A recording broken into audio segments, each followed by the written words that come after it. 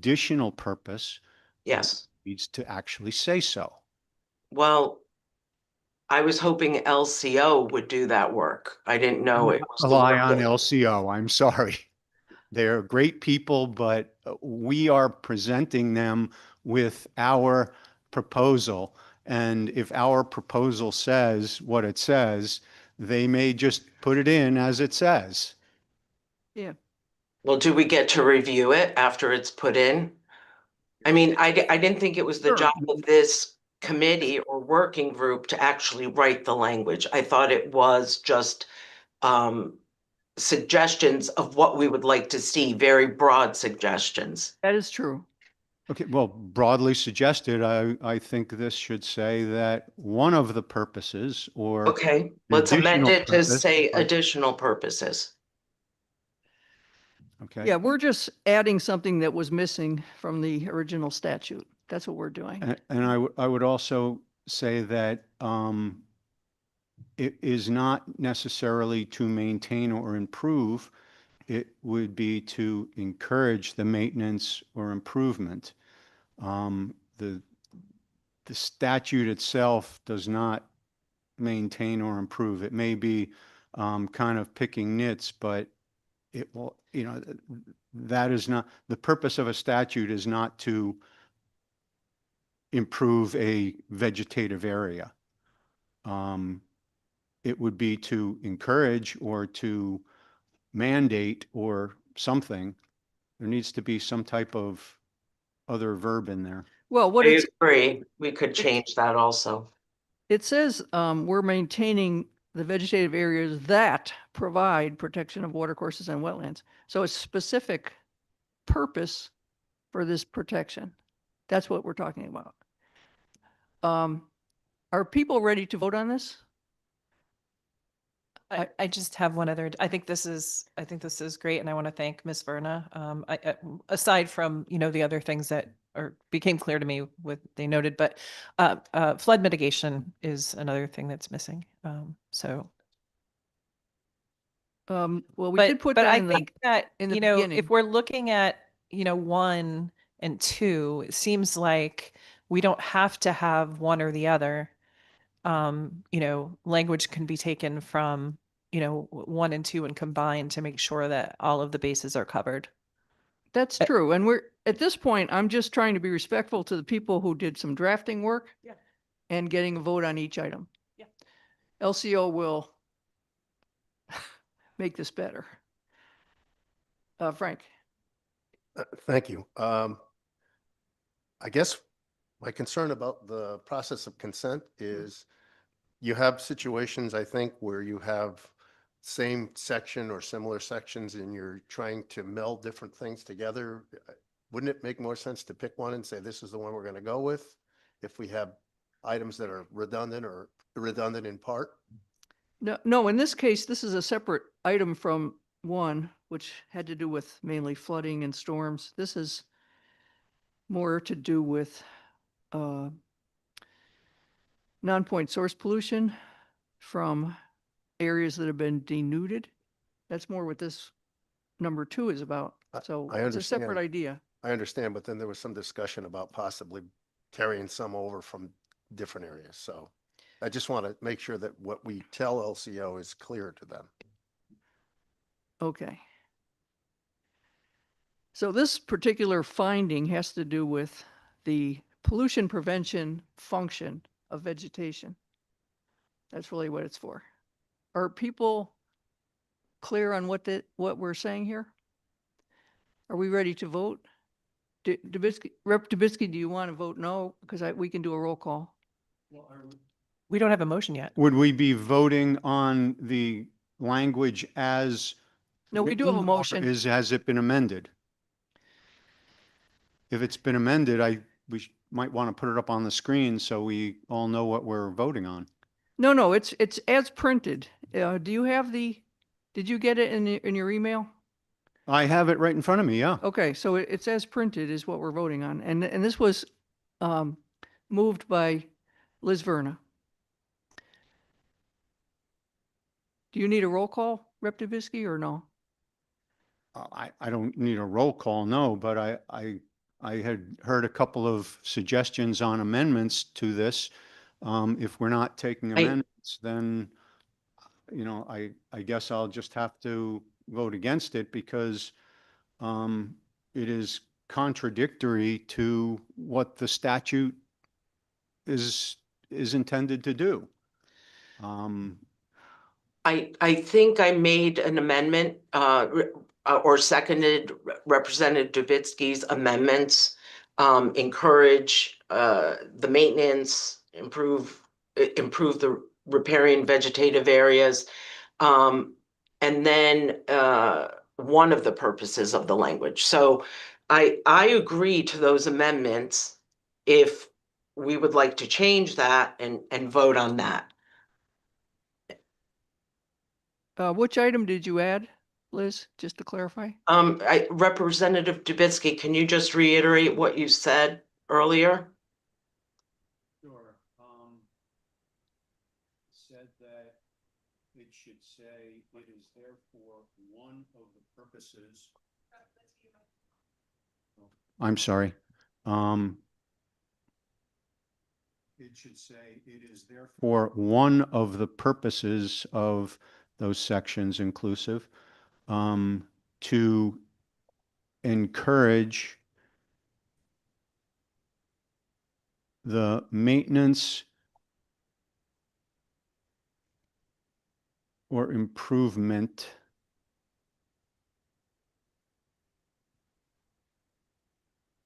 of riparian vegetative areas that provide, and the rest would be left alone.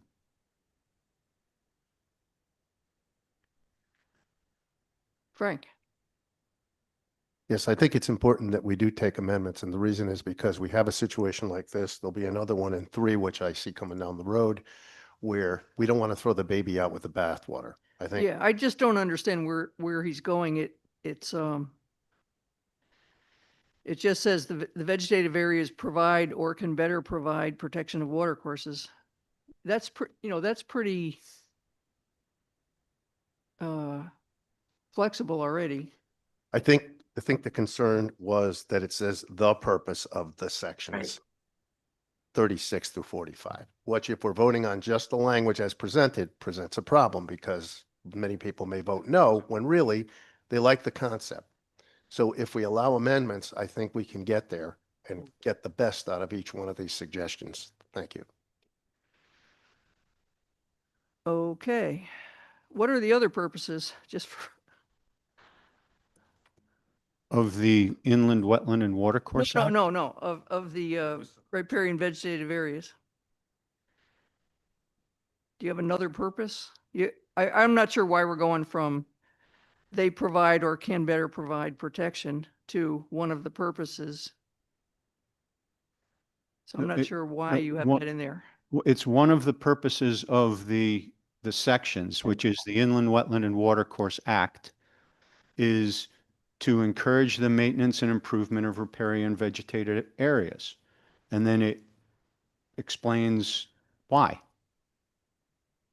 We can't say it's the only purpose of the Inland Wetland and Watercourse Act because that clearly is not the only purpose. Okay, but there is existing language in the finding already that follows that. Yeah, it follows the part we're inserting. So how does that language affect the rest? That's why LCO should write this, because you've got a whole section below it. And how does how does your change affect the language below the insert? Well, because it says one of the purposes, it would not affect it. Right. Right. No, I understand that, and that's fine because what this does is it says essentially, in addition to what's already in the statute, another one of the purposes is to protect riparian areas. Whereas if it says the purpose is to protect riparian areas, then it would conflict with what's already in the statute, which says the purpose is to protect the water. So this is an addition to what's already in the statute. I agree with Representative Dubitsky. Our intent was exactly what he was saying. I'm going to blame Attorney Hollister for not. for- Not here. We can blame him. Let's blame Tim. But I would like to amend it, and I don't know if there's a second on that, but it was our intent to exactly say what Representative Dubitsky is saying. I don't think Okay. we had an original motion, so we can just start all over again. No, we did. She moved it when she came on. Oh, okay. I didn't hear the motion. Okay. And she is also moving an amendment to it. Do you agree with the amendment? We need a second if we're going to do this. Yes, I agree with my amendment. Okay. Frank, it's going to take, I'll second the amendment. okay. Charles, Just the clarification. So the amendment that we're discussing is simply the substitution of, or the addition of one of the purposes of this section is to blah, blah, blah, rather than saying it is the purpose. I have no qualms with that amendment. I did take some exception to the conversations about changing the language to include encouraging the maintenance or improvement of riparian areas, which seems a little weak to me, but I have no problem with the amendment related to scope. Do you know that this discussion though is, number one and number two are two different ways of saying much in the same thing. And I think that because we were all submitting things by the same deadline, we weren't blending them, because I see the number one, which is Kakiewicz plus Judge Berger and my proposal. There are overlapping things, but perhaps not 100% overlapping. But if we put them both in, we're going to have some redundancy. And I see that the one in number one, we don't say it's the purpose. We say here's a function that riparian vegetation provides. But I'm just throwing that out there.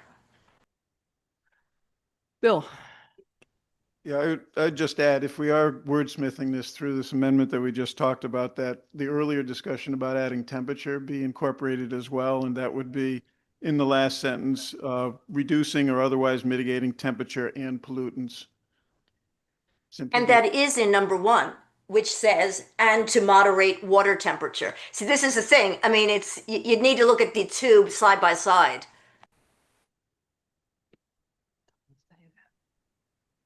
okay, so we are adding temperature and one of the purposes.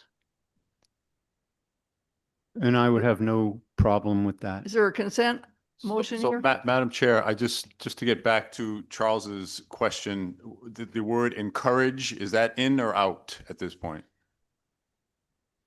I hope Ma- it's out. But Madam Chair, I don't care one way or the other. all right, let's take it We- out because that's causing some distress over here. Let's remove that. And can we have a motion to put this on consent? Do you can. I'll move it. make a motion to put this on consent as edited or amended. Okay. And a second? Second. All in favor? Aye. Aye. Okay, number 3.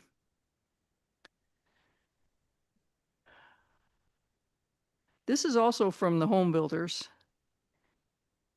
And it's another finding.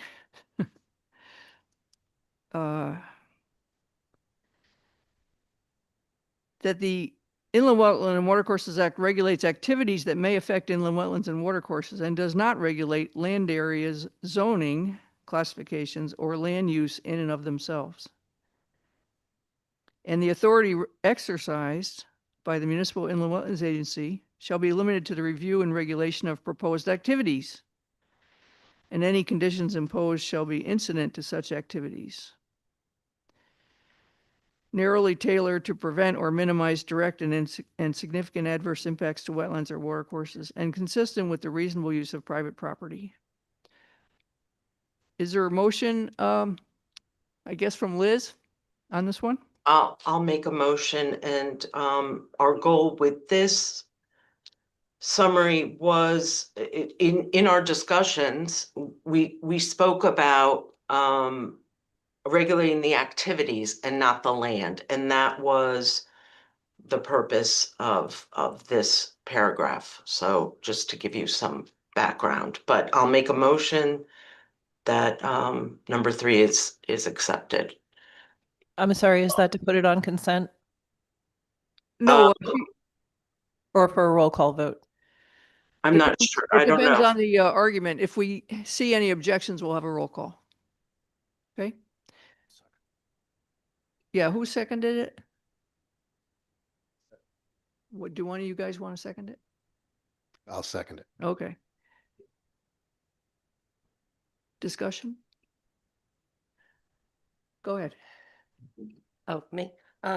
Yeah, just a comment.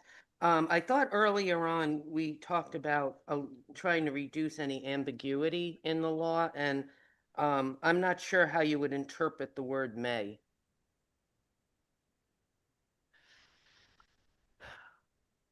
Also, the word reasonable. Who interprets that? I would say that we're overthinking this because LCO is going to has to write a bill anyway. We're just writing a report.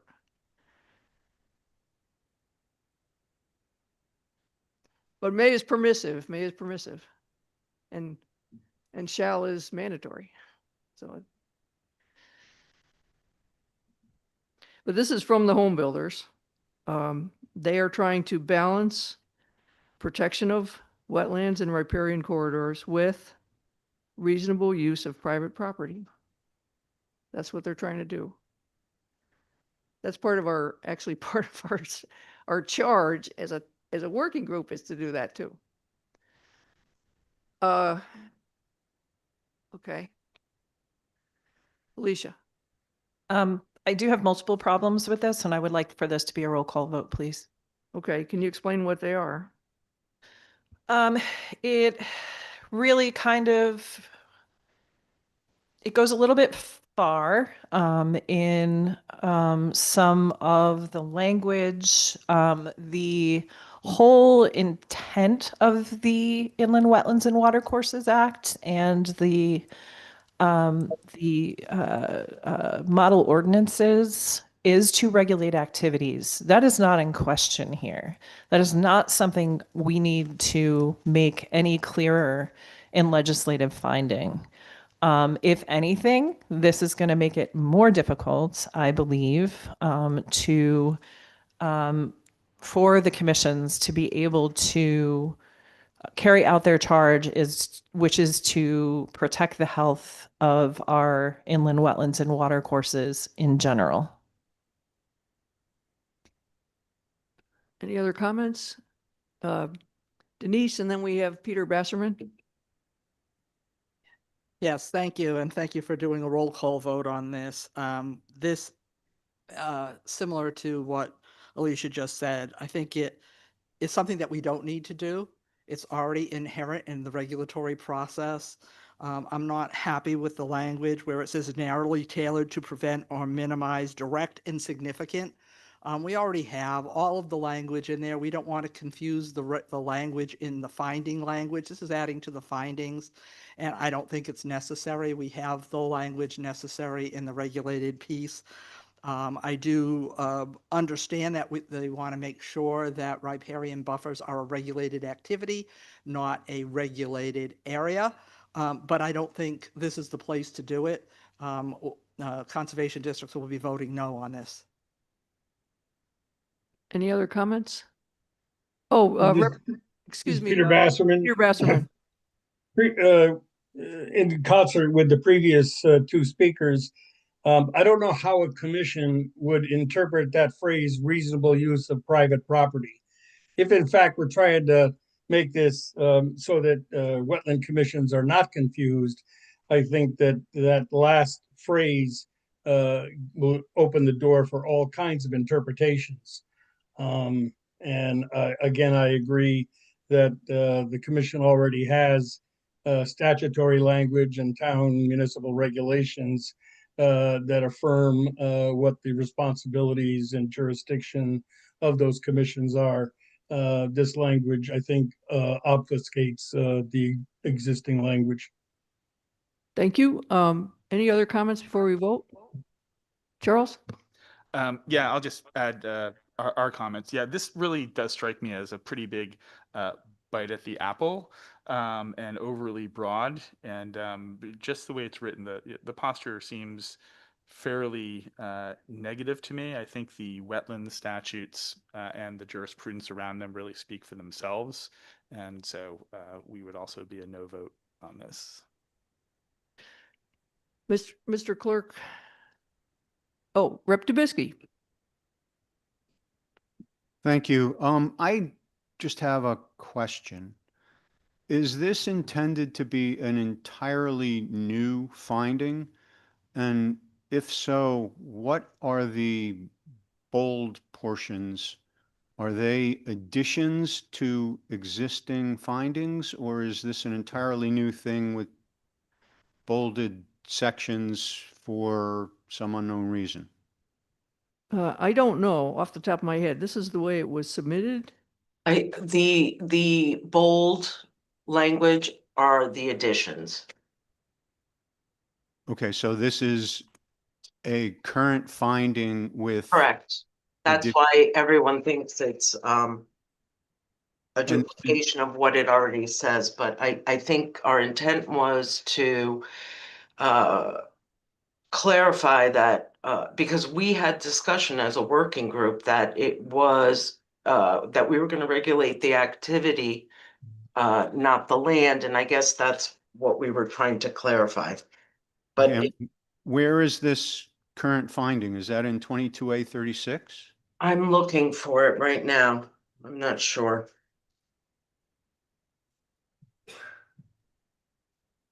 Rep. Dubisky, it's my reading, it's a brand new finding put at the end of the current legislative finding. So right at the end, the last three sentences, three words, generations yet unborn, period. That's where it currently ends. And here's where it picks up with something new. It's not replacing language, it's additional language by the home builders. Then what's the bold language?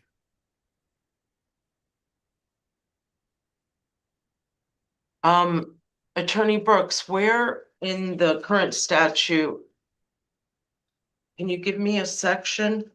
22A36. 22. Yeah, I'm looking at the statute as written.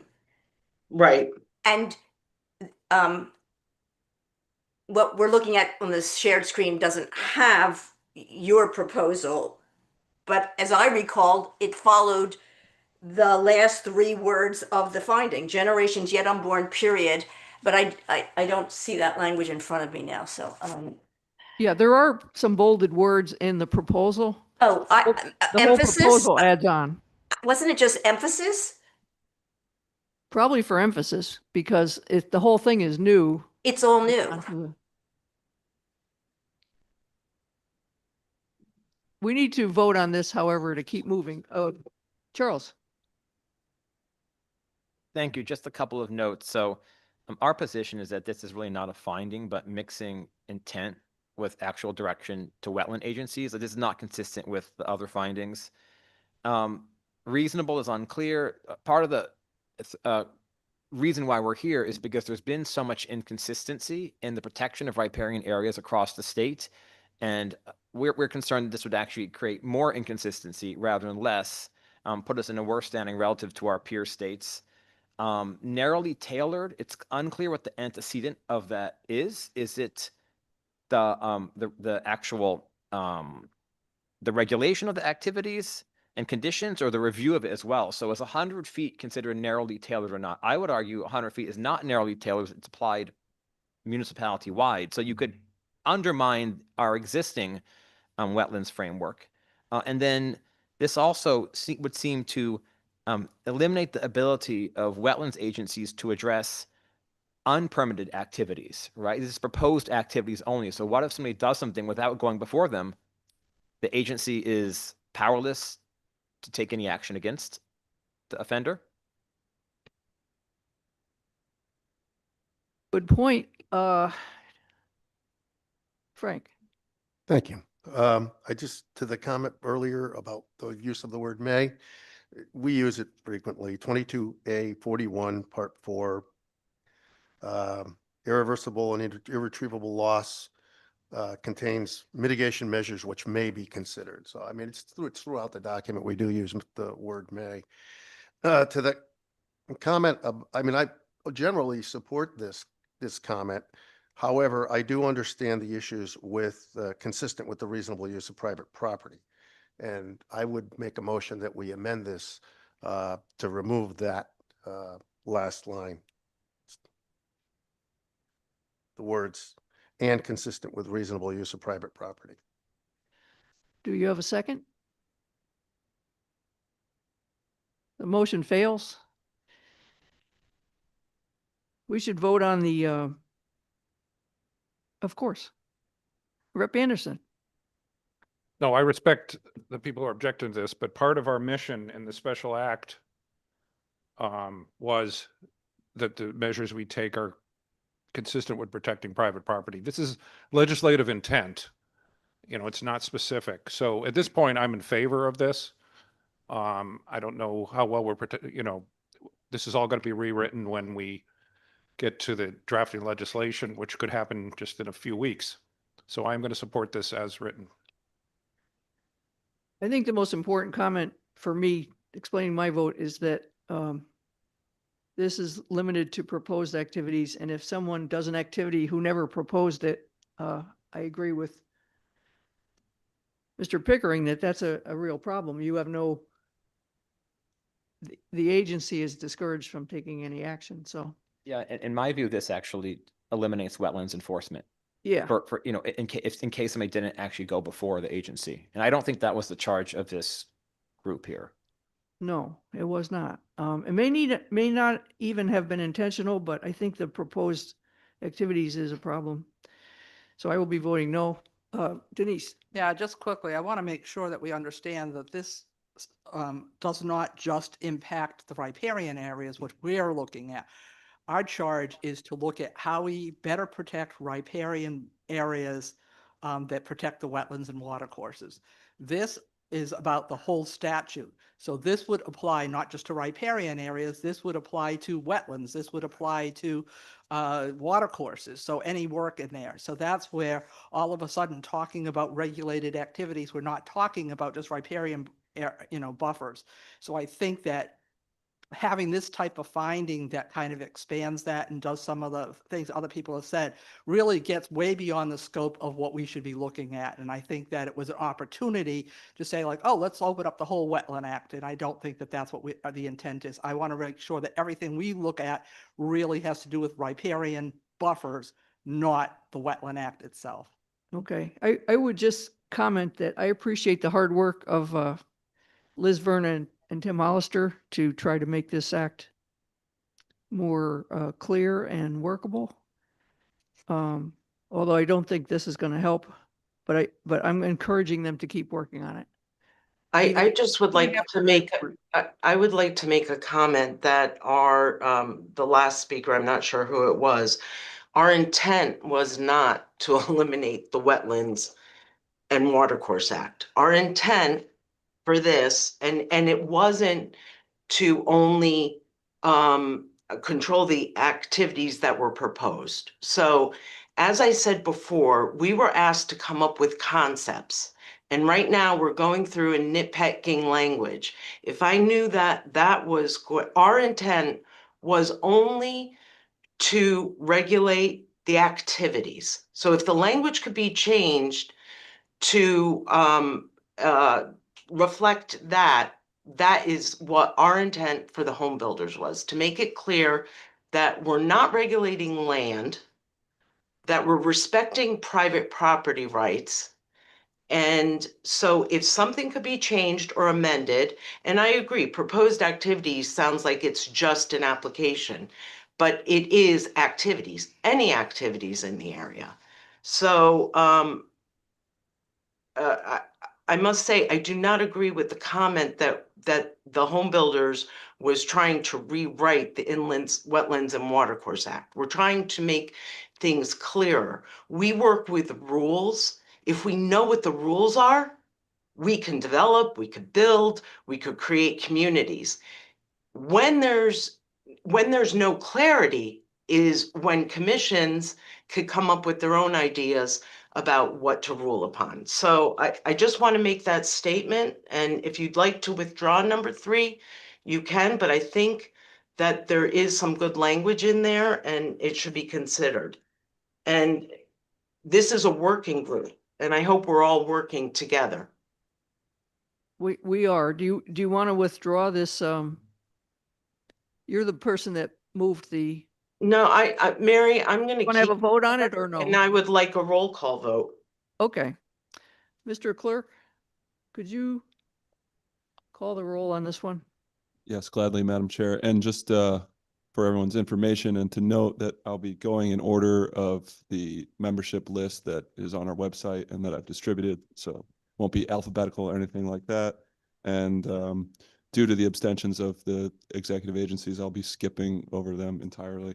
So without further ado, Rep. Mashinsky, No. Rep. Anderson, Yes. Liz Verna, Yes. Bill Lucy, No.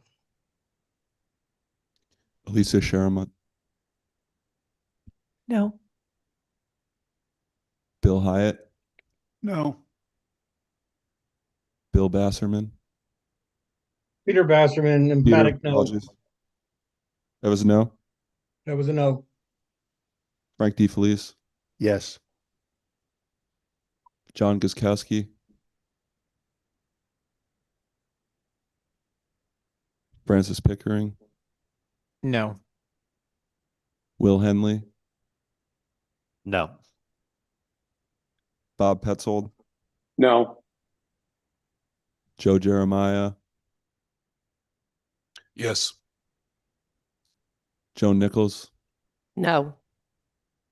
Steve Miller, Alan Siniscalchi, No. Mary Pelletier, No. Rep. Dubitsky, Yes. Rep. D'Amico, No. Denise Savageau, No. Matt Fitzpatrick, Yes. and Amy Petrus. No.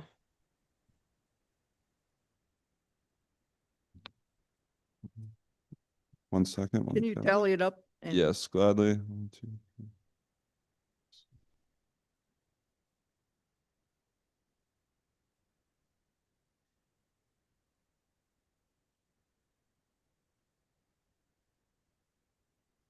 The tally is 6 yay, 14 nay, 2 absent, not voting, and 3 abstentions. this recommendation fails, but I would encourage Liz and the commissions to work together on additional language before we get into session. This can be cleaned up, I think. Now we're on 4. On definitions, a new definition, which would be activity-related vegetated mitigation measure, which I think is too wordy, but what it means is the planting, preservation, or maintenance of vegetation associated with a regulated activity where such measure is reasonably related to the mitigation of an identified adverse impact to a wetland or watercourse. And then another new definition, riparian vegetated area, means an area within the regulated upland review area of a watercourse or wetland where protection of such watercourse or wetland is provided or can be better provided by naturally occurring vegetation or installing and maintenance of vegetation that functions to avoid or mitigate pollution, such as by absorbing nutrients, preventing sedimentation, or otherwise mitigating adverse impacts. And again, this is from the home builders. Liz, do you want to make the motion?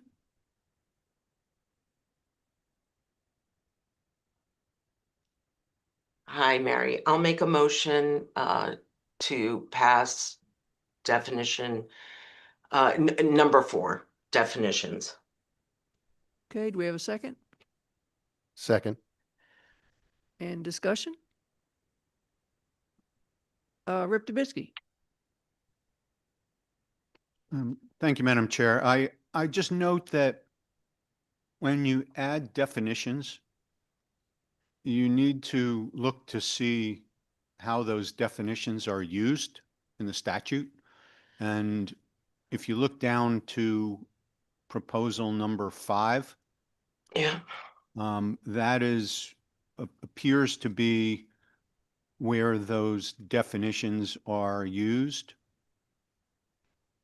So I think it's hard to separate the two, 4 and 5, because one is identifying what the defined term means, and the other one is employing the defined term to indicate why it's defined. So I'm a little hard pressed to vote on a definition without also talking about how it's used. So are you suggesting that we combine 4 and 5 since they are related? I think that would be that would be a better way to do it, yes. Liz, would you be interested in combining 4 Sure. and 5? Okay. They are related, as you have said. They're both from the home builders. So then we'd have to look at 5 as well. We are changing the factors for consideration. The commissioner and any wetlands agency may require, as a condition of approval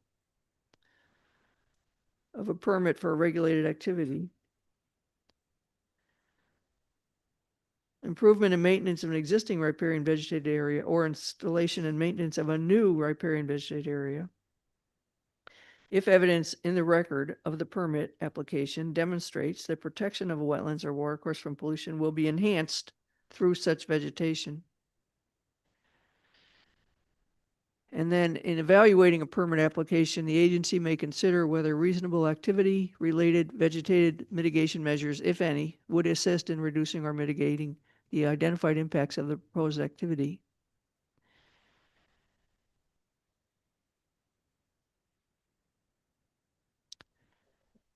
And nothing in this section shall be construed to authorize the regulation of land areas, buffer areas, or riparian areas independent of a proposed activity.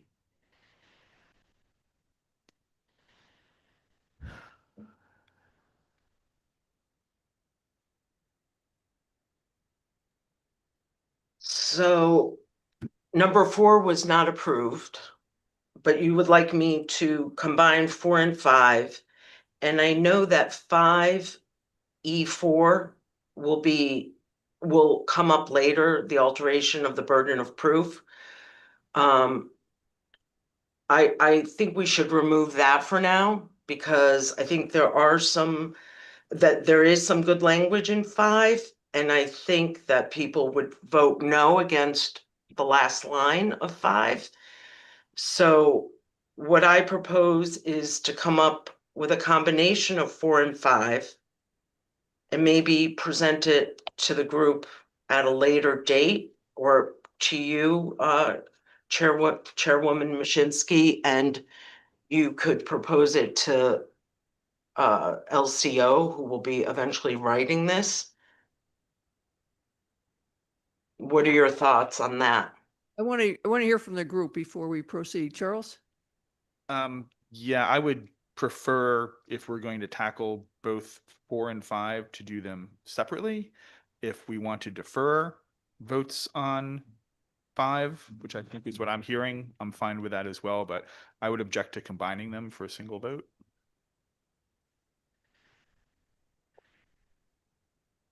Okay, so you want to have a separate vote? Alicia?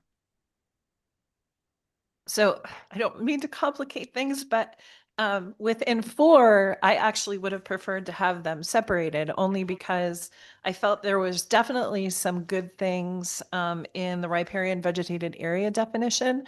There were just some wordsmithing issues that needed to be resolved. But I have serious issues with the activity regulated vegetated mitigation measures, which the phrase mitigation of an identified adverse impact is of great concern. And you know, happy to work with Liz on, but I think this is going to be very difficult going forward with some of the issues in 5 as well. And that's just my 2 cents. I would, as it is written now, I think it's going to be a lot to bring it around to where I would feel comfortable voting anything but no on it as a package. Denise? Yeah, I want to say, I think it's a great, it was very good of the home builders to come up with these, looking at these definitions. The problem I have with actually, I agree with Alicia on 19 activity related I have problems with that in general. But the riparian vegetated area, we just had the argument that we weren't going to regulate areas and whatever, we're going to regulate activities. So one of the things I would be looking at, and I was looking at voting no on this, not because I didn't think that the riparian vegetated area in terms of a definition, but the idea that we're not regulating areas, but that's where I'd love to reconcile some of the terminology with, in number 6, we have the definition of natural vegetative cover coming up. And that's something we were looking at vegetative cover, not necessarily an area, but talking about a cover and then regulating, what we do with that vegetative cover. And it could be that we look at, it being called natural vegetative cover or riparian vegetative cover. So I think at some point, not now, looking at that, but for myself, I was looking at, we were kind of going that route where we were looking at regulating the activity of removal of vegetation rather than a vegetated area. So I was looking to kind of stay away from, talking about a riparian buffer zone or an area, and really focused on the activity. So I think there's some good intent here. So I agree with Alicia, there's some good language, but I think it would be worth saying, like, okay, as we get into this, after our report is finalized, if there's still work to do, and we know that there's going to be work to do between, with everybody, that's where we would do it. But at this point, I'm looking at no, only because I'm looking at staying with 6 and really looking at the regulated activity versus an area. So. Okay. Here's just an idea. We could vote on 4 by itself. And then say in the report that 5 needs additional work. Because I think people here appreciate that the home builders are attempting to write mitigation with vegetation. I think people appreciate that, the good effort that was put forth here. It's just that the language is not quite there. Am I reading that correctly? Yeah, I mean, I love the idea that they're looking at that, okay, sometimes you have to remove vegetation, but you want to replant vegetation to do a mitigation. Correct. And I think having language for that, whether isn't necessarily a bad thing. So I think, like, how do we put that in? How does that work for what we want to accomplish? It probably needs a little bit of work back and forth. Well, what we could do is vote on the definitions first, and then we know that we are interested in the vegetation mitigation measures. A couple of folks on this group on each side could work with Mr. Hollister and see if we can come up with a better mitigation language. So at least it's a foot in the door. If you want to have mitigation, we could vote that part first. Bill.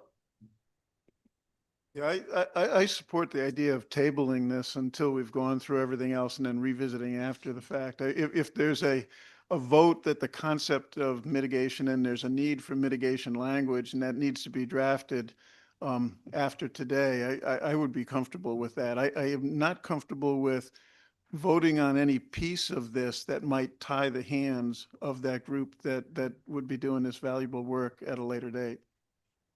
Okay, we have to hand in our report on the 15th. So if people could work fast, we may be able to write another version of this. Do you want to, Liz, do you want to hold this 4 and 5 for today? Yes, and I will ask our group to look at it. I've heard what people have said. There is a contradiction in 5 with area and not activity. And Mary, maybe we can meet in Wallingford and kind of just discuss everything so I don't miss anything. And I think it's worth the effort to combine the two.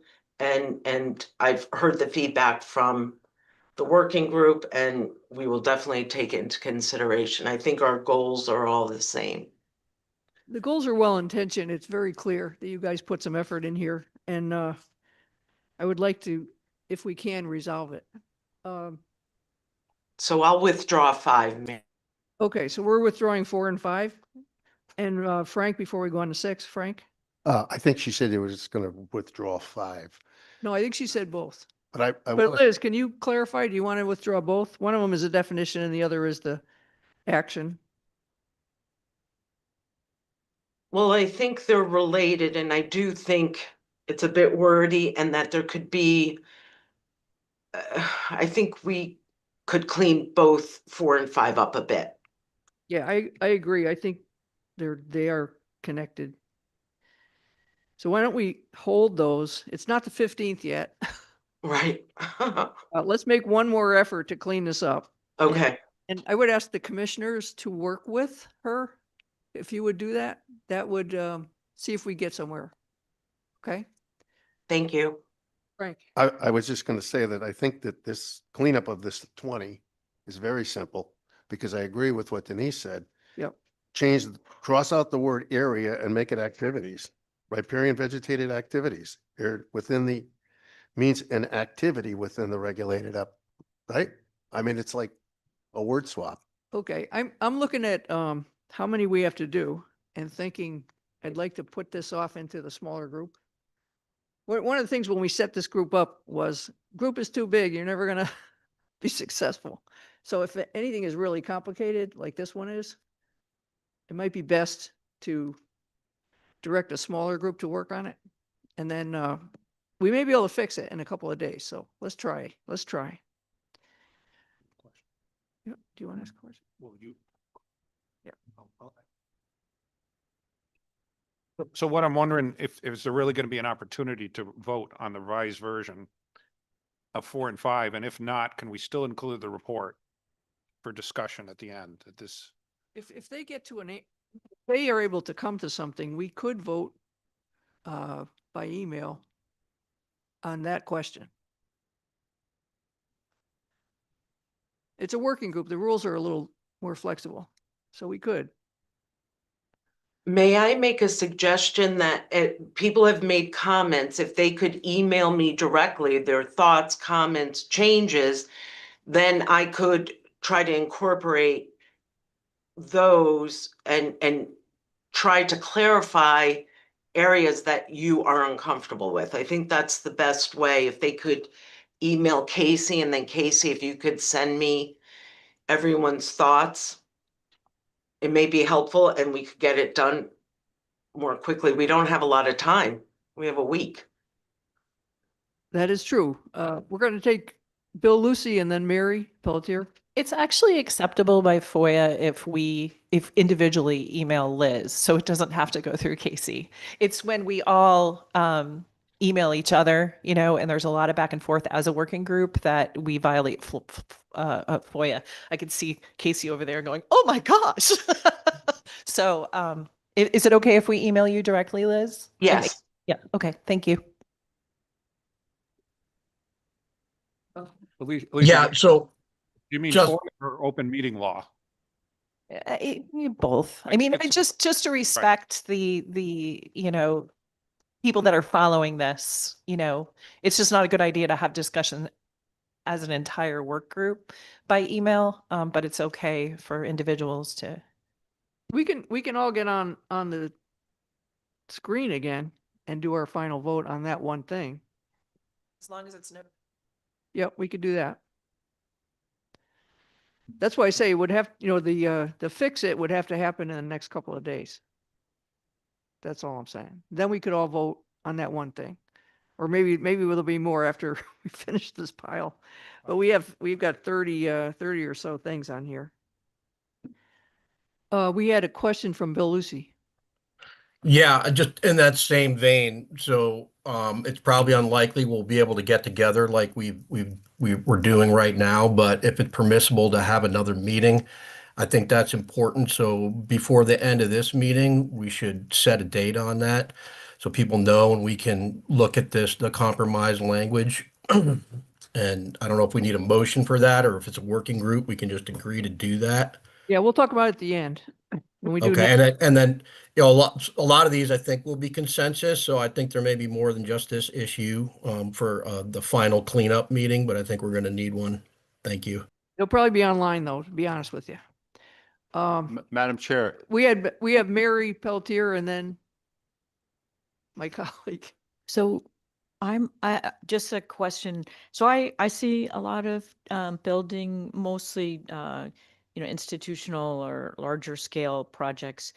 And a lot of times the replacement of vegetation is incomplete or just insufficient, or the equipment brings in invasive species into landscapes that actually weren't damaged in urban areas.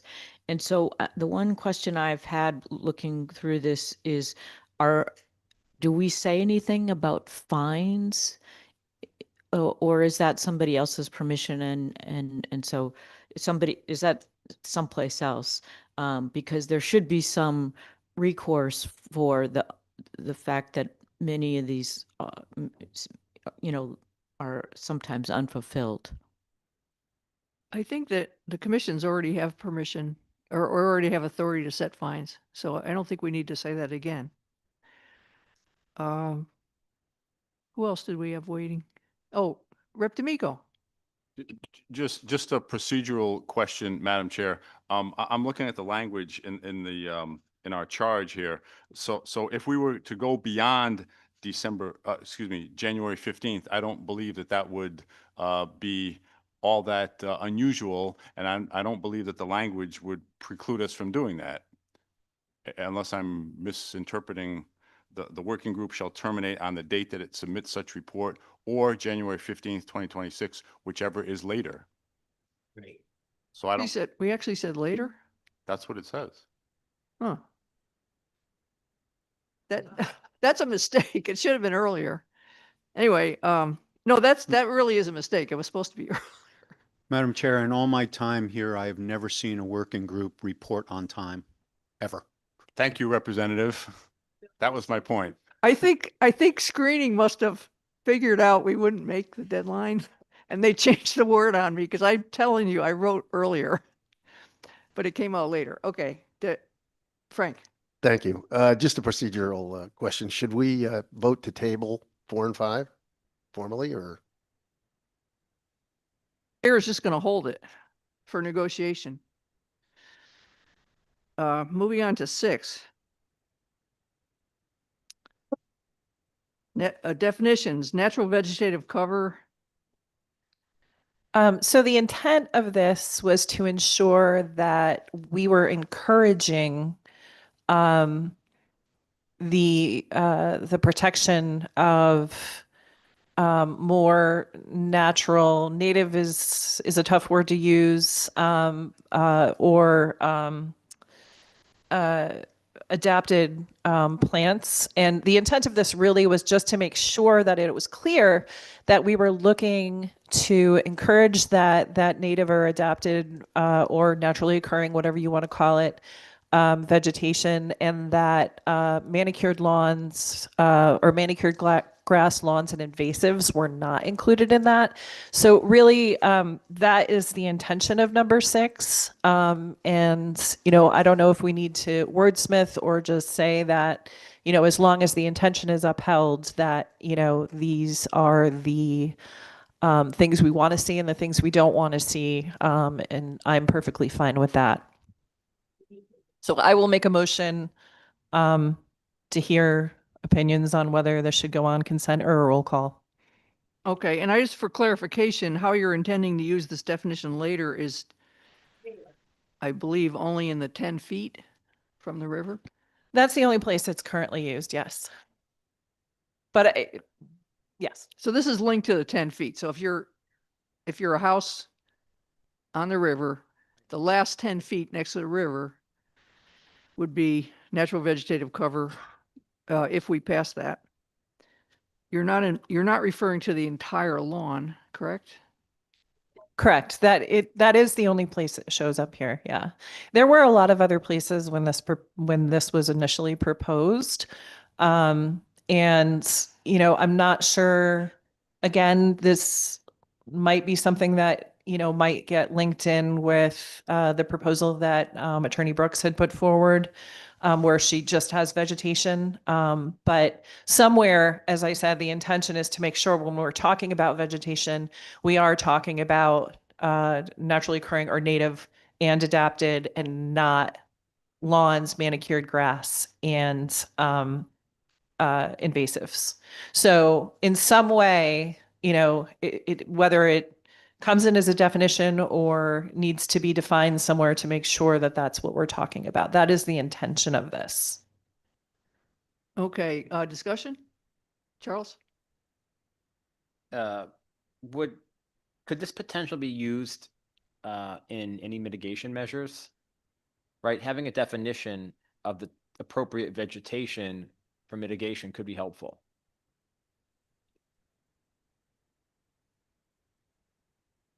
That's a good question. I'd have to think about that. Anybody else have an answer? I used this definition. It was in the finding. So when Judge Berger and I were looking, we were looking broadly over the statute. We weren't looking at the last 10 feet before a watercourse. So I guess we have a different use than Rivers Alliance did. And so it could be used for enforcement or whatever else. Liz?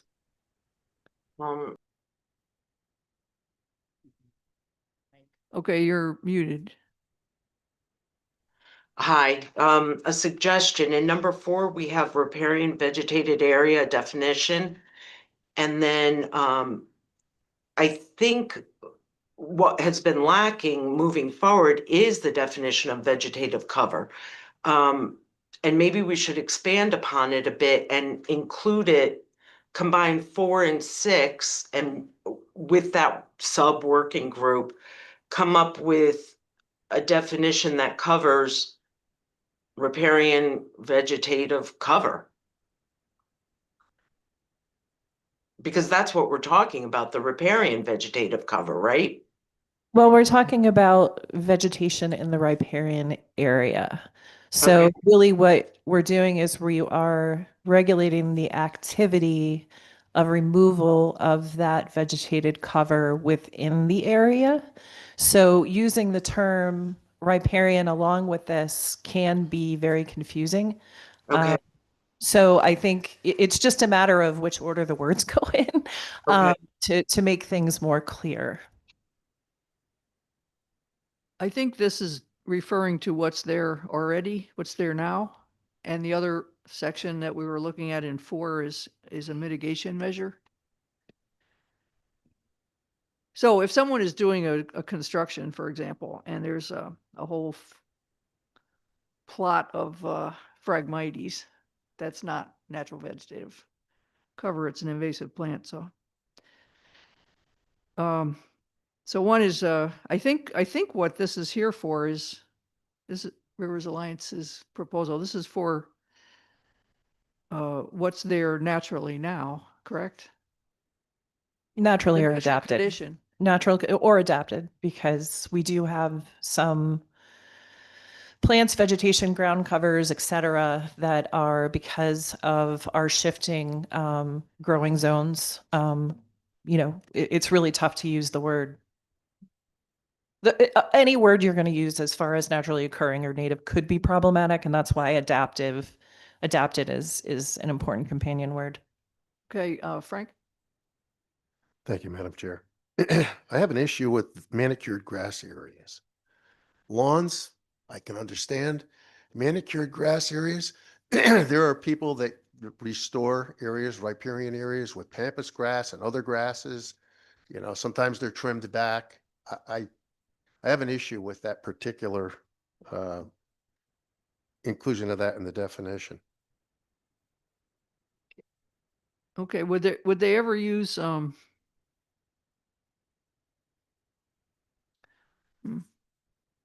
would these be nursery grasses or would they be native grasses?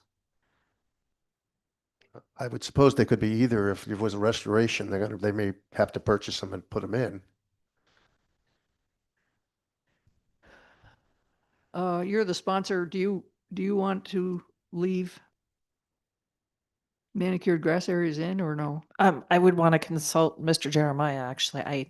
I'm really, I put things in the ground and say, good luck.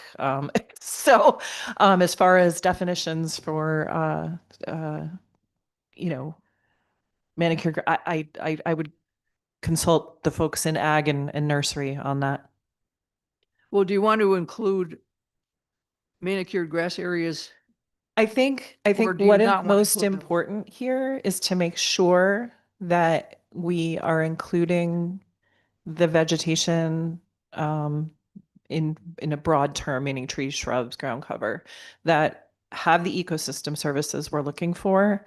And lawns do not have that. And we also want to make sure that people can remove invasives without having to go through the permit. So again, there's that intention. And if we want to convert this to that general intention and then worry about all of the actual terms, when it comes out for public hearing, I'm okay with that. Do you mean to say non-native grass areas? Is that what we're trying to say here? I would say manicured. I would say include lawns, and I don't know. Like I said, I would need to consult the nursery folks, so and the agricultural folks to really get a better definition of that. Well, we have to vote on this. So do you want to remove those three words, manicured grass areas, and just say, but does not include lawns or invasive plants included on the list of? Do you want to do that? Is that easier? Yes. Okay, why don't we strike out manicured grass areas since it's somewhat confusing and just run with the rest of it. Lawns does not include lawns or invasive plants included on the list of plants considered to be invasive or potentially invasive, published and periodically updated. And that's referring to the list that is, you guys are all familiar with the invasive plants list. Madam Chair, I think Rep. Dubitsky had something to say. Okay, Rep. Dubitsky. Thank you, Madam Chair. And just for the record, that it would be a proposal to amend 22A 38, which is definitions. And we'll be adding another definition to the bottom. With manicured grass areas, what I would obviously be concerned with is there's a big area out in the back that's got some invasive, some natural, some adaptive, some just all overgrown nonsense, and you go in there with a brush hog and you wipe it all out, and you throw in some pasture grass mix or something like that. If it's manicured grass areas, does that now make your area a manicured grass area? I don't know. Yeah, well, the that term. was, that would be my suggestion, would be to take that And out. you agree with Rivers Alliance? Yeah. Okay. I think we're ready to vote on this one. Do we have maybe a consent motion if everybody agrees on it? So moved. Okay, Frank moves it. Can we have a second? Second, Francis. Okay, all in favor? Aye. Aye. All right. All right. Okay, so we have a consent, another one. Okay, number 7, water dependent uses. The one who wrote this ought to explain it. Right, Because this, I think I know where you're going. You're modeling this on the coastal law, correct? Correct. This, Okay. so I was looking at Maine's model and their definition and looked to the Connecticut statutes, and the Connecticut statute actually has the Coastal Management Act, which is 22A-92. This definition actually exists there, and so I modified it for inland waters. And this, Rep. Mashinsky, who had asked me to work on something that would, not make our marinas work harder. So, and actually, 7 is kind of a companion to 8. And I'll just explain those two together since they are similar. So again, this definition was modified for inland waters from the Coastal Management Act 22A-92.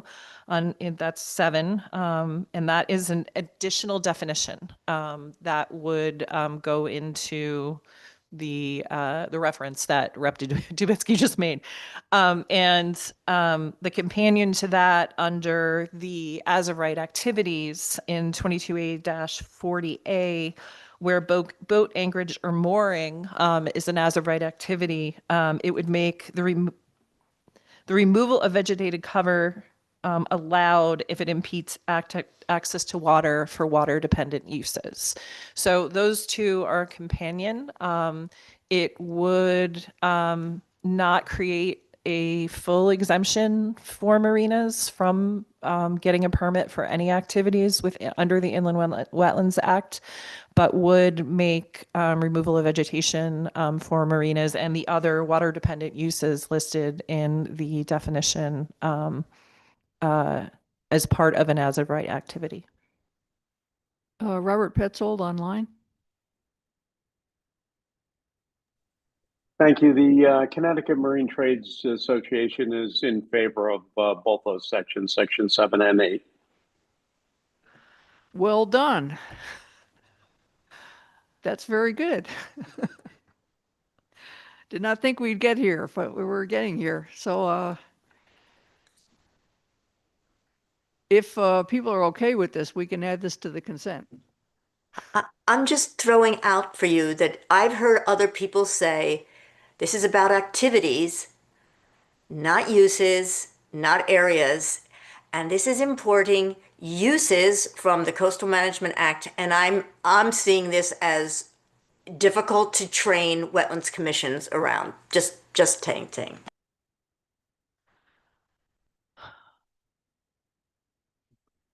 Frank, she can't vote. I'm supportive of this. I think this is a 7. I think is good. The only comment I would make is I would put a comma after and inland site.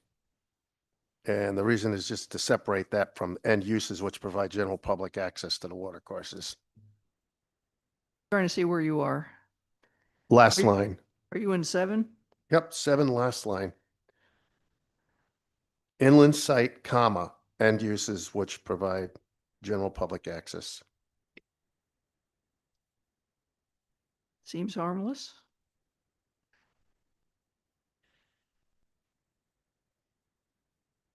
People have a problem with that?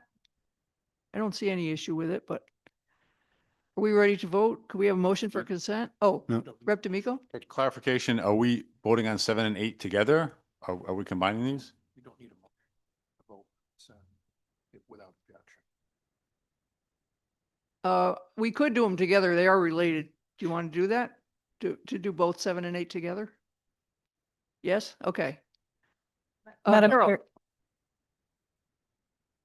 I just have a question about that last part, uses which provide general public access to inland water courses.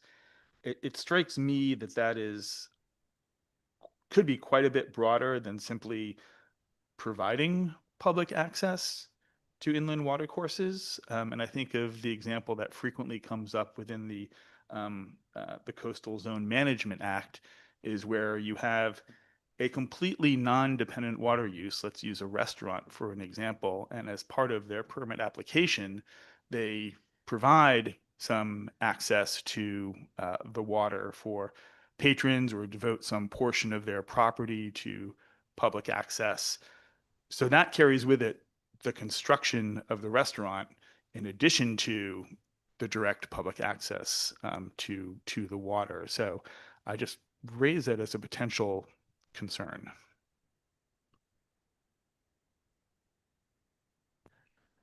Are we, Rep. Bashinsky, there, Francis Pickering you can't see him. okay.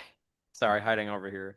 I do agree with that concern that, this could be a slippery slope, that language. And also under number 8, I'm not sure what impedes access to water for water dependent uses means, because you could I mean, if there's a pebble on the sidewalk, it impedes my access to this building, right?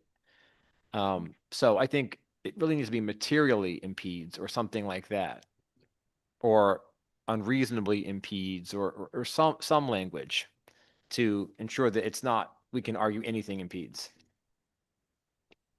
Does the coastal law have any clarifying language like that? No? No. Well, it's up to you, Francis, if you want to make a motion to add a word. If if nobody else is interested in that word, I don't have any interest in Well, emotion, but I do you think might have interest over here. yeah. Okay, well, I will, well, I would, I'm not sure what the marine trades would think of the word materially or unreasonably, but I would make a motion to add a qualifying word, materially or unreasonably, to this sentence in 8. Where? I would second that. Where would that be? Previous to impedes. I would- Yeah, I mean, and it Unreasonable. is it? unreasonable. Yep. Mhm. May I ask Mr. Petzold to weigh in on that? That be okay? No, thank you. I think it relies, I guess, either way you put it on there, for a lot of interpretation as to what actually is impeding, as the speaker suggested. So I will say that in waterfront development, there already is a lot of regulation. Obviously, most of it's in wetlands, so we're covered by inland wetlands zoning, DEP, Army Corps of Engineers, which also have a multitude of regulations that we have to follow. And along with that Coastal Management Act that Alicia referred to, makes our properties unusable for anything other than marine or waterfront related activities, meaning that once they're being used for that, they can never be used for development. So I would just use caution as to what unreasonably impedes means, or impedes. It's a broad definition.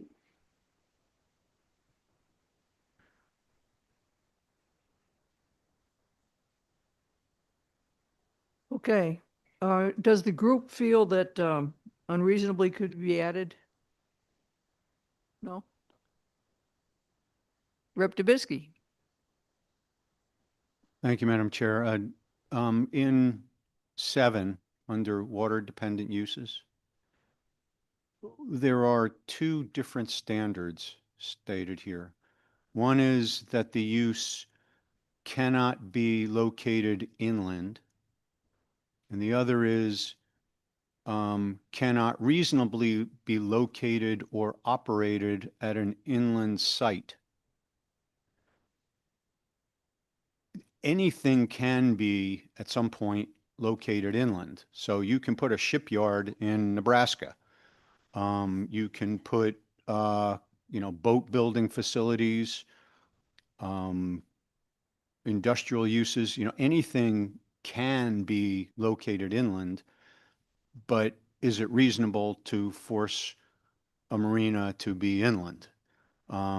Probably not. So I would say that we should have a single standard and not two different standards, and add the word reasonably after cannot in the first sentence. It would say water dependent uses means those uses and facilities which require direct access to inland water courses and which therefore cannot reasonably be located inland. What does the group think about that addition? I'm fine with it. These definitions came from already existing statute, so Okay. if it's confusing, it's not my fault.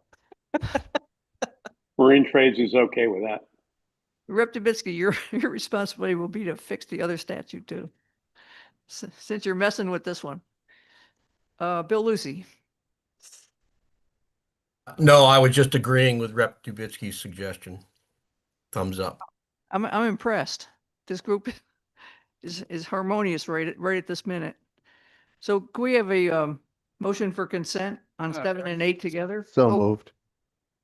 did you want to speak on this before we? Yeah, can I just raise one thing? Yep. Since we are entertaining motions, I'd like to make a motion in number 7 to, in that last clause, and uses which provide general public access to inland water courses, to strike uses which provide and replace that with providing. So that we're really talking about the public access and not an ancillary use which might be tied to that. Let me ask a hypothetical question. If you use providing, that means it's already in place. Supposing you were building a new seaside beach area. It's not providing now, but it will be providing in the future if approved. Then we could simply say provide rather than providing. I think that change in tense addresses that issue.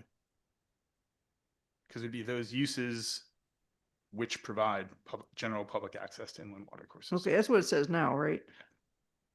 I think that's current.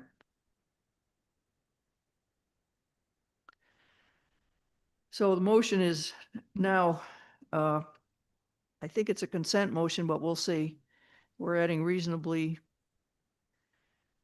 to the first line of water dependent uses definition. I have a concern with that. And we're adding unreasonably to impedes access to water for water dependent uses. Frank. Thank you. I have a concern with that revision because I think it modifies the sentence before it. Explain. Okay. Processed water which cannot reasonably be located or operated on an inland site. And if we modify that, that's fine, as Representative Dubinsky has said, and providing general public access. So now that applies to the sentence before. The way it's worded now is separate. And that, I think, is the intention for it to be separate. I think the providing was removed by Charles.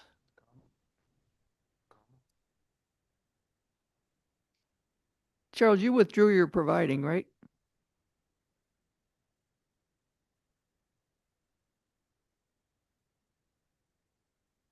Which and which provide, and then insert as a separate independent clause and providing public access to inland water courses. And that providing public access to inland water courses would be the use.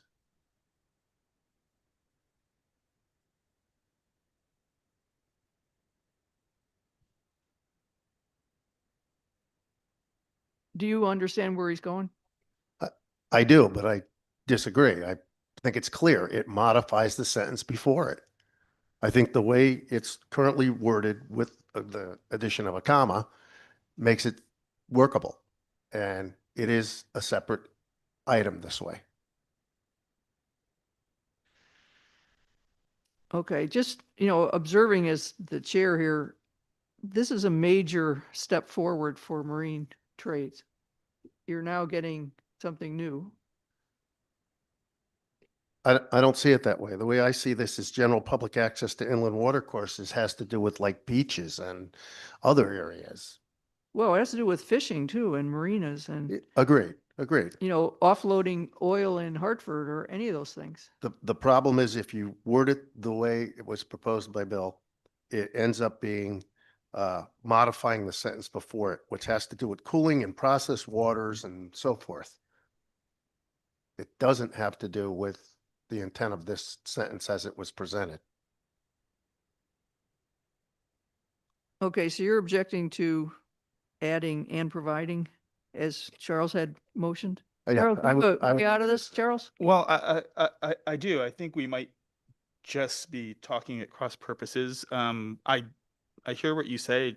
I don't read that last clause as modifying the previous sentence, which is industrial uses. I know what industrial uses are really providing public access. And if we're talking about beaches, I think this change would still allow that because we have references to recreational uses earlier in that language. So the intention here is really to not allow non-water dependent uses to slip in through this loophole simply because in association with that non-water dependent use, they're providing some public access. I understand your concern, and I think it's a valid concern, but the way you're proposing the verbiage changes and modifies the sentence so that it does apply to cooling and processed water.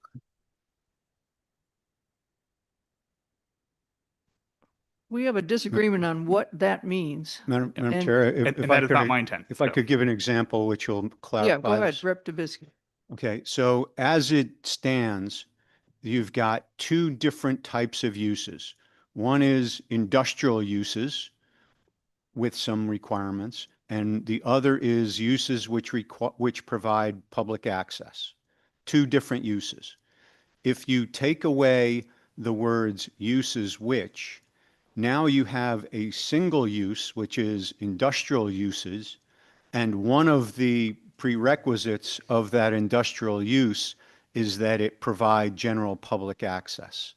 So Frank, I believe, is correct on a textual basis that if you take away the word uses which, you now are modifying the industrial uses, and you're saying those industrial uses must provide general public access. Thank you, Representative Dubitsky. You've explained it to me in a way that I now So, understand the. well, just to put a point on it. So if you've got if you've got an industrial, you've got the power plant, you've got Millstone. Millstone is clearly an industrial use that needs a lot of water. If it has an access way to the water, it would fit within that. It would fit within that, but if you decide to put in off of Millstone property, you put in the town puts in an access way with a bathroom and changing facilities. If you take out the uses which, it would not be covered. It would only be covered if it's on the Millstone property.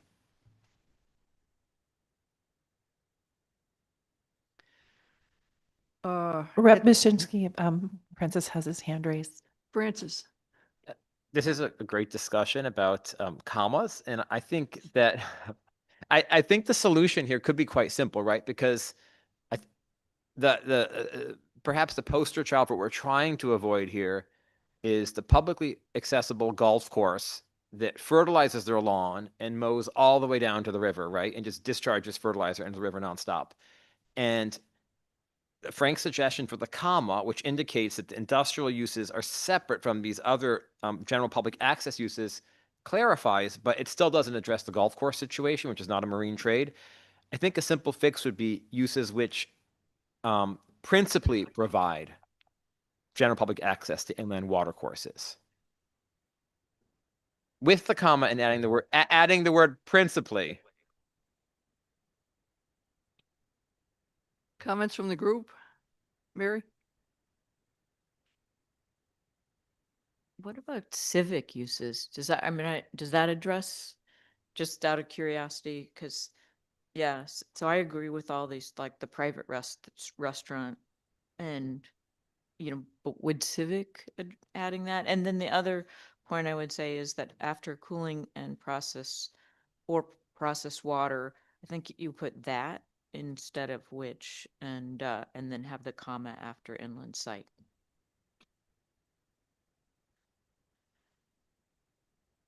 How do people feel about adding principally provide public access? I would support that. That's cool. I support that. I would also support that. As long as comma. Right. Got that, Casey?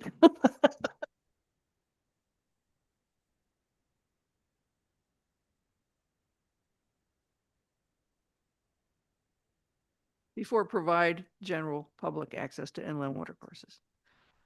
Okay, so I'm gonna just reiterate, I don't know if I need to amend my motion to go on consent with the changes that reasonably put before in the definition, the second line, be located. Yep. Comma after inland site, principally between which and provide in the last sentence, and in number 8, have a qualifying word allowed if it qualifying word impedes access to water for water dependent uses. Unreasonably. That was what he asked for. Okay, unreasonably. Impedes access. Okay, are we ready to vote? Is this a consent? Oh, that was the motion. Is there a Okay. second? Second. All in favor? Aye. Aye. Aye. We got a ways to go here. Residential property number 9. Okay, so this was proposed as requested by Representative Mushinsky to ensure that we have more consistency of protection of the vegetated areas along our waterways, where residential property is a fairly large amount. And what this does is, so you have your as of right uses that are exempt from getting a permit. What this would do if there was removal of natural vegetated cover, whatever we're going to call it going forward, that removal within 10 feet of any water course, the individual would have to get a permit. It would not be part of that as of right activity or as of right use that would not have to get a permit. So essentially, removal of natural vegetated cover along the water course would require a permit.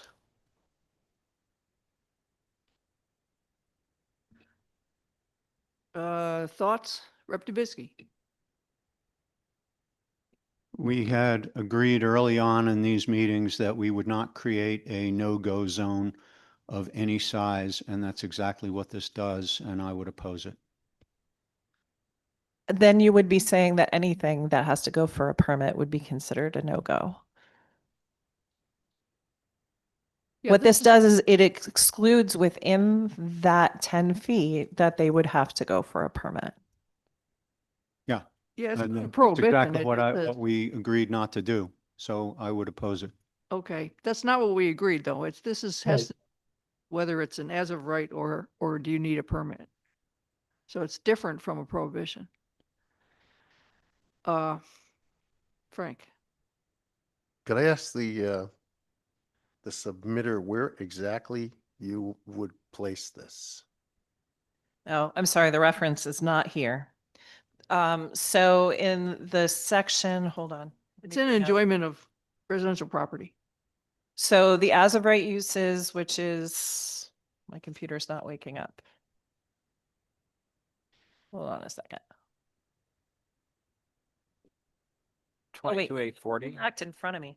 I think, is this uses incidental to the enjoyment? That's 22A40A4.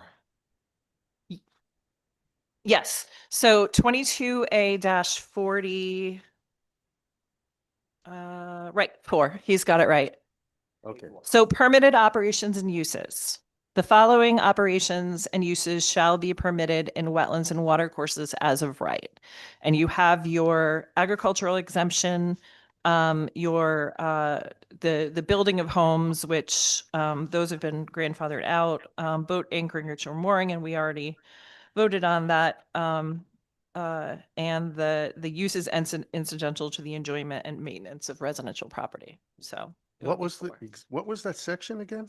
I'm not seeing that. 22A-40, permitted uses and 22A operations. -40 A4.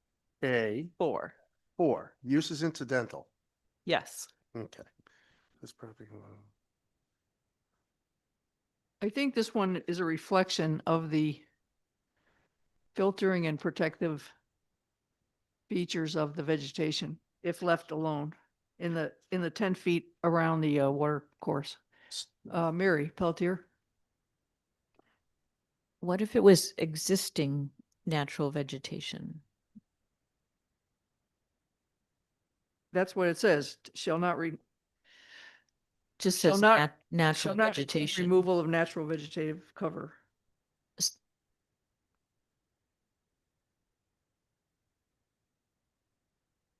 Can I request a roll call vote on this, please?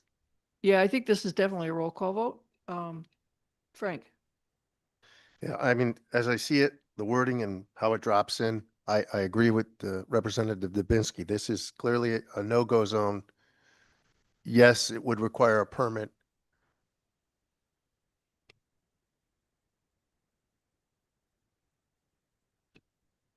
Could Mr. Clerk please call, is there anyone online that wanted to speak on this before we vote? No. Frank, Francis has. Francis. Yeah, thank you. I wouldn't call this a no-go zone. I would call it a yellow light, right? Because you can still do it. You just have to go before your wetlands agency.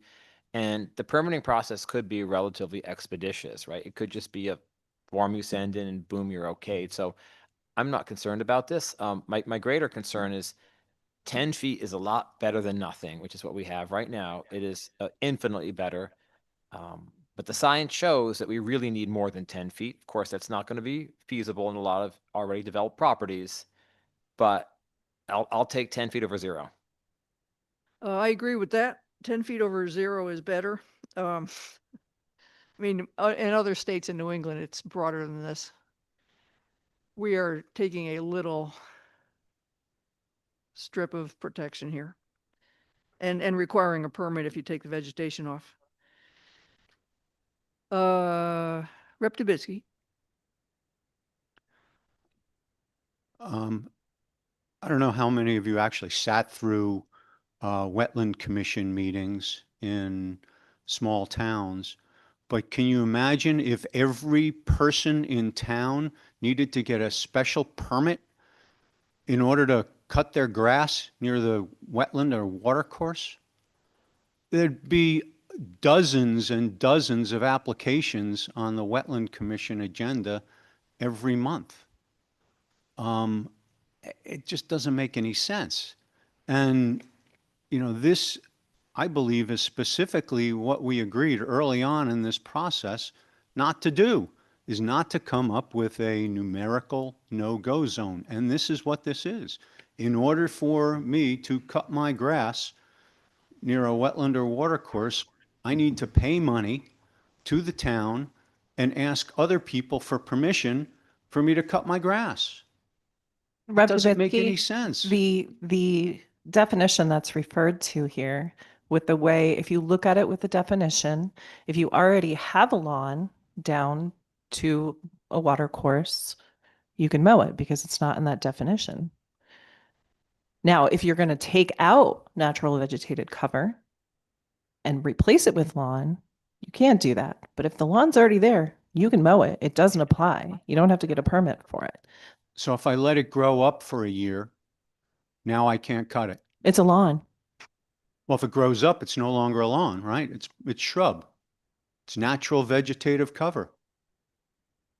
And who's going to enforce this?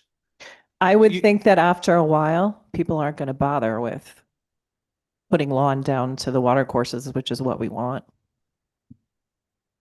Yeah, But this- again, I'm asking for a roll call vote, so. Yep, we will have a But- roll call vote. But remember, this is not just for water courses. 22A-40 is for wetlands too. So this covers every wetland and water course in the state. It covers every wet spot in your lawn. So you go and you say, all right, well, I got this, I got these shrubs growing up in my lawn.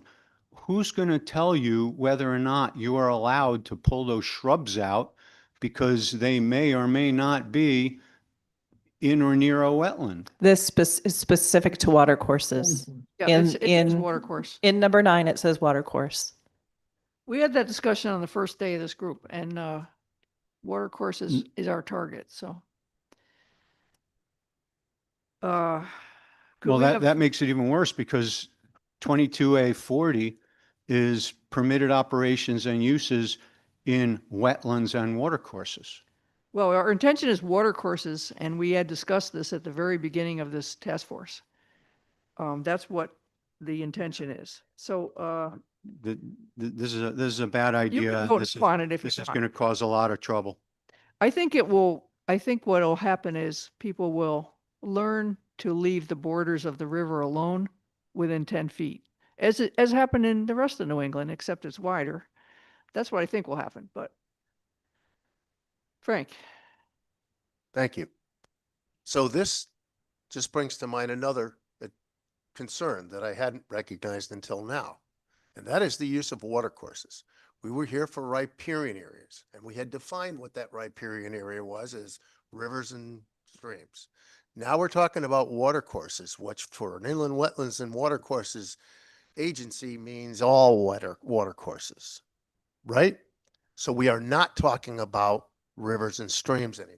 And we don't even need to use the word riparian because it isn't a riparian issue anymore. Mr. DeFelice, please go back and look at the charge, the legislative charge of this group. I understand. It was riparian areas along water courses.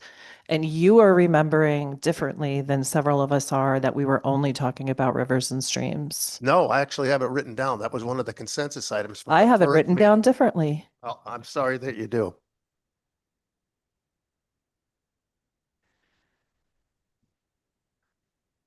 The death by 1,000 cuts means that as more people build along rivers and streams, they are removing vegetation. So we either like that or we don't. And I'm encouraging a yes vote if you have been listening to the testimony we have taken in this group, that the vegetation effectively filters out and shades the river. If you accept that, I think we have to take a position here on leaving vegetation alone within the first 10 feet. And that's a really small distance. Joe. Just to clarify, so is this rivers and streams or is this all water courses? I'm just a tiny bit confused. Well, it's water courses.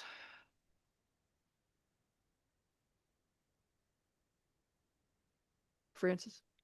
So I do understand the concern about creating more need to seek permits. But as we've mentioned, this doesn't cover existing non-native vegetation. This is literally riparian areas. It's a small fraction of the riparian area. But I'd also like to point out that many parties who would have to seek a permit under this provision will already be going before the wetlands agency for something else, right? Because they are doing a construction project or they are a landscaping firm where they're already going before them. So this really just gives the wetlands agency an additional thing to discuss during the existing permitting process. So I don't think we need to overstate what this is potentially could cause in terms of review.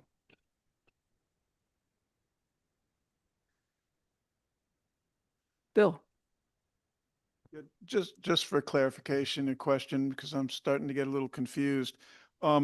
This does not apply to existing structures and landscaping. I think this goes to the point that the comments that Representative Dubitsky was making. I'm reading that this would not apply to existing structures or landscaping. Am I correct in that? Okay. I think you are, but I'm not a lawyer myself. Do you have a thought on that, Alicia? This is as of right. That's Right. I where mean, it if goes there in the if there is a statutes. change, if there is a change of the existing land use, then they have to go for a permit. They don't have to if it's the condition that it's been in for a very long time. Right, that's how I'm reading Yeah. it. So that example where there happens to be already a lawn going down to a stream and mowing it would not be an issue. It's only in the case of, lawn not existing and trying to establish a new one that this would come into effect. And that makes a big difference in how I look at the value of this.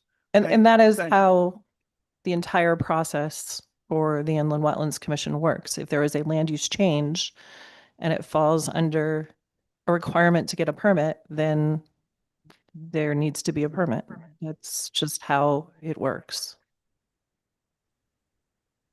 Will the clerk please call a roll?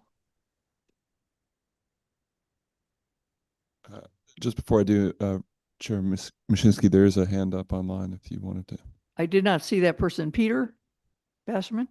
Yes, as a inland wetland commissioner, I guess if we removed a buffer, and I thought we were talking about riparian buffers, then I wonder how serious we are in really protecting the watercourses, given the science that's been presented within this 4-month construct that we have as a working group. We need a buffer. I think as a commissioner, having a designated number avoids a lot of confusion in its application. So again, we need a buffer to be serious about the protection of the watercourse, and a designated number makes this process a lot smoother than it could be without it. Thank you. Clerk, please call the roll. Okay, this is a roll call vote for item 9. Rep Mashinsky. Yes. Madam Chair, I have a comment that needs to be heard before we have a vote. Go ahead. In zoning, there is a thing called a pre-existing non-conforming use. If your use, it was existing before the regulation went into effect, you can continue doing that. I know of no such thing with regard to wetlands. If you have a wetland violation, even if it's been there for a long time, it's still a violation. So the discussion about this only affects prospective new uses, I don't believe that is correct. I agree with Representative Dubitsky, and I represent wetlands commissions. I have to say, I disagree with that, and respectfully, with Attorney Brooks, wetland commissions, when you're looking at older, a violation, it wasn't a violation pre-wetlands law. Once the law is in place, then you go forward, and there's easy ways to do that using aerial photography. Was the lawn up, going up to the pond or up to the water course or whatever? It's very easy using aerial photography now to know if that it's a violation. That said, I think more importantly, as was pointed out, this is about people coming to the agency, they're doing development, and they're looking at what they need to do. Maybe they're going to re-landscape the whole yard. Have understanding that we need to start really looking at these riparian areas and educating people about those. This is the way to do it. So I respectfully disagree. I know for a fact that when we're enforcing wetlands and we look at that, we look at, like, when we're looking at pre-existing conditions, we look and say like, okay, when did this violation happen? When did the land use change happen? And was the law, and what was the law at that time? So this is not retroactive. Rep. Anderson, then we'll go back to voting. I do like the 10 feet, but as I said at a couple meetings ago, or maybe the last meeting, I do think we need to narrow down which water courses. So I'm very supportive of the 10 feet, but I'll be a no. Clerk, would you start over again on the roll call? Yes, gladly. Okay. Madam Chair, there, Francis. Francis? If I might just rejoin this discussion, I think, when you look at zoning, we have the concept of nonconformities, right? Grandfathered, nonconforming pre-existing uses, because a land use is something continuous. In the Wetlands Act, we're talking about activities that are instantaneous, right? So the activity is not ongoing. If its land has already been cleared, there is no activity in violation. I think that's where the confusion is coming in. So there's actually nothing to enforce.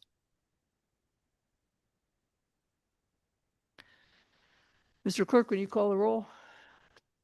Okay, third time's a charm. This is a roll call vote for number 9. Rep. Mashinsky, Yes. Rep. Anderson, No. Liz Verna, Yes. Bill Lucy, Yes. Elisa Sharamut, Yes. Bill Hyatt, Yes. Peter Basserman, Yes. Frank DeFelice, No. John Guzkowski, Francis Pickering, Yes. Will Henley, Yes. Bob Petzold, No. Joe Jeremiah, No. Joan Nichols, Yes. Steve Miller, Alan Siniscalchi, Yes. Mary Pelletier, Yes. Rep. Dubitsky, No. Rep. D'Amico, Yes. Denise Savageau, Yes. Matt Fitzpatrick, No. Amy Petrus. Yes.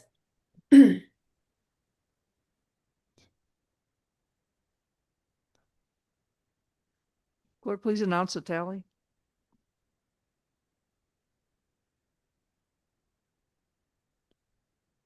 The tally is 13 yay, 7 nay, 2 absent, not voting, and 3 abstentions. Okay, that one passes. We're moving on to number 10. Changing 22A to 42A D3 to allow gradations of riparian buffer for known ecological benefits. The idea here was to have different categories depending on if the area was a trout stream or a drinking water area or not either of those. And this may have come from Francis. I'm not sure where this came from. If this is a best practice from some other states. Okay. I don't think that I personally suggested this, and right now we are leaving it up to local inland wetlands agencies to determine what the appropriate buffers are, as they do with their existing authority. So I don't know if we need to put this into state law because they already have this authority. Okay. To clarify, I think I had it in original proposal from early on, but as our discussions evolved, there was talk about DEP offering some sort of technical guidance for to provide to the agencies to be able to determine what widths would be appropriate. And I had actually what the commissions have to take into consideration, where I added public drinking water, watersheds, and cold water fisheries, I believe would give the commissions a way to explicitly protect the vegetated areas the vegetation in those areas more strongly, or give stronger protections. Okay, so this is not fully written out, but the concept is to allow gradations of riparian buffer for known ecological benefits. So they would be tied to a known benefit. If you know it's a trout stream, then. So does the group want to vote on this, or would you prefer not to and just let it stay fallow? Mary? Can it be recommended that there be technical guidance that evolves this concept, because it really is a valuable concept. I mean, it's more than just trout streams. It's also the cooling capacity of the riparian area in urban areas. So you're saying not to have a statutory change, but have a request for technical help from DEEP? Is that what you want? And maybe a group, not just DEEP, but maybe a little bit more thinking around it. I'm not sure DEEP would address some of the urban, importance of the riparian buffer, the ecological benefits in urban areas. And so, yeah, but yes, what you're saying. So, okay, so you're, in program review and investigations, we used to have two separate recommendations. We'd have executive branch ones that were to be done by the agency, and then we'd have statutory changes. So this would be taken out as a statutory change, and you're recommending it instead as a technical guidance? Yes. Okay, what does the group think about that? I think is DEP okay with putting together a technical guidance?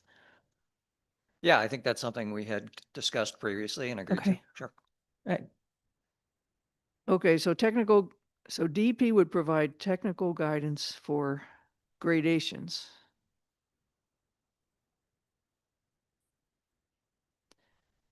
Based on known ecological benefits. Madam Chairman, this has a statutory site No, we're going to take it out. That's Okay. what we're discussing now, to remove it.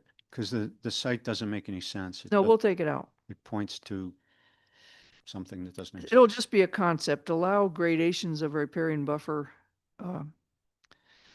DEEP produce technical guidance for gradations of buffer based on known ecological benefits. Can we ask that DEEP work with community, like groups, stakeholders in different areas, like urban areas? Yeah, so we want including urban areas. Bill Hyatt. Yeah, I would support this approach. I think DEP is well positioned to provide that technical guidance, and I don't think this group at this moment is. I agree. So this will be so Mary is suggesting we do that we ask DEEP to do technical guidance for gradations. Is that a consensus item? So moved. Okay, A second. all in favor? Aye. Moving on to 11. This is an interesting one. It was quite a coalition here. Shifting the burden of proof onto the applicant. We may have consensus on this because it's pretty broad. Rip Davitsky. You want to move it? Sure, I'll move it, but I would suggest that the actual statutory language that was developed by Judge Berger, Attorney Brooks, and myself be used as opposed to just throwing this concept to LCO. I do not believe that what we get back from LCO will represent what the three of us discussed. Okay, well, we have your language, right? You turned it in, so we can use your language. Do we have a motion for consent on this one? Second. You moved it. I'm sorry, I didn't hear you. We have a second? Second. All in favor? Aye. Aye. Okay, number 12. Agricultural riparian buffer within 10 feet. That was an original proposal. I did remove it from my final proposal. Okay.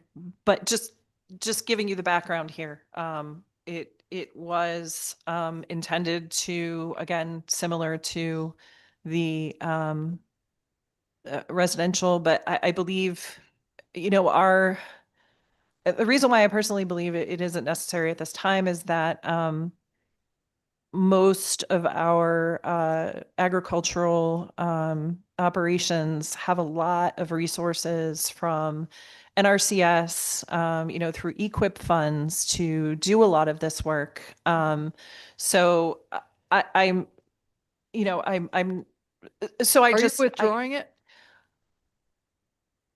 Yes, I'm withdrawing it. Okay. Let's scratch that one. Go on to the next one. Number 13, make removal of natural vegetative cover a regulated activity. I think we just did that. Yeah, so this was kind of I think, taken from the top of some comments I made and actually addressed in 21, so we can remove this one. Okay, that one's out. Number 14, adding 2 new factors for consideration in the regulations. One is for protect public drinking water, and the other is impacts on cold water habitat. Alicia, I think this is yours. So this is related to the gradations. With the removal of the gradations, I felt it was important in statute to call out these 2 resources as something that requires higher protection in general. But I believe that putting it in will give the commissions more, give them more tools to be able to protect these areas and encourage DEP to consider these areas as far as through their technical guidance. And I will say that in the language that I put in, it does refer to 2 existing resources that exist for commissions to be able to look at. One is with DPH. They have their drinking water watersheds very well delineated on their website. And the cold water fisheries, they have maps where those areas are delineated as well. So that was the reason why I put this here. So the technical backing already exists if people were making decisions on these 2 items. Bill? I'd just add that this is something that sportsmen, anglers strongly support. It doesn't mandate anything. It just encourages discussion. It provides a valuable vehicle to promote discussion of what is probably Connecticut's, or has been in reports depicted as Connecticut's most vulnerable habitat. And I'm talking about the cold water streams. So strongly supported by the folks that I represent. Thank you. Thank you. Yes, go ahead, Will. I would add that the drinking water utilities are also strongly in support of this. Okay, this may be a consensus item, I think. Do we have a motion for consent? I'll make a motion to put this on consent. Okay. I'll second. Who was the second? Francis. Francis? Yep. All in favor? Aye. Aye. Okay, after the next one, after 15, we're going to be halfway through. We're going to take a break. So you can go do whatever you got to do quick and then come back. Please don't run away. Please hang in there. We're almost done. Yeah, 15 minutes. So people can do whatever they need to do in the next 15 minutes and then come back. Well, let's just do one more and then we'll be halfway through. Hopefully they'll go faster. This one adds a factor for consideration. Impact of the proposed regulated activity on watercourses that would decrease resilience to severe storms and climate change. Kakiwik, do you want to talk about that? Yes. So as I mentioned in the very first item, which we added just for finding to be added, depending on what LCO does. This is an issue that many of our member commissions, both wetlands and conservation commissions, are very concerned about and feel that they don't have any authority to consider this when they're reviewing applications. So this would just give them another factor for consideration during their deliberations. And there's a lot of growing evidence, both from DEEP and other Yukon climate scientists, that could back up any questions that may come about for this. I would like to move for consensus, but I'll leave that up to the co-chairs. Discussion on the consensus? Denise? Wait, we need a second. Denise is seconding? Yeah, I can second. Okay. And Now, I discussion? and I strongly support this. Again, when we looked at the Governor's Council on Climate Change and we were talking about wetlands, water courses, making sure they have the impacts, it's just really, really important. I think when we're talking about climate change and the impacts on our public drinking water supply, as well as looking at cumulative impacts, it's really important. And I think piece for consideration. Okay, we have Liz.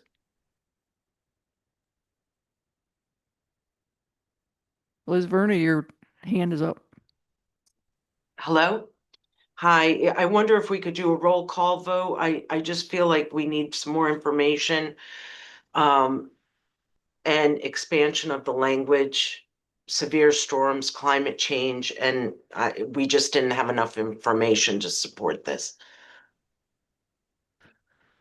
Okay.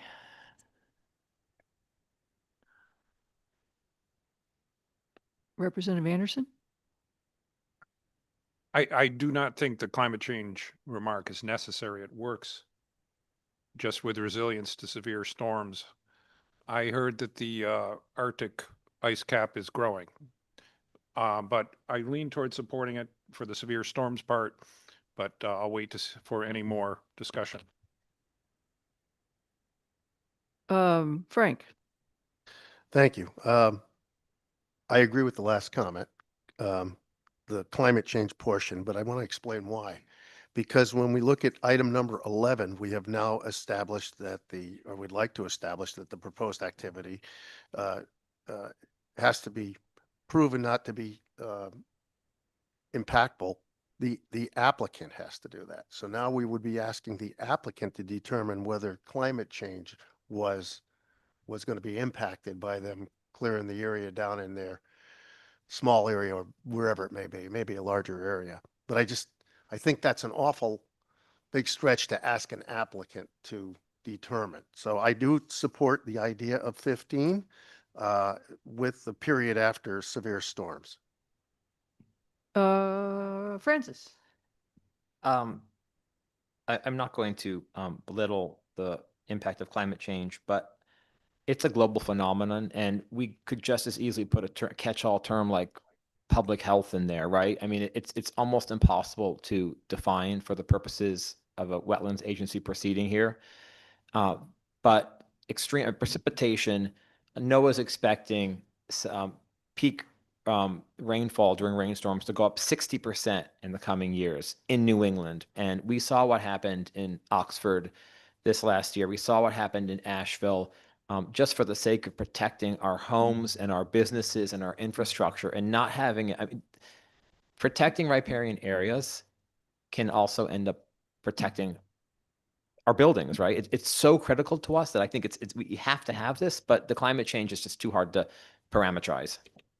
So are you suggesting we end the sentence after severe storms? Yes. Okay. With that, Bill, we just woke up everybody. Bill.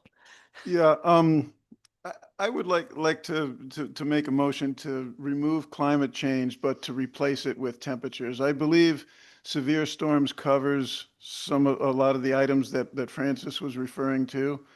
I think the one item that is not covered by that does fit in here, that is undeniable, is temperatures.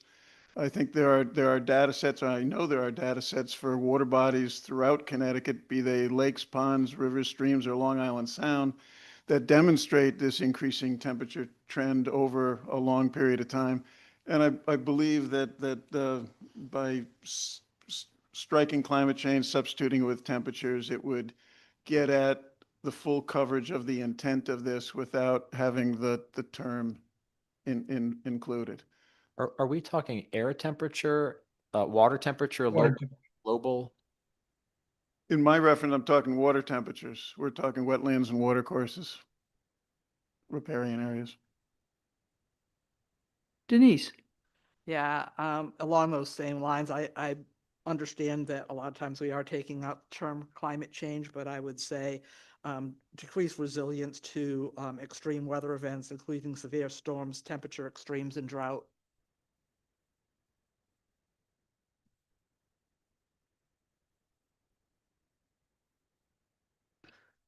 Yeah, Bill, you probably, if you had more than a minute to think, you probably would have added drought in there too. Because definitely impacts trout. If there's no water, they don't live. Okay. Definitely, I like what Denise put forward. So what we're taking out is the words climate change and saying, which I have no objection to, by the way, but I'm trying to be harmonious here. So decrease resilience to extreme weather events, severe storms, temperatures and drought. Is that what we're saying? You said rising temperatures and drought. Rising Temperature extremes. water temperatures. That in an urban area, it actually, air temperature is an issue and for public health. What Yeah, about local temperature extremes? I have to say, I liked your idea of public health, although I think that is, resilience probably covers that, so. Frank? I'd like to ask anyone to explain to me how the applicant or his counsel or his surveyor is going to do a study on air temperature changes, water temperature changes, et There's- cetera, et cetera, et cetera. There's maps, that. I think that's a stretch to ask an applicant, honestly. I think the drought, I think removing the climate change and the severe storms, actually, Denise, I think you had good wordage, good verbiage. But air temperature becomes a real, that's Well, a I think challenge. his wording was water temperature.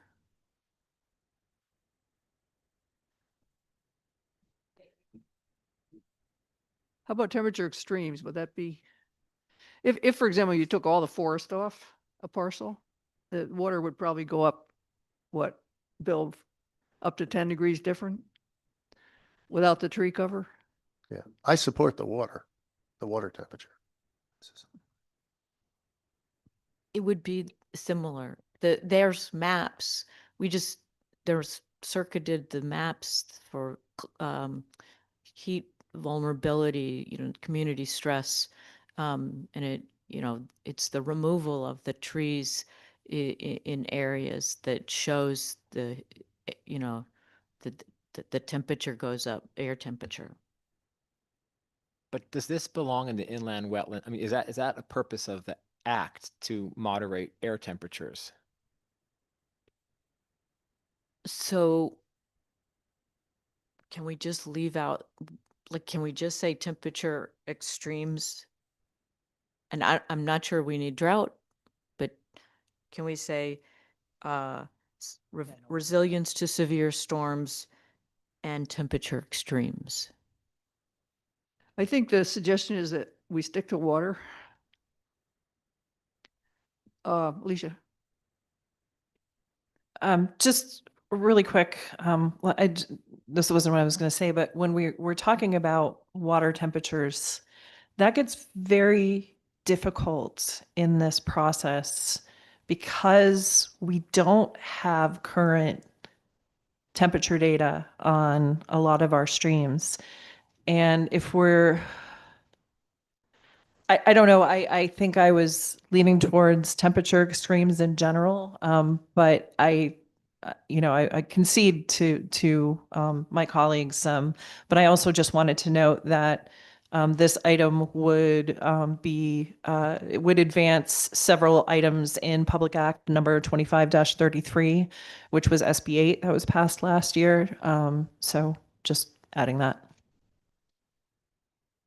If I could just add in about temperature extremes and why it's better to use it just general, but I know people looking at from a biological perspective, you know, when talking about fish and whatever, we're looking at really important temperatures in streams.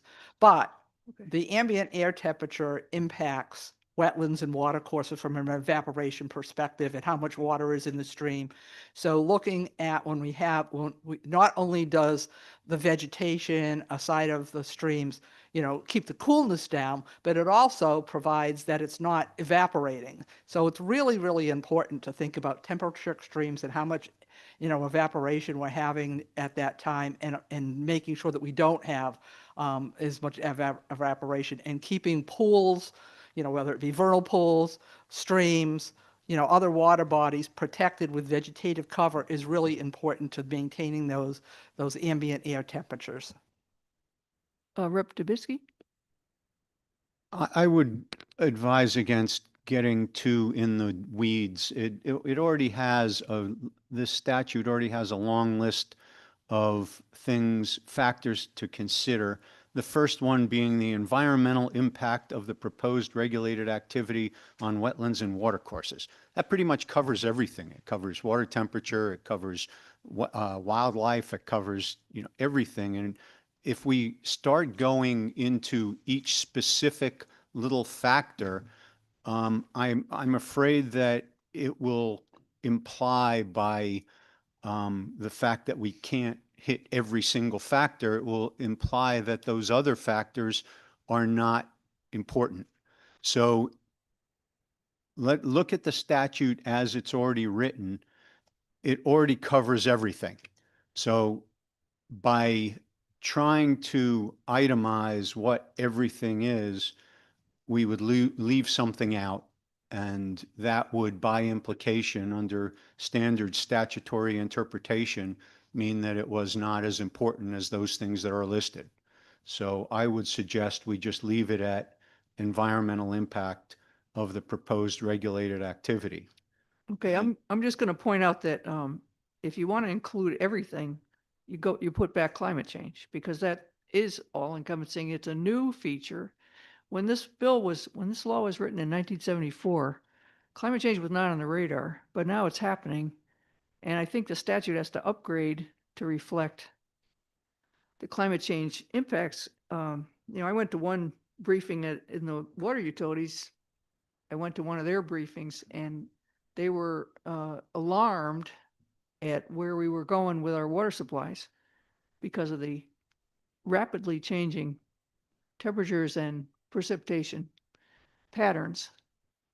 And they were trying to plan for that. So we can either use the all-encompassing term climate change, or we have to, if you don't like that word, those two words, then we have to start naming some of these things. Well, but the all-encompassing thing is already there. Environmental impact covers it all. Covers everything that a commission or an applicant would need to address. And if an application comes in and it doesn't address something that the commission thinks is important, the commission can say, well, that's covered in the statute. You need to address it. Denise? Yeah, unfortunately, our statute has factors of consideration. And when you start putting the factors of consideration, although environmental is in there, then it leaves an ambiguity.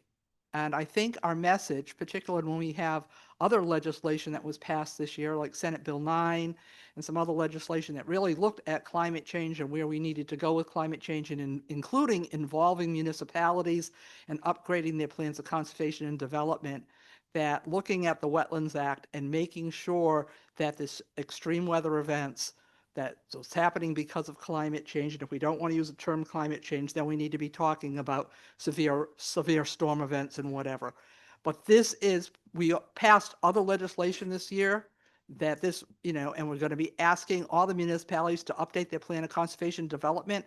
And usually that then says that what can you do in your regulatory process. So making this very clear in our regulatory process takes out the ambiguity that wetland commissioners can indeed consider these factors, particularly when looking at cumulative impacts. I just think this is way beyond the charge of this committee. Okay, well, that's why we're probably gonna have to vote this one. Frank? Thank you. I just want to clarify something. Climate change is a subset of environmental impacts. It is not the overarching one. So I think the language that Denise originally proposed, which talks about resiliency to storms and I don't have the exact words. Storms, severe storms, extreme weather events.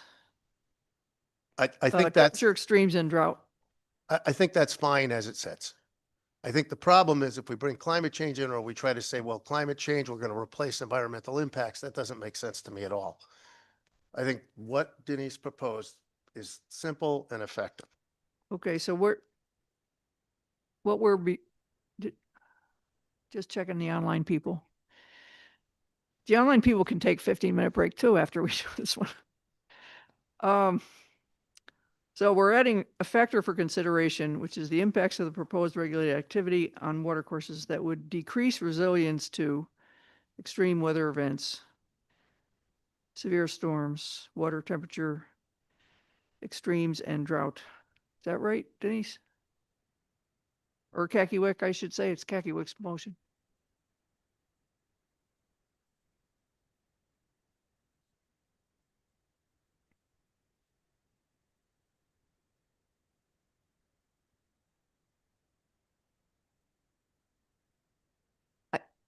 I have water. I think I have water temperature extremes in here. You want the broader one? Yeah, I like the temperature extremes because the ambient air temperature is just critical for water supplies. Sorry, just critical for water supplies. It is true about the drought for sure. What do people feel about taking out water and just saying temperature extremes? No? How is a local wetland commission going to possibly even get their brain around the temperature extremes in the air? They'd have no training on that. No, but it would be state records. They'd have to use state records. It's a small state. It's only 3 million acres. Yeah, but when they have an application in front of them, how are they going to connect that application to the air temperature? That's where the data is. They have data on air temperature. There's new maps that just came out recently that Circa did on heat vulnerability that show these land areas, and it's just it's a general way to capture what's happening to the water with air temperature, right? If the air temperature is going up, your water temperature is going up too. And it's also so just to simplify it, to say decreased resilience to severe storms and temperature extremes. Can we get along with that?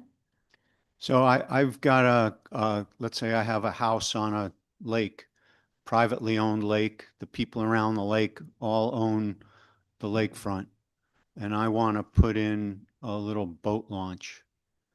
I put in an application to the Wetland Commission. They're going to make me try to find data on air temperature, air temperature around my house, around the town, around the state, around the world. It doesn't make, how are they going to assess that? Even if I could find this temperature data, how are they going to assess whether my little boat launch is going to affect the world temperature?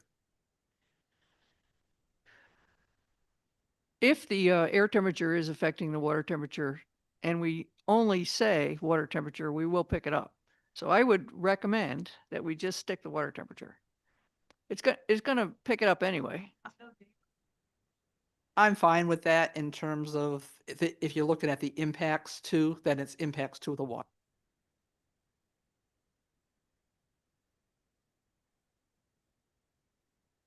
Okay, so now It really is about evaporation, though. I mean, what Denise said is the key thing, right? It's these extreme temperatures. The most frightening thing is the rapidity with which we're seeing soils drying out. but we have drought included in the sentence so already, so I think we're covered. But and it's only going to be rewritten anyway by the Environment Committee. So, so what we have now is decreased resilience to extreme weather events, severe storms, water temperature extremes, and drought. Madam Chair, could you just read that one more time, please? We're adding a new factor for consideration, the impacts of the proposed regulatory activity on watercourses that would decrease resilience to extreme weather events, severe storms, water temperature extremes, and drought.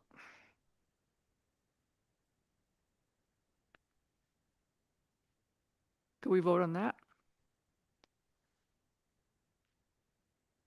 I'm trying to get to our 15-minute break, so if people could. I'll make a motion to vote on the language that Rep. Mushinsky just presented. You want it again, Doug? We're adding a factor for consideration, impacts of the proposed regulated activity on watercourses that would decrease resilience to extreme weather events, severe storms, water temperature extremes, and drought. And we're removing climate change.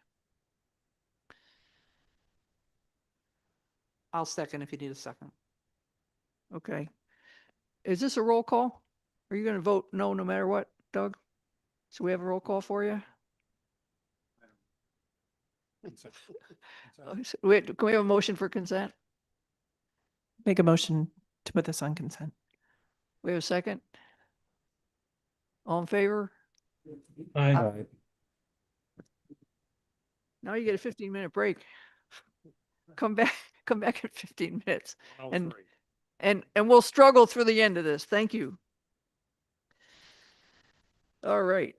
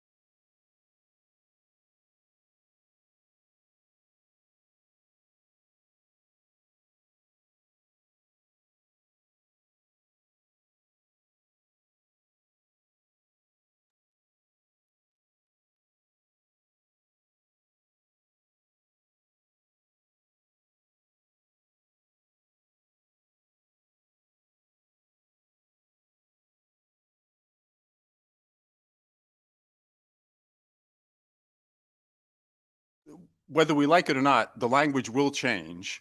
Whether my colleague, the good representative, likes it or not, the legislative, the LCO attorneys will change some of this language somewhere along the line. We should try to get it right, but I think we shouldn't get too hung up on every single word and every single comma. But I don't know if that helps or hurts the situation, Madam Chair, but I just wanted to make that comment. Thank you. That's a good clarification. And we're going to do as best we can to prepare the Environment Committee, but it's really up to them how they write this.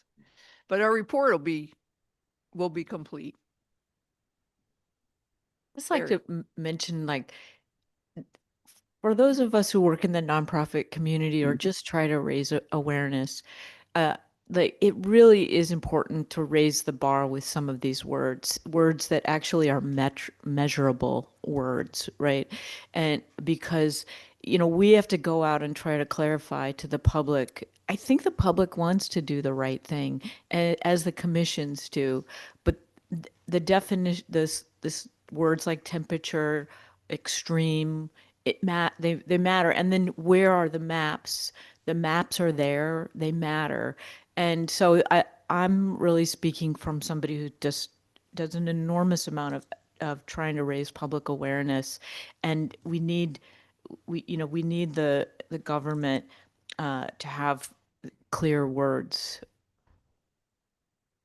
Okay, so moving on to 16.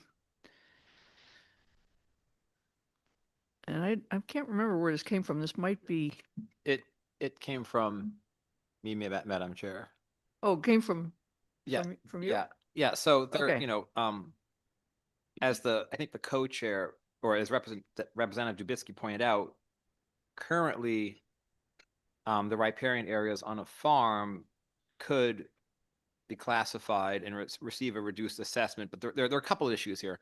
One is there may not be awareness of this. Two is the forms that the Public Act 490 guide, the statute, the forms, none of them refer to riparian areas, let alone environmental protection, right? So it's just completely absent. I don't know if you need a statutory change for that or just to draw attention to it. On the forest land for Public Act 490, where you have to have at least 25 acres of land,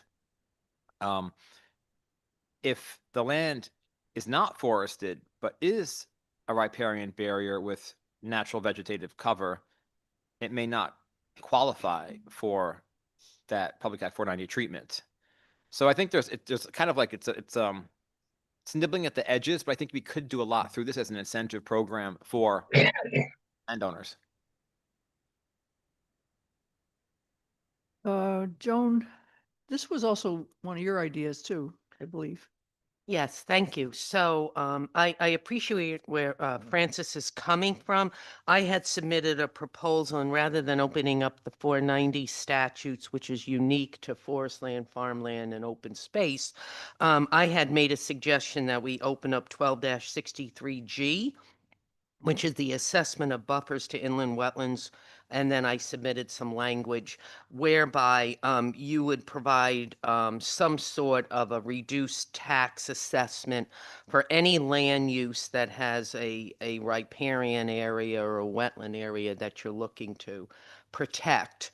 We already, and this is really an assessment law, and I don't know any landowner that wouldn't be willing to get a reduced tax benefit if they were incentivized to, you know, maintain or protect a wetland or riparian area on their property by getting a reduced tax benefit. So the only thing that I would suggest is what I had submitted, which was the amendment to 12-63G, which already exists, would be to not only that they have a wetland or riparian area on their property, but that it's also maintained in a, I'll just use the word healthy condition. We could wordsmith what that means, but it's not just, well, I have a brook, but I'm going to do whatever I want around it. It's really that I have a brook and I'm taking the extra measures to protect it and do the right thing. And you would get a reduced tax benefit. And just like everybody else has mentioned, every municipality has the overlays as far as showing where your water courses are in general wetland soils. So I don't think you'd have to I don't think the assessor would have to require that a soil scientist go out there, but certainly the municipal maps are readily available. Okay, and I apologize for putting in 490 reduced property tax. I think I was probably following a conversation from Francis when I was writing this, but your proposal is different, and we could just take that out, take out on our sheet here, take out Public Act 490, because it's really not the same thing.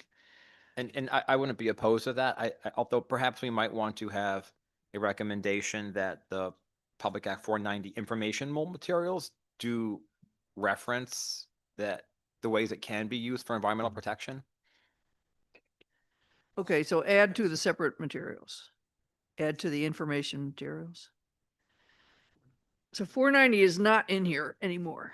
That's my error. Joan, Yeah, I just wanted to add one more comment, piggybacking on what Francis said.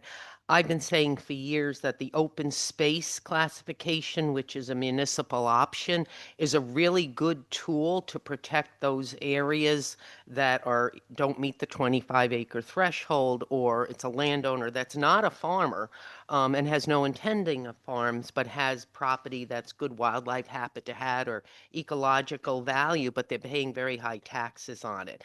And so, I'm not looking at mandating the open space classification, but if there was a way that more and more towns could be encouraged to adopt it, I think it's a really underutilized tool. I believe there's over 30 towns right now that offer open space, but that would be over at the Farm Bureau would have that information, or maybe OPM.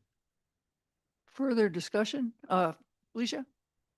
I move that we put both suggestions as tools in the report for incentivizing maintaining riparian buffers on consent. On consent, do we yeah. have a second for that?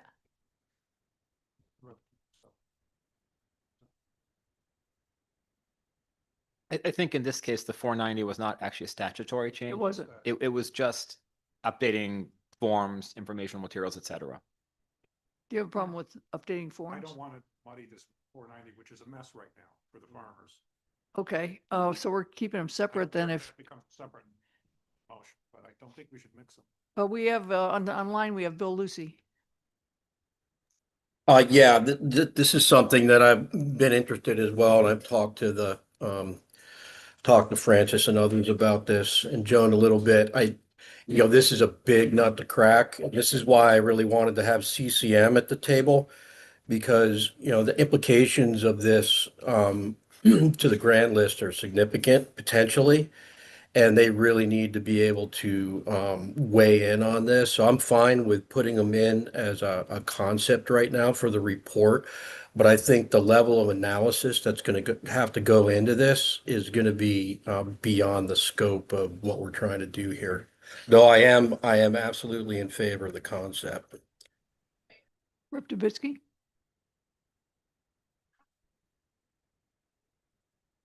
We probably should try not to make too many revisions that are not necessary.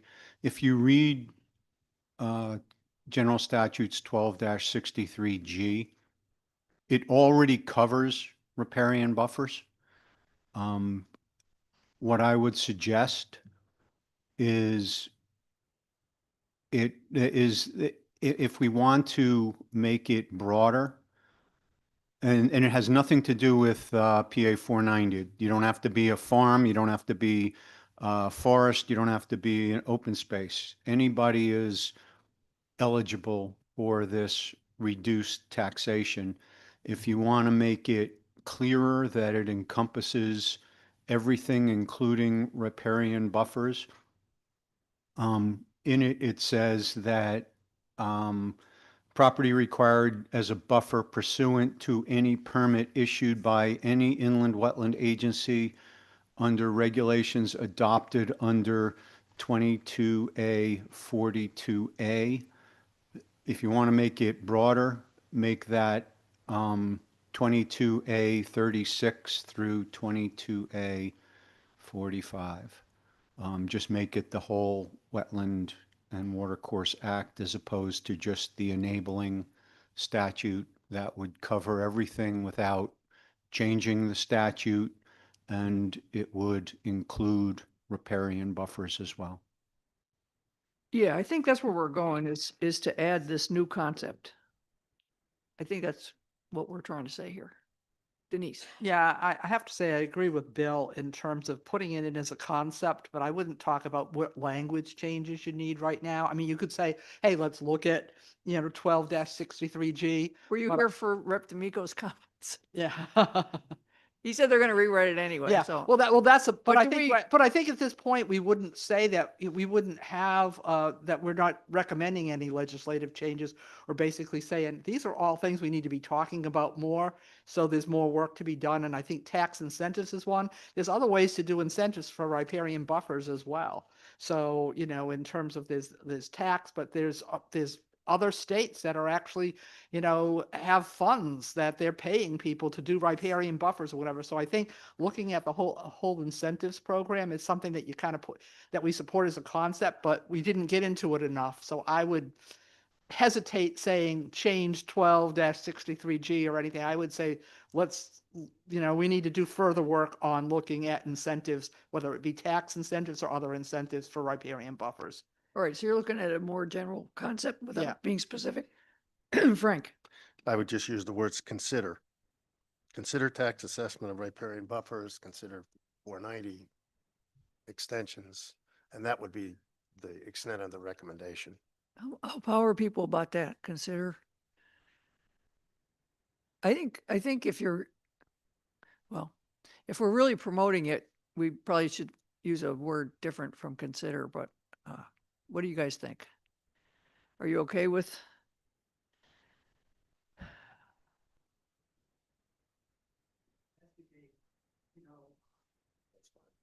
Tax incentives, how we can better promote. When we started, I basically said there's two things you can do. You can do the regulatory process, which we're looking at, but there's also a lot to be said for, promoting voluntary and the tax incentive. So I think that we went with where we needed to go first, but I think that exploring that other is really important as well. So we could say continue to investigate reduction of tax assessment, reducing tax assessments for riparian buffers. And I think this also gets to the challenge of riparian buffer. I mean, we've been talking about the Wetlands Act, which is forward-looking, not backwards-looking, right? So this gets, the incentives can help address the riparian buffers that have been lost and we want to recreate. That And is we true. may want to flag that in the report. That is true. We can because we've lost a lot of ground. One of our presenters explained that through the aerial photography studies they had done, we had lost substantial acreage of riparian buffers just since 1985. So we could, as you said, Francis, we could restore it with the tax incentive.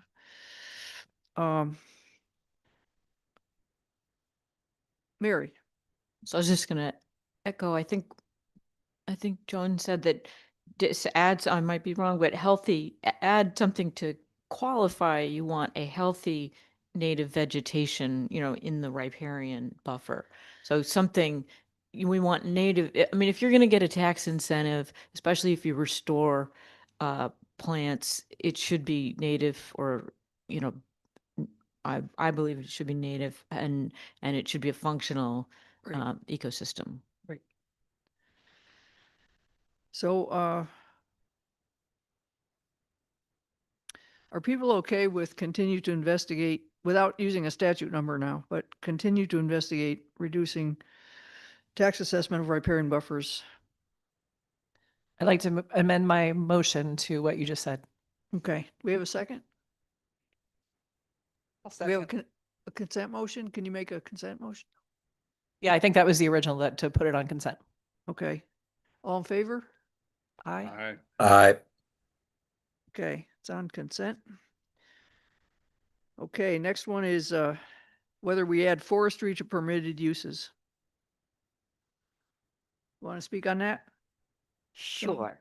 I think Um, this is yours. Yes, so I would certainly support this amendment to the permitted use of right language. In For decades, we've always referred to Connecticut General Statute 1-1Q, which is the state definition of farming and agriculture, which includes the word forestry. And then when we look at the Inland Wetlands and Watercourses Act, for decades, I've had to say, yes, forestry is part of agriculture, but the word forestry is not in the Inland Wetlands and Watercourses Act, but it is in the state definition of farming and agriculture. So I think just inserting the word forestry is sort of just cleaning up a little bit of a gray area. It doesn't really change anything, but I think it helps wetlands agents understand that forestry is indeed part of agriculture and is permitted as of right. Somebody's going to ask me what the definition of forestry is, right? No? Okay. No, I'm going to ask I'm you, not- do you include the 10 feet from the river? What's that? Do you include the 10 feet from the river? Are you going to be foresting? Or will you be conducting forestry in the last 10 feet? Sometimes. For instance, white ash. Ash likes to grow in really deep, rich soils. Yeah. And I've worked on municipal property. In fact, I'm working on a reservoir property now, and we have dead and dying ash right up to the edge Yep. of a water course that feeds right into a municipal reservoir. If we don't remove those trees, they're going to have a major problem with blocking of that water into the reservoir. So there are reasons why we have to work within 10 feet, but it's always done using what we call best management practices. Can I ask the water company's representative, do you agree with this? Can you see situations where it's not disease trees where you would not want to remove I mean, trees from? we have internal policies about this sort of thing. We have our own forestry staff, and we do go before inland wetlands, even though we are permitted as a right. Mhm. We do go before inland wetlands as with a notification for any forestry activities. I can certainly see when you are conducting forestry activity in the terms of an agricultural basis. At the water company, we're not necessarily doing it as a for-profit activity. Sometimes it's for habitat management, and sometimes that habitat management does need to be done within that 10-foot buffer. Okay. So it's a Do- complicated question. Well, you're going to have to vote on this. So do you agree with what she's saying or not? I guess, how do they define forestry? We don't have a definition of forestry in our state statutes. The Society of American Foresters has a definition. I'm happy to read it. It's incredibly broad. So I would not go down the road of trying to define forestry in state statute. You could look at the SAF, Society of American Foresters definition. We always said forestry is as much an art as a science, and it's very broad. I mean, and even talking about work we do around wetlands and water courses, if I'm looking at encouraging woodcock habitat, I might do some manipulation of vegetation around a wetland area to bring back early successional habitat for instance, woodcock. So there's so many different circumstances where we may or may not work in these areas. More often than not, you stay away from wetlands and watercourses as a matter of, best management practices, but we wouldn't want to be we wouldn't want to be prohibited from doing wildlife habitat work or any other forest management. Frank? Thank you. I'm supportive of this item number 17, and I would say that there may be some rare exceptions, but I think in almost all cases, it comes before an inland wetlands and watercourses agency. So I have no concerns at all. Okay. Does anyone else have concerns about this? Charles? Well, just a caution, I have no objection to the inclusion of forestry, and I know that forestry is not synonymous with logging necessarily, but I wouldn't want this to allow as of right a situation, and I'll just use this as an example, where an applicant is anticipating a subdivision on a large swath of land. They run into some financial difficulty with their financing, and in an effort to sort of get some cash flow, they just go in and start cutting down the trees. without going before any sort of permitting body. So I know that's not what you are anticipating, but I would hope there's some way that we can preclude that circumstance from being within this ambit. I have the same concerns that you have. We actually had a guy clear cut the floodplain in one day. By the time I turned the guy in, he had already cut it. It was gone. He did it in one day with one of those mechanical harvesters. So, and then he said, oops, but it was done. So I'm trying to weigh in my mind whether it's worth it. Alicia. Just on that note, if everyone who wanted to chop down a few trees was Joan Nichols, I'd be totally comfortable with this. Yeah. But one of the issues that I have heard from inland wetland commissioners is the amount of people that take advantage of the agricultural exemption. And I would be much more comfortable with finding some sort of criteria or definitions, maybe somewhere else in statute that defines what, and I think Joan had mentioned in 490, there's sort of this criteria there that sort of, okay, what is agriculture and what actually constitutes that? And that would, preclude, the people who have a backyard chicken saying, I'm a farmer, so, I've got the agricultural exemption, I can, now, cut down that, but I do understand that forestry is part of agriculture. I just feel like it needs that companion piece that has that definition, so that the entire definition isn't, the entire as of right use isn't taken advantage of. If it's a certified forester, does that make a difference? I'm gonna let Yeah, Joan. ask Joan. Does that make a difference, Joan? Well, you have other people raising their hands. I don't know if you want me to answer all of these miscellaneous questions. So, the state of Connecticut certifies all, and I'm just going to use the word loggers. They're actually supervising forest products harvesters. But basically, the state of Connecticut DEP has been certifying foresters and loggers since the early 1990s. So we're all certified by the state of Connecticut. We're required to do continuing ed. And I'll just, in all the decades I've been doing this, and I work with a lot of different operators and a lot of different mills, they're always going to be the one bad actor. But I can tell you that the certification process that's been in place by the state has done a phenomenal job of cleaning up the bad actors.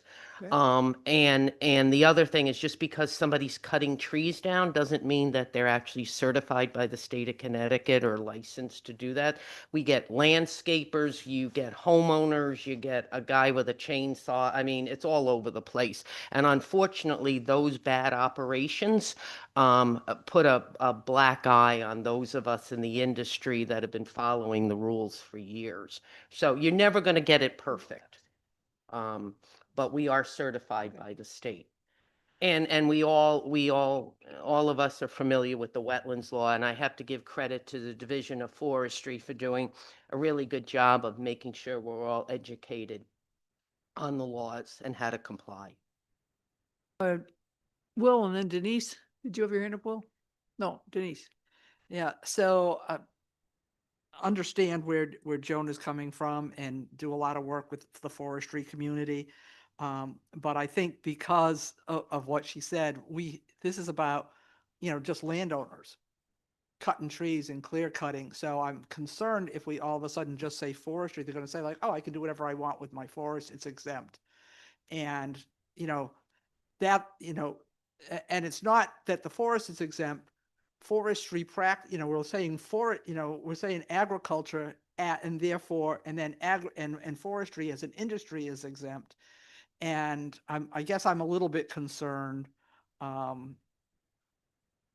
opening up that. And I like the idea that right now it's a companion. I do understand clarification, but I think I'd rather have people have to dig for that clarification than put it out there that, oh, I can do anything with my forest, because that's one of the things that is the problem, is the homeowner, the landscaper. There's a lot of people who have chainsaws out there. So Rep. Dubitsky and then Alicia. Okay, to address Bill's concern, there's already a requirement that when you engage in forestry in a wetland, that you go to the Wetland Commission and you file an intent to conduct non-regulated activities, and you give the Wetland Commission the ability and the opportunity to rule on its jurisdiction as to whether or not you are an exempt activity. So you can't just go into a wetland and start cutting down all the trees. That's already in state statute. With regard to adding forestry to the statute, I've got no problem with it. Currently, the statute says grazing, farming, nurseries, gardening, and harvesting of crops, blah, blah, blah. So adding forestry is a subset of farming. So this brings me back to what I had indicated in one of the previous items.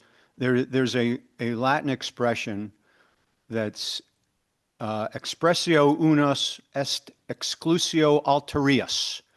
And what that means is that when you list things, if you miss something, it's assumed that you didn't put it there on purpose. So farming is in the statute.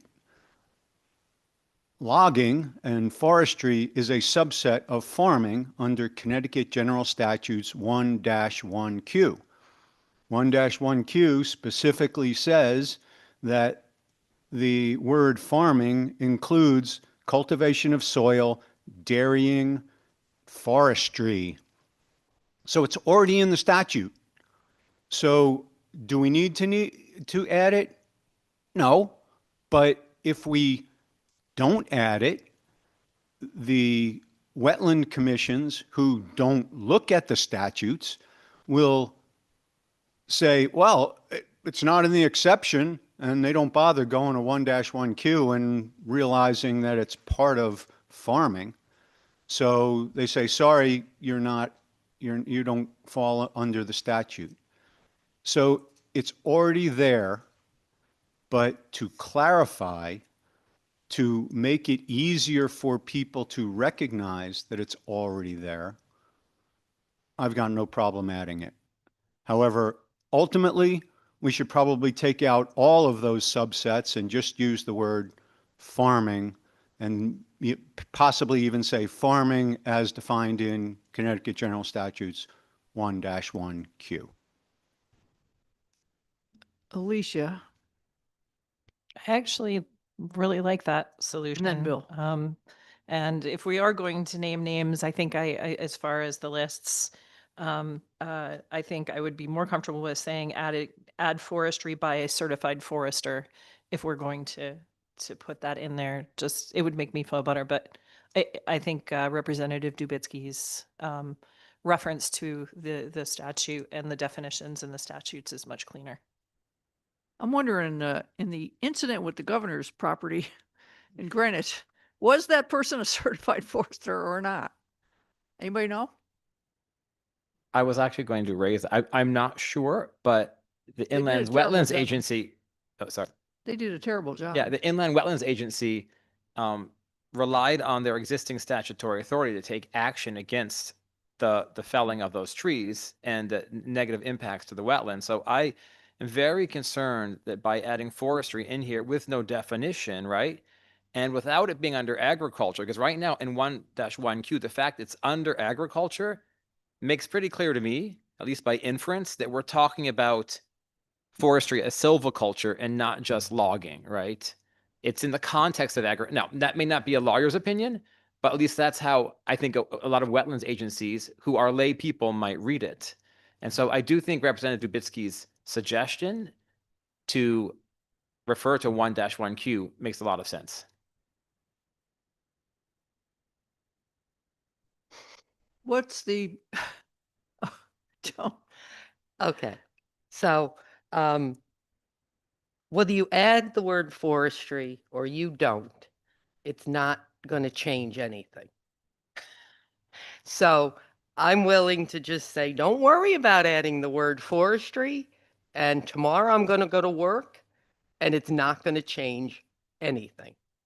So whatever the consensus is of this group, I'm fine with. Okay, group, do you want to leave it alone or, oh, Bill, Lucy, I forgot you. You're online and I forget the online people. I apologize. Yeah, I apologize. Yeah, well, with what Joan just said, I will strike my comments.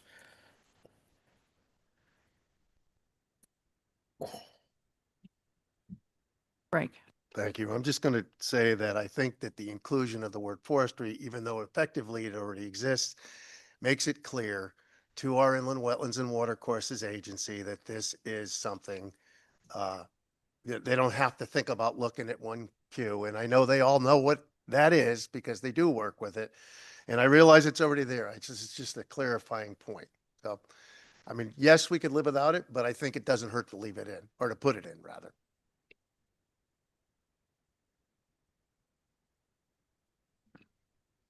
All right, so Mary. I would agree with Alicia's, it's certified professional. I just think that that's, if we're gonna, if you want us to, to vote yes, like then, or if you want some consensus, I think Certified forester? would be a better I than wish just I knew about this forestry. governor's guy if he was certified, but I don't know. Dawn said it didn't. Yeah. Yeah. Adding certified forester in this and then also having farming creates two conflicting issues. You either add forestry or don't add forestry, but you can't put in certified because forestry's already there.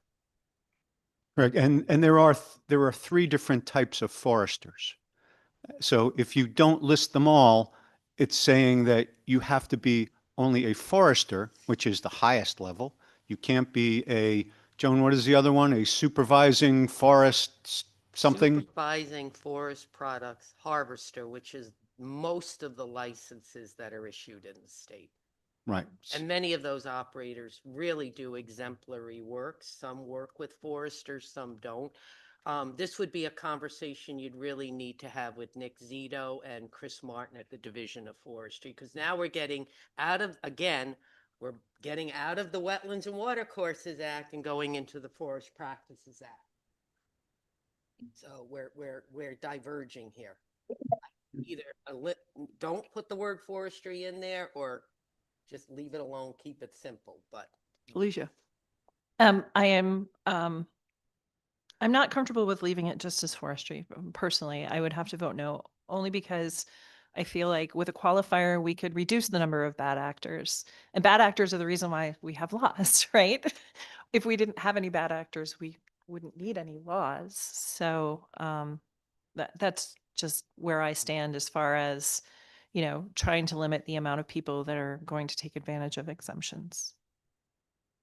If we said licensed by the state without saying what as, would that work? No? We're leaving somebody out? No, no, no.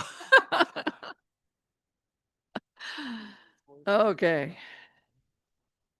Bill, Lucy, you thought of what you were going to say. Well, no, I thought Joan was willing to withdraw it so we could move on to the next one. So I'm just clarifying if that's a motion that Joan would like to make, because it sounds like we're opening up a big can of worms here. Bill. Yeah, just a clarifying question. Earlier in the discussion, it was described to us the deliberations that Inland Wetlands Commission goes through when a proposal comes before it and involves forestry activity. Would inclusion of the word forestry in this process change in any way those deliberations?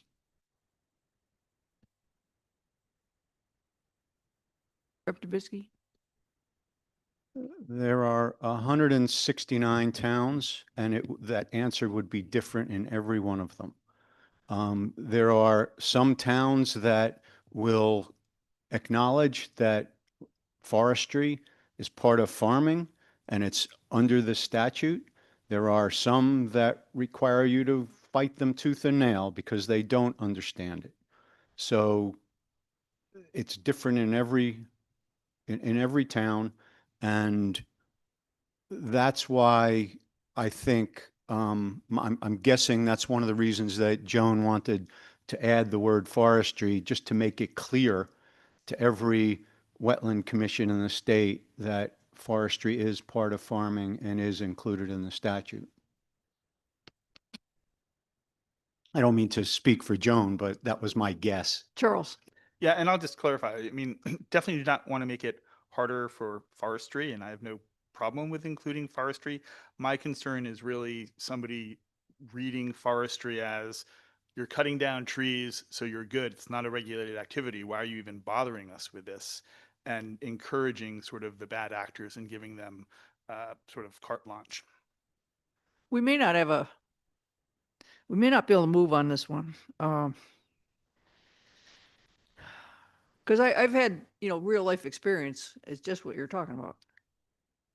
Where an amateur came in and deforested the whole thing before anybody could stop them. So. Right, and that's not really forestry. And I don't That's want to encourage site that. preparation, but somebody reads forestry and thinks cutting down trees, it blurs into site preparation, and all of a sudden. Yeah, so I'm apprehensive about this myself unless it's clarified, but Joan. I would just like to withdraw this Okay. whole idea so we can move on. All right. And I'll go to work. Rep tomorrow. Dubitsky thinks we don't need it anyway, so.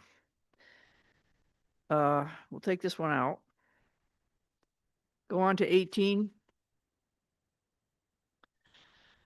And I think this one is combo. I think this was, well, Janet Brooks worked on this, that she just wanted to add vegetation to material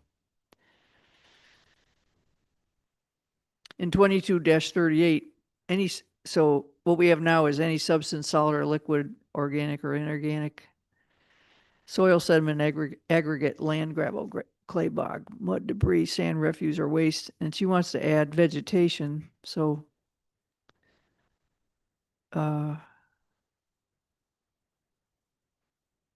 well, I guess it's, if she's still online, she can elaborate on it. But this was her suggestion, that we add vegetation.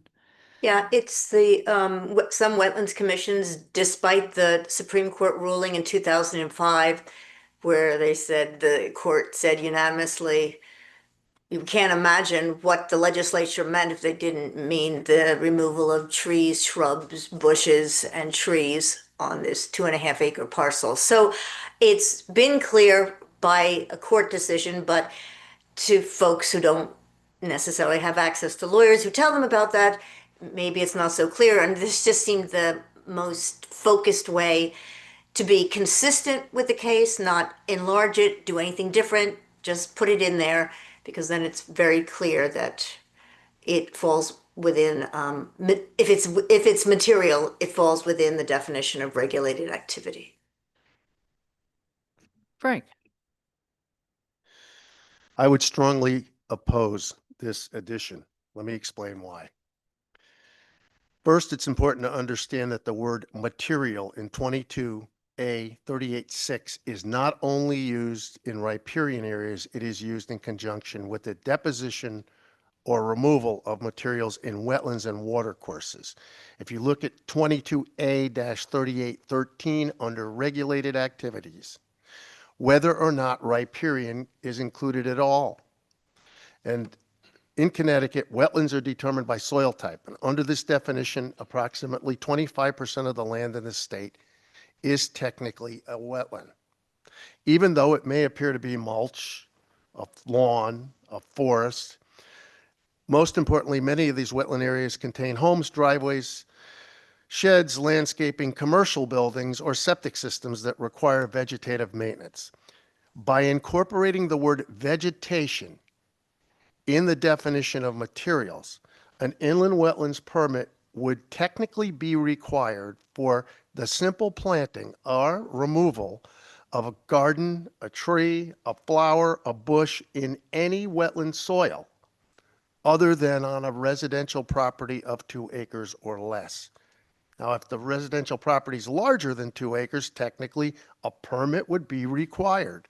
It's unreasonable. Actually, so you would have to read what's a regulated activity in conjunction with what's exempt. And if it's on residential property, it's likely falling under the residential exemption that was discussed earlier, 22A, 40A4. And this is totally consistent with what the Supreme Court's already ruled. So this is already in effect. This should be part and parcel of the duties that you're carrying out on your commission. No, actually, the way that. Yes, it is. Can I hear from the other folks can I hear from the commissioners especially? Do you have an opinion on this? Do we need this? I think Denise? that's one of the things that the inland wetland commissioners asked for was clarification of any ambiguity. So putting in the word vegetation, I think, we talked about also having the definition of natural vegetation, but I think putting this in, it clarifies that, yes, vegetation is something that you can't just remove. Even though there's a court case that says that, as Janet explained, you don't have to go back to the court case. It's just right here. And so I think it's very clear. And in terms of homeowners are exempt, also agriculture is exempt, forestry is exempt. There's a whole lot of things that are exempt. So if you're going in and you're doing this, it's really referring to, doing major activity. It's not talking about the homeowner doing an incidental thing that's exempt. It's not talking about agriculture, and it's not talking about forestry, because we have those exemptions in there. So this is looking at that you're going to be doing something that's going to have an impact. So I think adding that word vegetation gets to what the wetland commissioners have been asking us, and that's clearing up any ambiguity in the law. And one of the things we're trying to accomplish with Riparian, with the Riparian Task Force, this group, is to look at that's where they have the most problems. They have the most problems with, okay, we're going to tell people about, that they can't remove vegetation, and to them it's not as clear in the statute as it should be. So I think adding it is a good thing. Following up, thank you, Harry. Following up with what Janet said, and also Denise, many of our members do, even though they are aware of the Supreme Court ruling, they would like to see that in writing in the statute. So it has been requested, and I think it's a good move. Liz Verna, and then Peter after that. So if we're going to add vegetation, should there be under definitions, that section, should we add the definition of vegetation from the Supreme Court ruling, just for more clarity? I don't think we have it in definitions. Don't know if I can answer that one. I think any consultant would be able to say what vegetation is. I really don't think we need to start playing around with I mean, this is not a complex category. Okay. I don't think clay, gravel, and mud are defined in the statute. Okay. Also, Peter Basserman. As again, a commissioner, anything we can do to make it also clear to the applicant, and spelling out vegetation makes it less of a hunt and more of a clear statement on what the requirement is when they apply. So I would heartily endorse including the vegetation word. Rev. Dubitsky. I associate myself with Frank's comments. I think that if you look through the statute of where the word material is used, having vegetation as part of that would not be appropriate in many of those places, because the definition in 22A 38 sub 6 talks about a substance, whether it's solid or liquid, organic or inorganic, and then it goes on to list a bunch of earth products: soil, sediment, aggregate, land, gravel, clay, bog, mud, etc. Earth products. putting vegetation in there is not, it doesn't go with what the other things are that are material. Now, when you look through the statute, just do a word search for the word material, you can see that suddenly planting even grass becomes a regulated activity. Right. And it goes way beyond protecting any type of riparian buffer, even protecting the wetlands and watercourses. It makes things very foggy as to what the law is, what people are allowed to do, and what they're not allowed to do. Under this, you would not be allowed to have like a compost pile.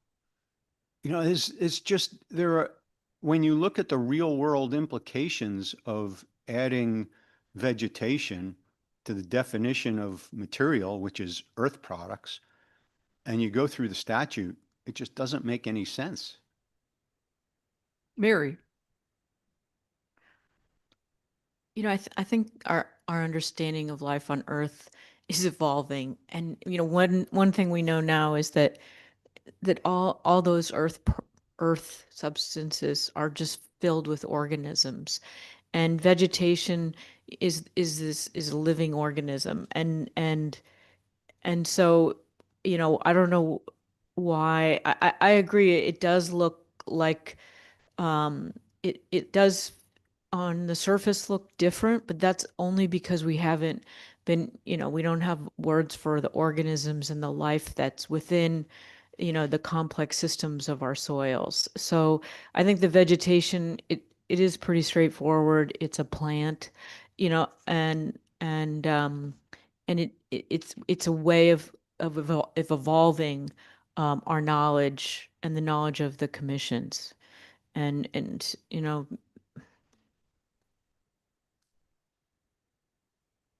Will. I don't know if this has any value, but bog is defined as a vegetated mat. So bog is defined as an accumulation of sphagnum moss. So that would be a vegetation. That is listed in there already. Yep. Well, original was written in 1974, so it's old. Francis, yeah, thank you. Francis. But I would take issue with saying this is only earth products because the language is including but not limited to, right? So it's not a comprehensive list.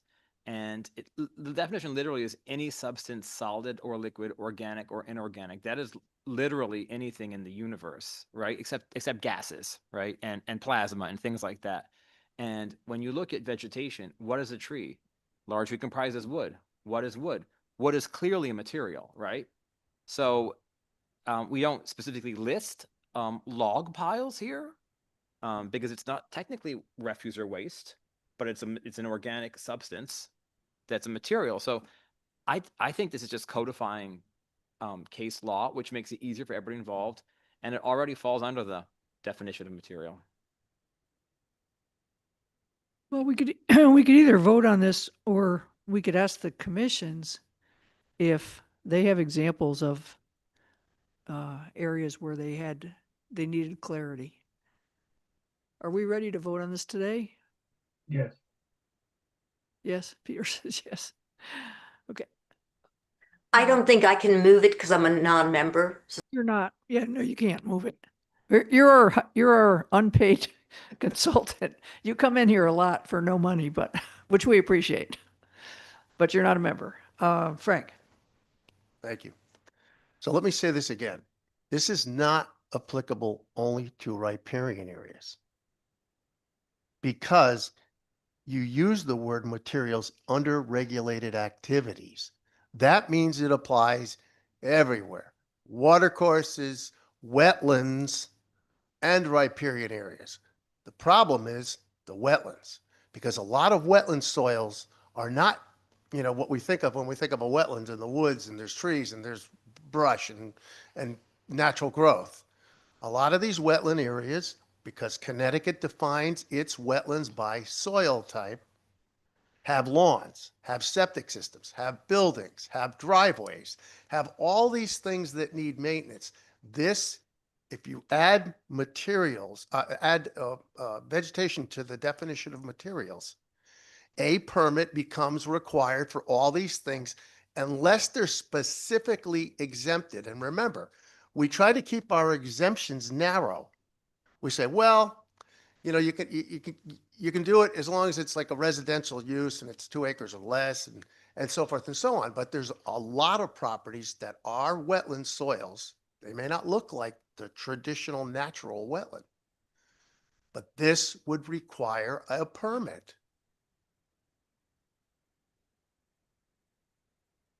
Francis? Yeah, if I may just respond to that. Yes, the word material is used under the definition of regulated activity, but let me read it out loud. Regulated activity means any of the following: draining, dredging, excavation, or removal of soil, mud, sand, gravel, aggregate of any kind, or rubbish from any wetland, or the dumping, filling, or depositing thereon of any soil, stone, sand, gravel, mud, aggregate of any kind, rubbish, or similar material, right? Similar material. Similar is a very important word here. It's not all materials. It's materials that are similar to soil, stones, sand, gravel, mud, aggregate of any kind, or rubbish, right? And so when we're talking about grass clippings, I guess that's rubbish, but some of these other materials are not similar materials to soil, stones, sand, gravel, etc. So do you think we need to make this change? I think Recommend this change? Yeah, I think that this really is a commissioner education issue. Mhm. I don't think we need to spell it out. Now, I do think we have a problem in this state and in this country that we rely a lot on English common law principles with case law, where we don't update our codes. And so we have people reading the statutes and not understanding what the real binding law is. And that's when we run into problems. And one solution is to codify everything.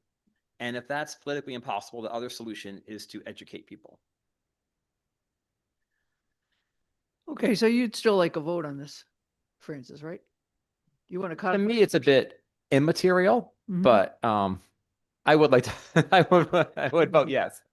Okay, well, if the commissioners want us to vote on it, we will. Peter?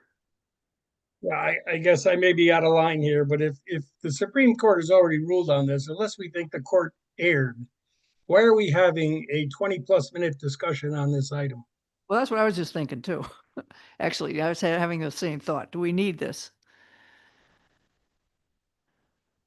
Denise? Yeah, I mean, I think that I think the point here is that they have ruled on it. So adding the language is we're doing what the Supreme Court ruled on. So saying that it's all of a sudden expanding the what's already allowed is not correct. The Supreme Court already allows this. What it does do is it provides that, you know, it gets rid of any ambiguity with any commission. It's right there in everybody's face. But importantly, as was stated before, if you're an applicant, you don't have to know that Supreme Court ruling that all of a sudden the wetland agency can pull out of their pocket. It's right up front for the applicant as well. So putting it in, I think, is an important tool. It's one of the things the commission members have asked us for, is getting rid of the ambiguity. It's one of the #1 things they've asked us to do when you're talking about their ability to regulate riparian areas, and they're saying it's about our ability to regulate vegetation. So I think it's important for us to take a vote on this. So it looks like it's going to be a roll call on this one. Oh, Rep. Dubisky? Just to answer the question about the Supreme Court interprets the laws, the legislature makes them. So simply because the Supreme Court has determined that the statute as it exists may include something does not mean that we can't change that. We get to override the Supreme Court. That's what the legislature does. Yeah, all the more reason for us to include vegetation and get rid of that ambiguity. All right, so we want to vote, at least the commissioners appear to be requesting a vote, so.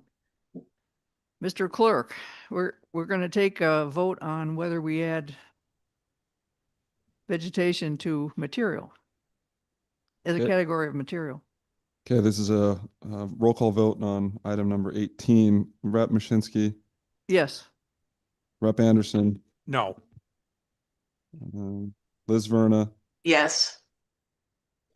Bill Lucy, Yes. Alicia Sharamut, Yes. Bill Hyatt, Yes. Peter Basserman, Yes. Frank DeFelice, No. John Guzkowski, Francis Pickering, Yes. I guess Bill Henley, Yes. Bob Petzold, Joe Jeremiah, No. Joe Nichols, Yes. Steve Miller, Alan Siniscalchi, Yes. Mary Pelletier, Yes. Rep. Dubitsky, No. Rep. D'Amico, Yes. Denise Savageau, Yes. Matt Fitzpatrick, Yes. Amy Petrus. Yes.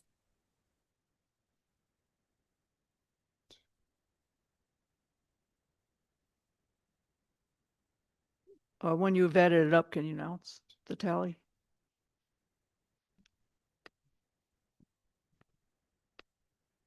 We have 15 votes, voting yay, 4 nays, 3 absent, and 3 abstaining. Okay, thank you. Next is number 19. Duties of the commissioner. And I think this is, if this is a requirement that DEEP adopt regulations regarding vegetation requirements, there would be a cost for this.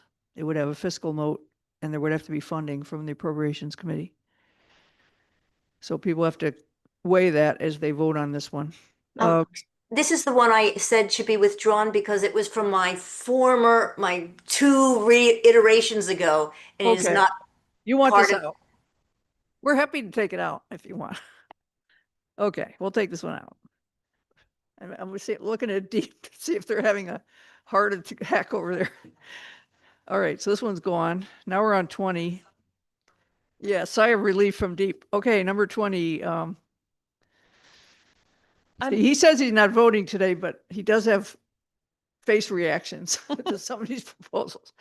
Number 20 is the commissioner and any inland wetland agency may require installation of a new riparian vegetated area. I Alicia, don't remember and putting this forward.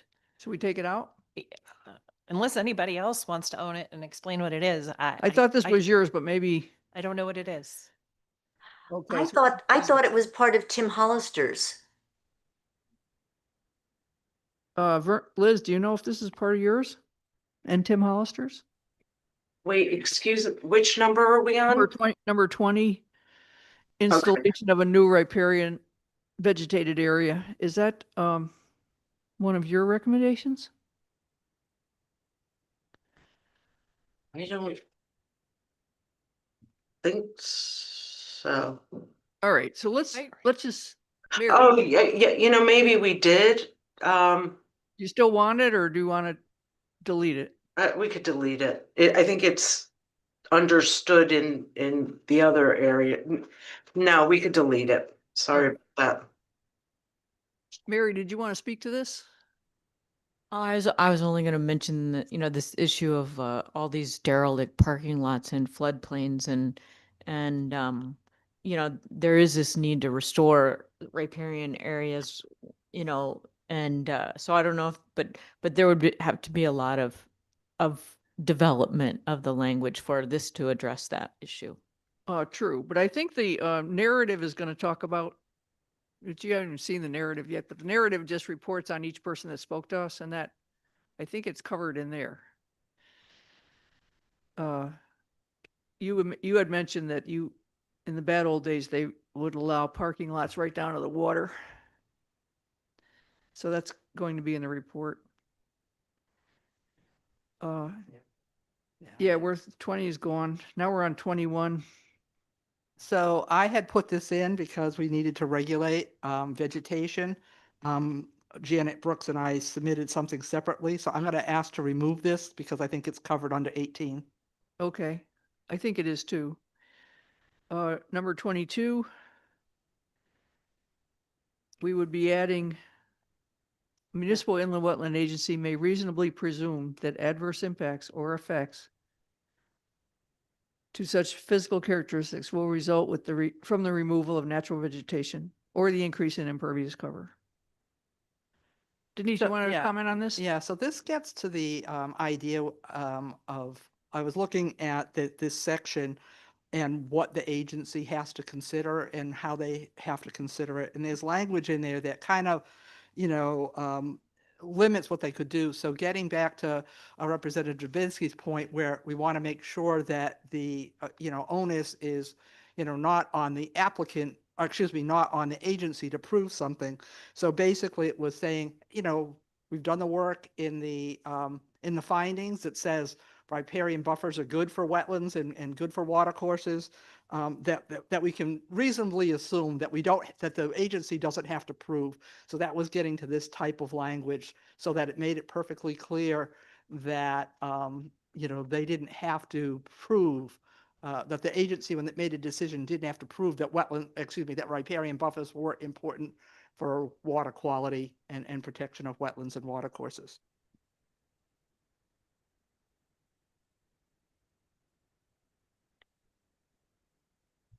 Do we have further comments on, or do you still want to run this one, Denise? Yes, I think that this one could still run, and I guess I would only say that, you know, it could be looked at in the context of what we already passed, which had to do with, you know, the more general concept of taking the burden off of the commissions. Okay. Are there other comments on this? Rep. Dubinsky. I certainly support putting the burden on the applicant to prove that it will not. I think it may cross the line for the commission to presume an adverse effect. You know, I'd have to do a little research on it, but it sounds like it would be getting awful close to having a predetermination on an application. And I don't think that would be appropriate for a commission to presume an adverse effect on an application without giving the applicant an opportunity to meet its burden of proving that there is none. I'd be very hesitant about this one to put in statute a presumption of adverse effects on every application where somebody wants to remove vegetation. I'm just curious, do you have any problem with the second half, the increase in impervious cover? I think all the scientists agree on that, you know, when you pave something instead of having plants there, you're going to have degradation. There's actually a formula for what percent impervious cover destroys your waterway. I would be willing to bet that's in here somewhere already with regard to impervious cover. I'm sure it's in every set of wetland regulations with regard to impervious cover. Mary. I think, you know, the issue of habitat and, you know, that the removal of natural vegetation and the assumption that natural means existing is that you are removing, you know, established that habitat and living organisms, and it's not so easy to reestablish that. And so I would, I think we're learning that reestablishing habitat, even in the best of intentions, to say, you know, moving from one, you know, habitat for one type of bird species to another type of bird species, it you know, there's changes, and so I would just like to bring that up as a Mary, if I could just put this in context so people know what we're looking and where we want to add this. Okay. There's a section that says a municipal inland wetland agency shall not deny or condition an application for a regulated activity in an area outside wetlands or watercourses on the basis of an impact or effect on aquatic, plant, or animal life unless such activity will likely impact or affect the physical characteristics of such wetlands and watercourses. So it's very specific to this section, and that's where I was asking to add a municipal inland wetland agent may reasonably presume that adverse impacts or effects to physical characteristics will result from the removal of natural vegetation or the increase of impervious cover. And the reason is, so it's very, very specific to this. And the reason, and that was, again, trying to take the burden off of the wetland agency. This section right now, it says it shall not deny or condition.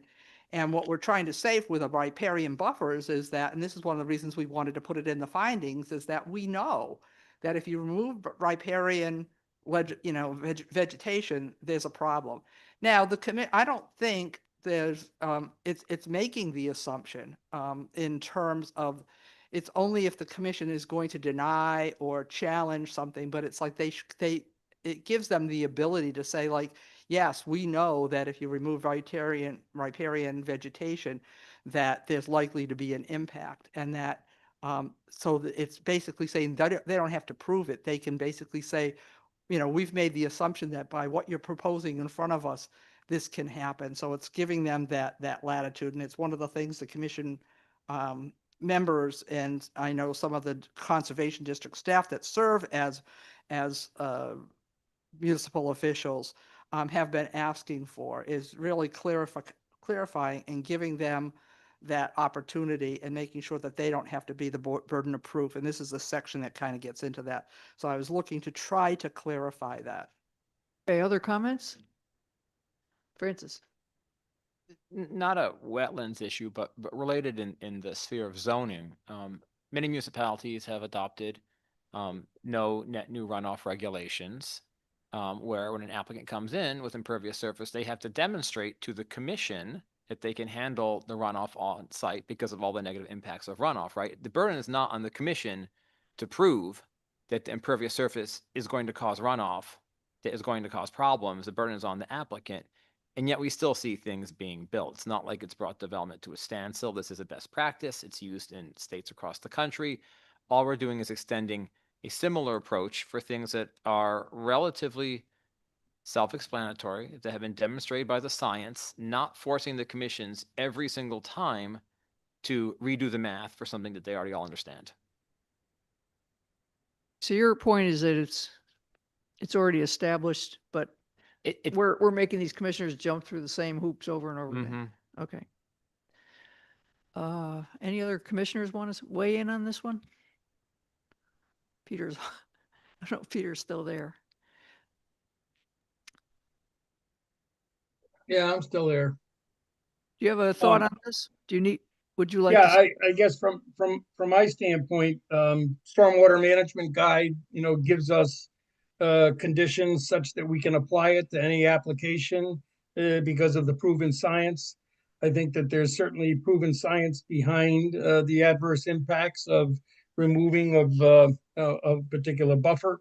And it does certainly add to the conversation that we have with an applicant when the applicant realizes that he's got to defend the impact right from the get-go. This certainly clarifies that more than the existing regulations that we have in the town.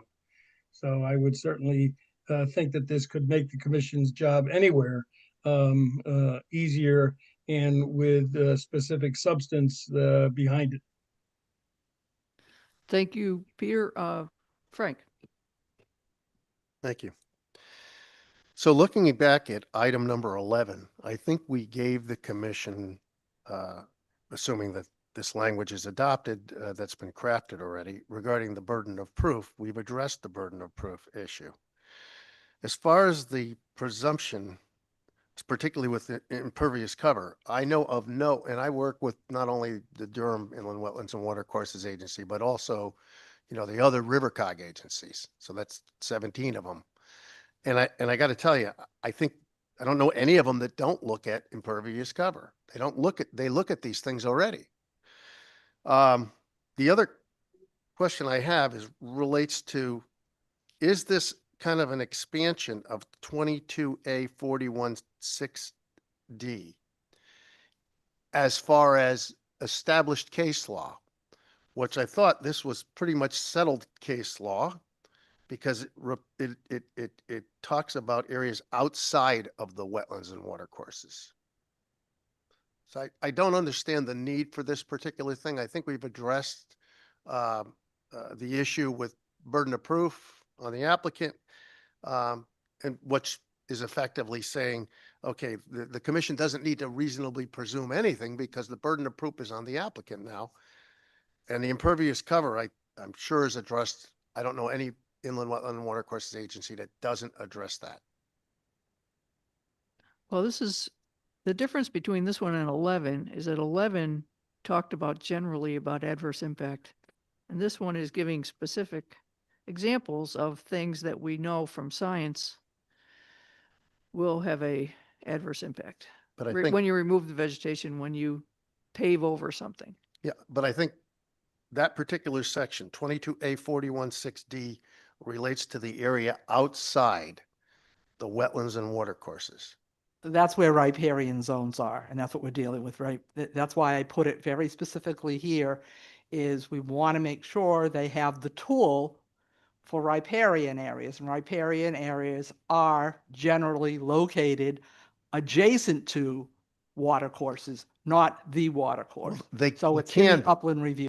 They can be, and we don't have any language in 22A 41(6)D that says anything about riparian areas. We have what's currently in there now. It's only wetlands and watercourses.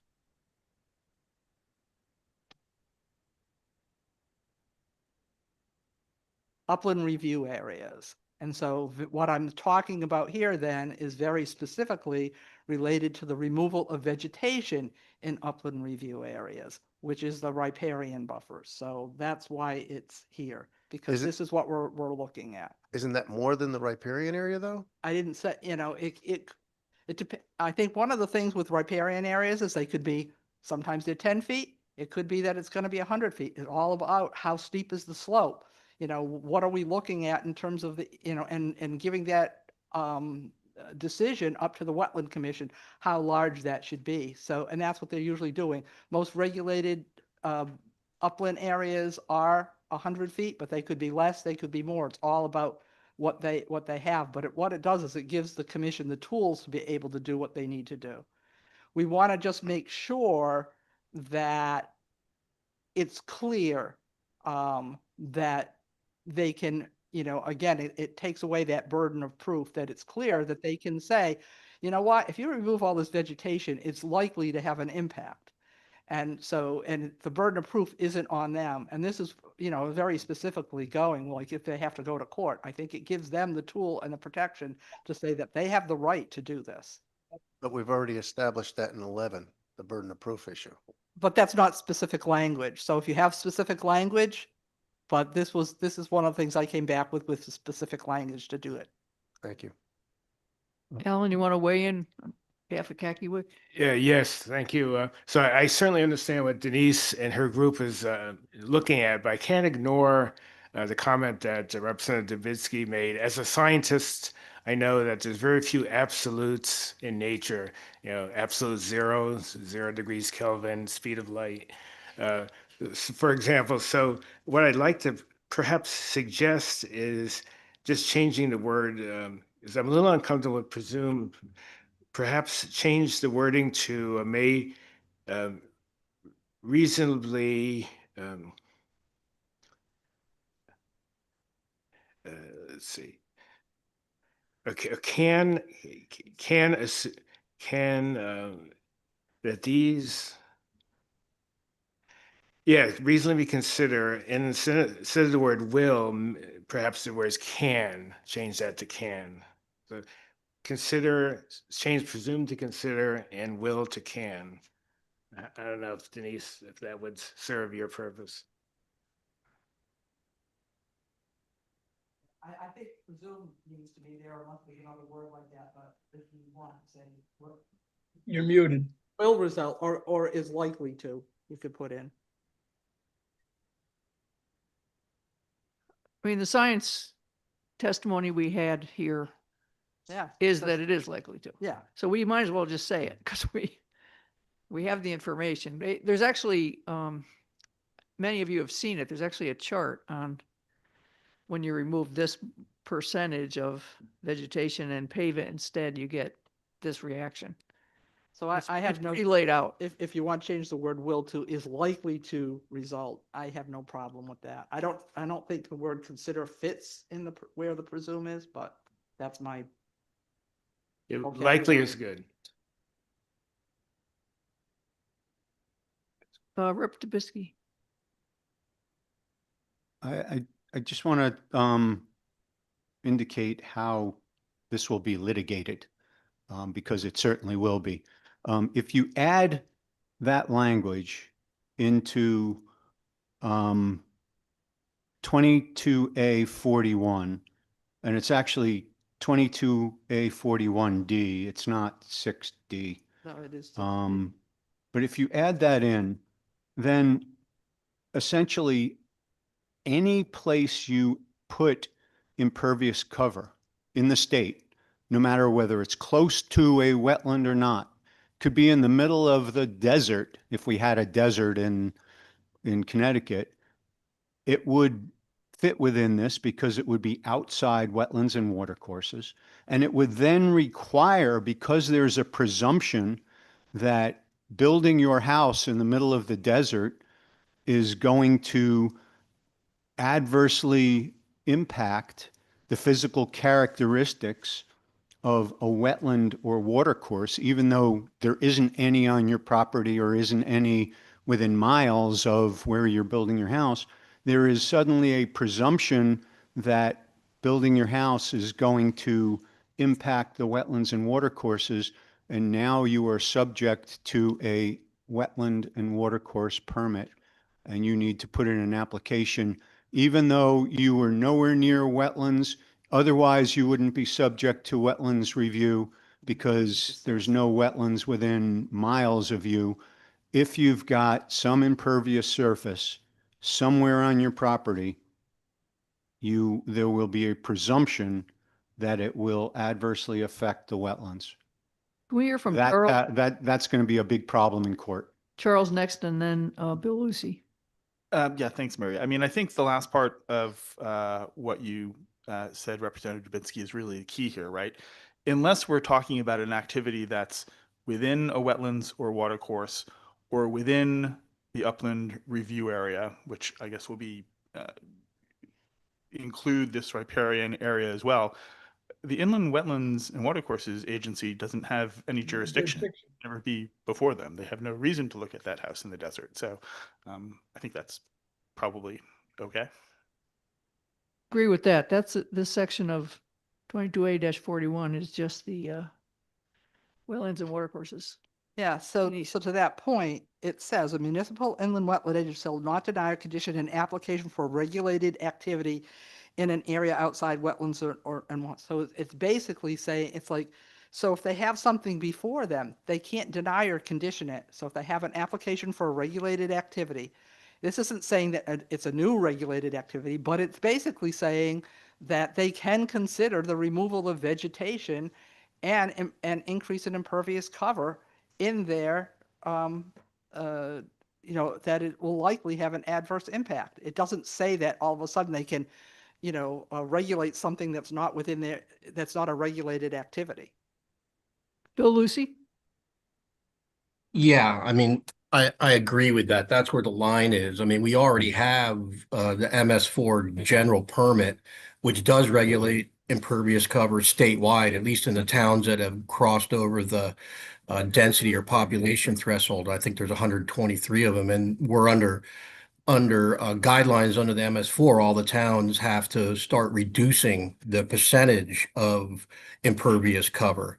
So I agree with Rep. Dubitsky's statement that, if you're 10 miles from any water source directly, that wouldn't apply to this. But we do know that runoff from everywhere in the state, the whole state's in a watershed of one form or another.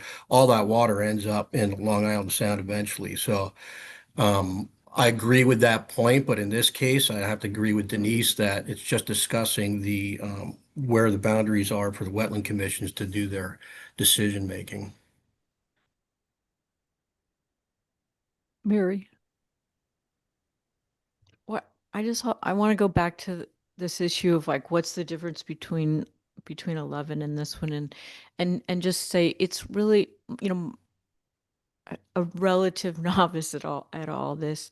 It's giving orientation to those, to the people who are on the commission, and it's not forcing them to do anything. And I think 11 gives orientation about what do I need to do. I need to demonstrate I have the burden of proof, whereas it just gives them their point of view. And I think that's a very healthy thing to do for people who are just, again, people are interested in doing the right thing for the environment. In general, people think they're environmentalists, especially in this state, but they're learning how, and they're learning their roles. And so I don't think this is as controversial as it needs to be, because it's just helping provide direction and positioning. Are there other comments before I reread it, the motion? Because what I have here is in 22A-41, we are adding that a municipal inland wetland agency may reasonably consider that adverse impacts or effects to such physical characteristics. So it should be are likely to or is likely to? Is likely to result from the removal of natural vegetation or the increase in impervious cover. Madam Chair, how about just adding the word likely, will likely result? Is that cleaner? Will likely result? Yeah, it's cleaner. Thank you, Rep. D'Amico.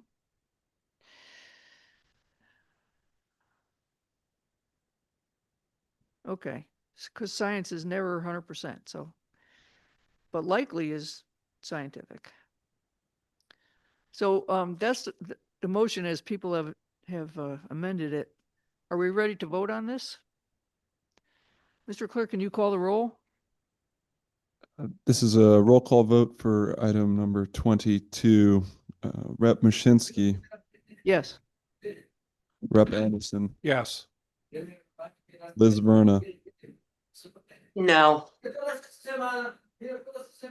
Bill Lucy, Yes. Lisa Sharamut, Yes. Bill Hyatt, Yes. Peter Basserman,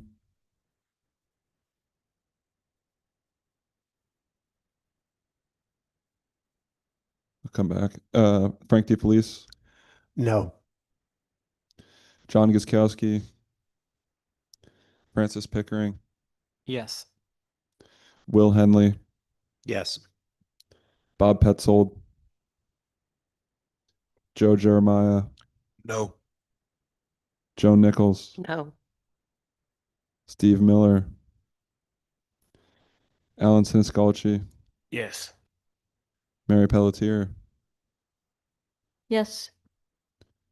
Rep. Dubitsky, No.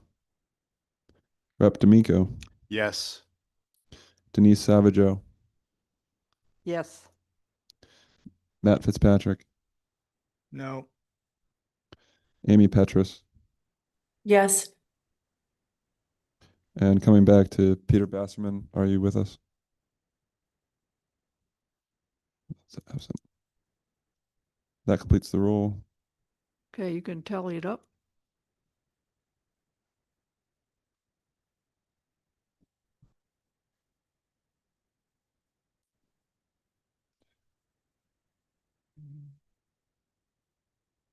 When you're ready, announce it.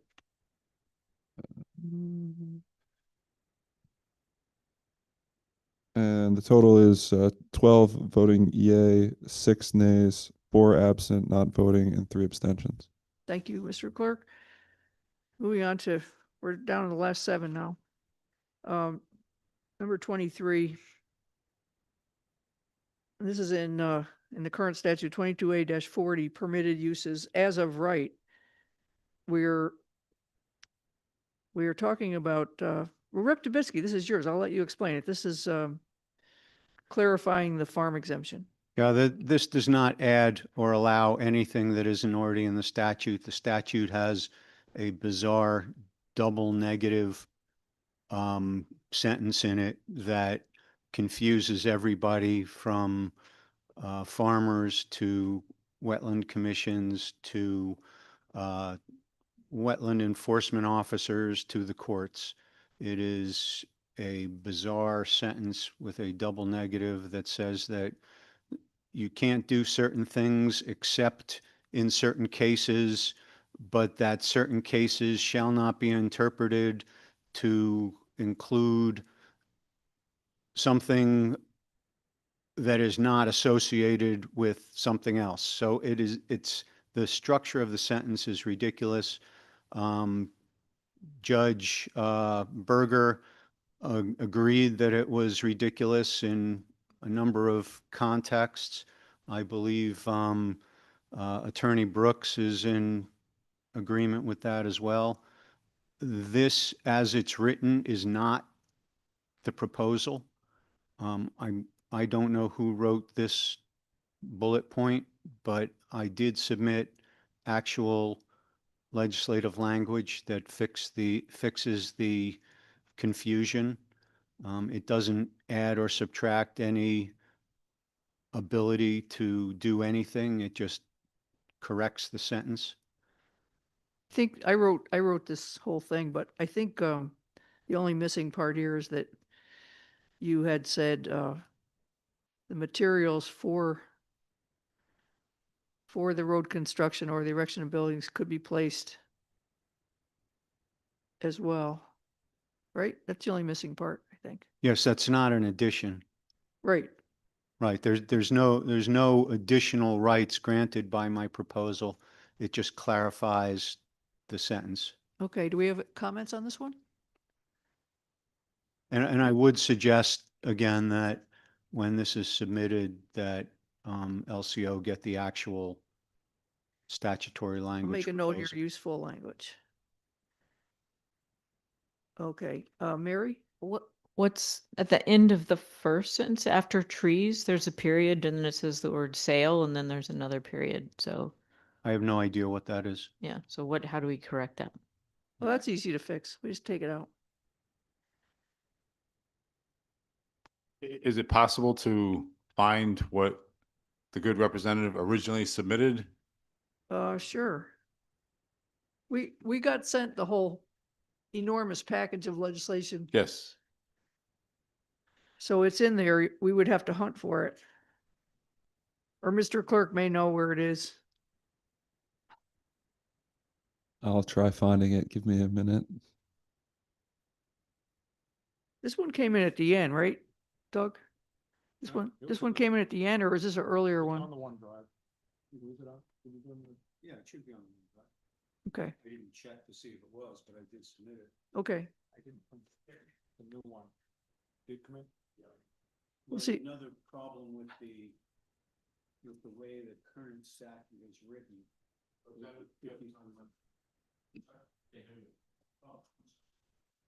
Another problem with the way the statute is currently written, you can actually see it in Representative Mashinsky's bullet point. If you see in the second to last line, it says materials necessary for road construction, comma, or the erection of buildings, comma, directly related to the farming operation. So the question becomes, the directly related to the farming operation, does that relate to the road construction, the erection of buildings, or both? In the actual statute, the second comma is missing. So it only said, so after the word buildings, there's no comma. So it says road construction, comma, the erection of buildings directly related to the farming operation. So some people believe that that means the directly related only applies to the buildings, not to the construction of the road. So what this does is the proposal just cleans that up, makes it clear that the directly related relates to both, and eliminates the double negative. So Madam Chair, just for the record, I withdraw my previous comments about not being concerned about every single comma. So just for the representative's benefit, thank you.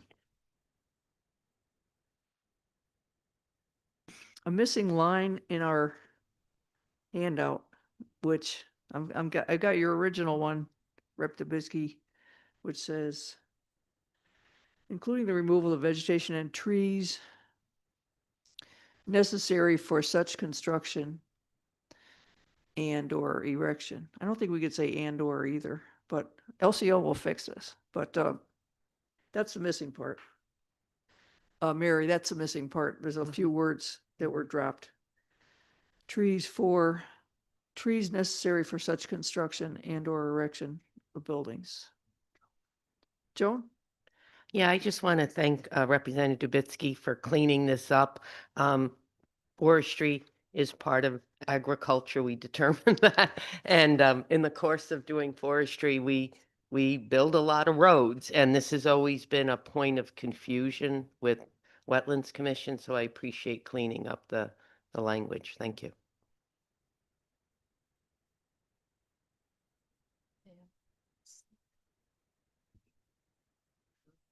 Yeah. So what's the group's thought on this, Denise? And Yeah, then I just had a quick question because I think Attorney Brooks had also submitted, is this language that you guys had worked on together? Because I just remember that from before. Or is it a little bit different than hers, or? No. I did look at it, with Judge Berger didn't want to quickly do it, so we didn't endorse it, but I so endorse getting clarity. This is really a broken part of the statute, and this will be so clear and easy to train on now. All right, I just want to make sure it was in that. Thank Alicia. So including the removal of vegetation and trees is an addition. That is not in the current statute. In the first change. Right. So road construction or the erection of buildings, your first addition there, the blue underlined. That's new. And I think that since we've removed that 10-foot exemption, is that currently necessary to specify that?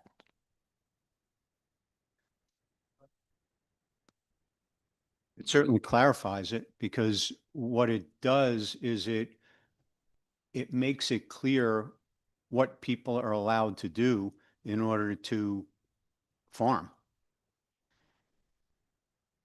But it's an addition because it wasn't in the statute, the original 22A-40. The words removed, tree removal are not in the statute currently. That's Right. correct. So that's new. Okay.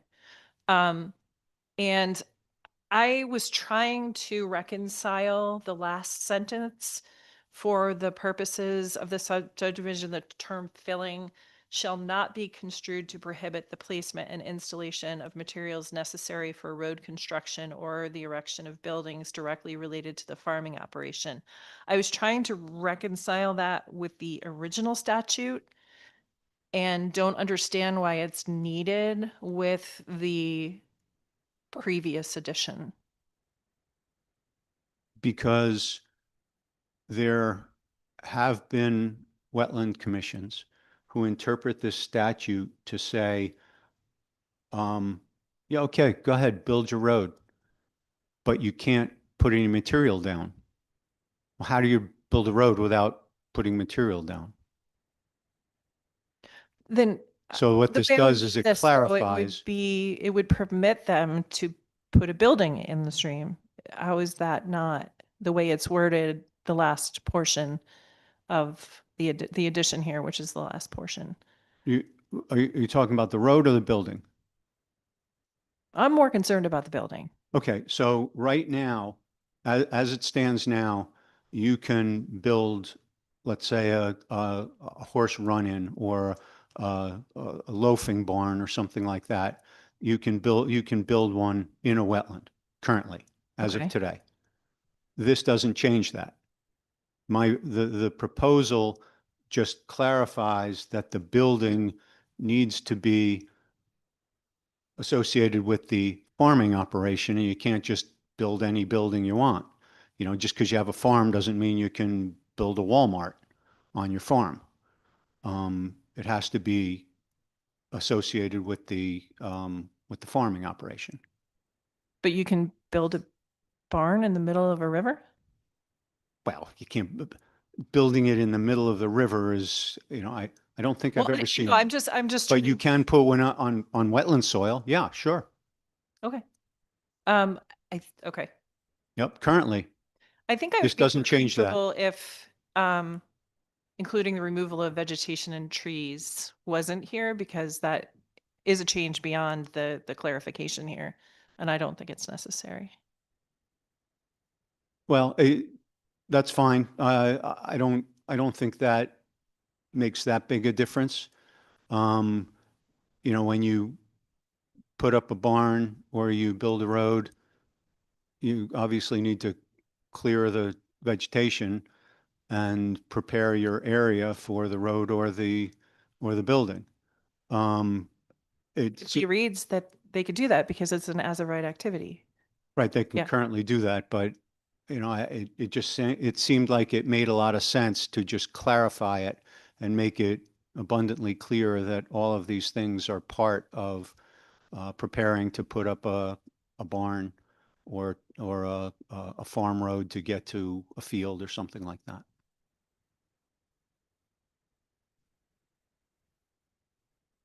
Joanna Shapiro, who we have not heard from today.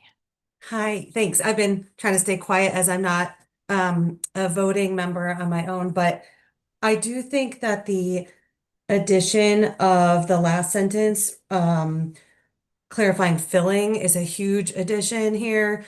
Right now, I think, and maybe Janet wants to speak to this, a construction of a road, yes, requires material, but placing fill in the wetland or water course, I don't think most commissions or town attorneys would interpret as exempt. Currently, you could have a road and then you could have a span bridge crossing a stream. Doesn't mean you can fill the stream and put a pipe in there. And that's generally how I've seen that interpreted, that the fill itself would cross the line, the fill in the wetland or water course would cross the line and require a permit versus it just being exempt. So typically if a farm is building a farm road and it's in the upland review area, that's clearly exempt, or even over a stream if they're spanning it, but filling the stream, putting a pipe in would not be exempt. I think this greatly expands that exemption. Thank you. Other comments, Frank? Thank you. I think this is a very good attempt to try to correct an issue that was problematic, and I think everybody agrees that it was problematic. And I would make a motion that we accept the original language that was submitted by the submitter to correct this problem.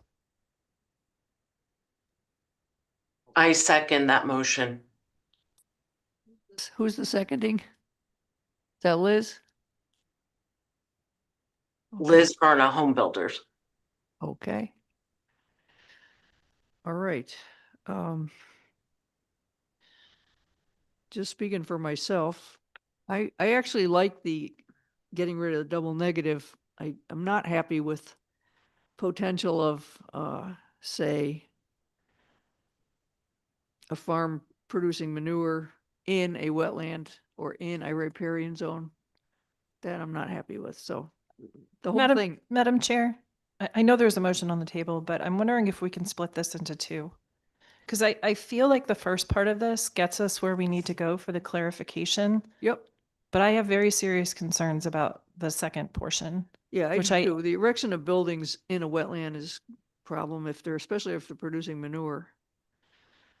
I know they do that down south and it's a total disaster whenever it floods, but we try not to do that here in Connecticut. Madam Chair, Yeah. it is already statute. It's already in, we're not newly permitting buildings in a wetland. The statute already says that the provisions of this subsection shall not be construed to include road construction or the erection of buildings not directly related to the farming operation. So you can already, as of today, without any changes, build a road and put up a farm building in a wetland. So this Well, why do proposal we- does why are not you- change that. But why are you recommending the language then if this is already true? Because of the double negative, shall not be construed to include road construction or the erection of buildings not directly related to the farming operation. That provision has resulted in litigation for the last 30 years. I can, probably off the top of my head, rattle off a half a dozen of them. And different wetland commissions interpret that differently. It should be cleaned up. It should be made so everybody understands that both of those things, the road construction and the erection of buildings, are both allowed if they are directly related to the farming operation and only if they are related to the farming operation. Alicia? So I understand the issue with the double negative in that part of the sentence where it ends with the farming operation. However, I read it so that following that, relocation of water courses with continual flow, filling a reclamation of wetlands is not, because those aren't part, that is not qualified by being part of the farming operation. You're correct. Everything past that. But your second sentence allows for that. No. No. You still can't fill or reclaim wetlands or water courses with continual flow or clear cut of timber except for the expansion of agricultural cropland. You still can't do those. So that is not changed, or the mining of topsoil, peat, sand, gravel, or similar material from wetlands or water courses for the purpose of sale. Those are not that exclusion from the exclusion is still there. There is one, I'm just pointing out here in case anybody missed it. And I had this listed separately as item, where did I put it? 24. There's also a change from cropland to agricultural land, which you could put a pig farm in a wetland if you did that. It's not crop anymore. Now could be anything.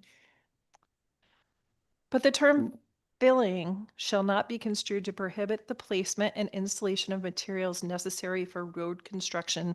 And filling applies, filling is here, it says, or filling or reclamation of wetlands.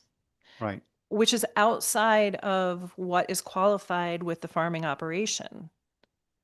As far as the way I'm reading this. No, so, okay, so let's say you've got a field and you need to get you've got two fields and you need to get from one to the other.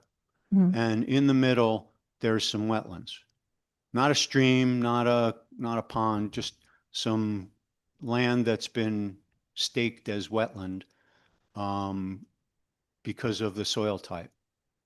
And you need to get a road from one field to the other. So clearly a farm road, clearly a road that is related to the farming operation.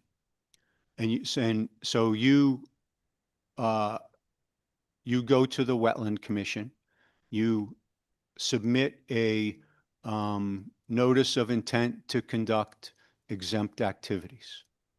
And you allow the Wetland Commission to rule on whether or not this activity, proposed activity, fits within the exemption. Your intention is to grade the ground and put down some gravel so your tractors don't sink into the ground.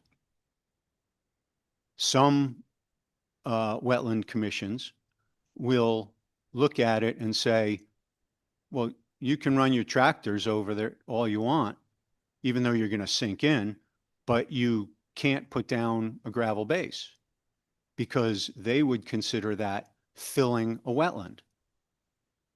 Other wetland commissions will look at it and say, yeah, well, you can't build a road without putting down a gravel base.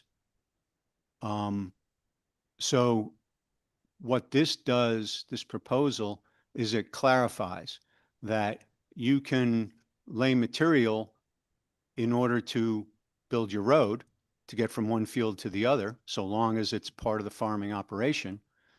But you can't go and fill wetlands.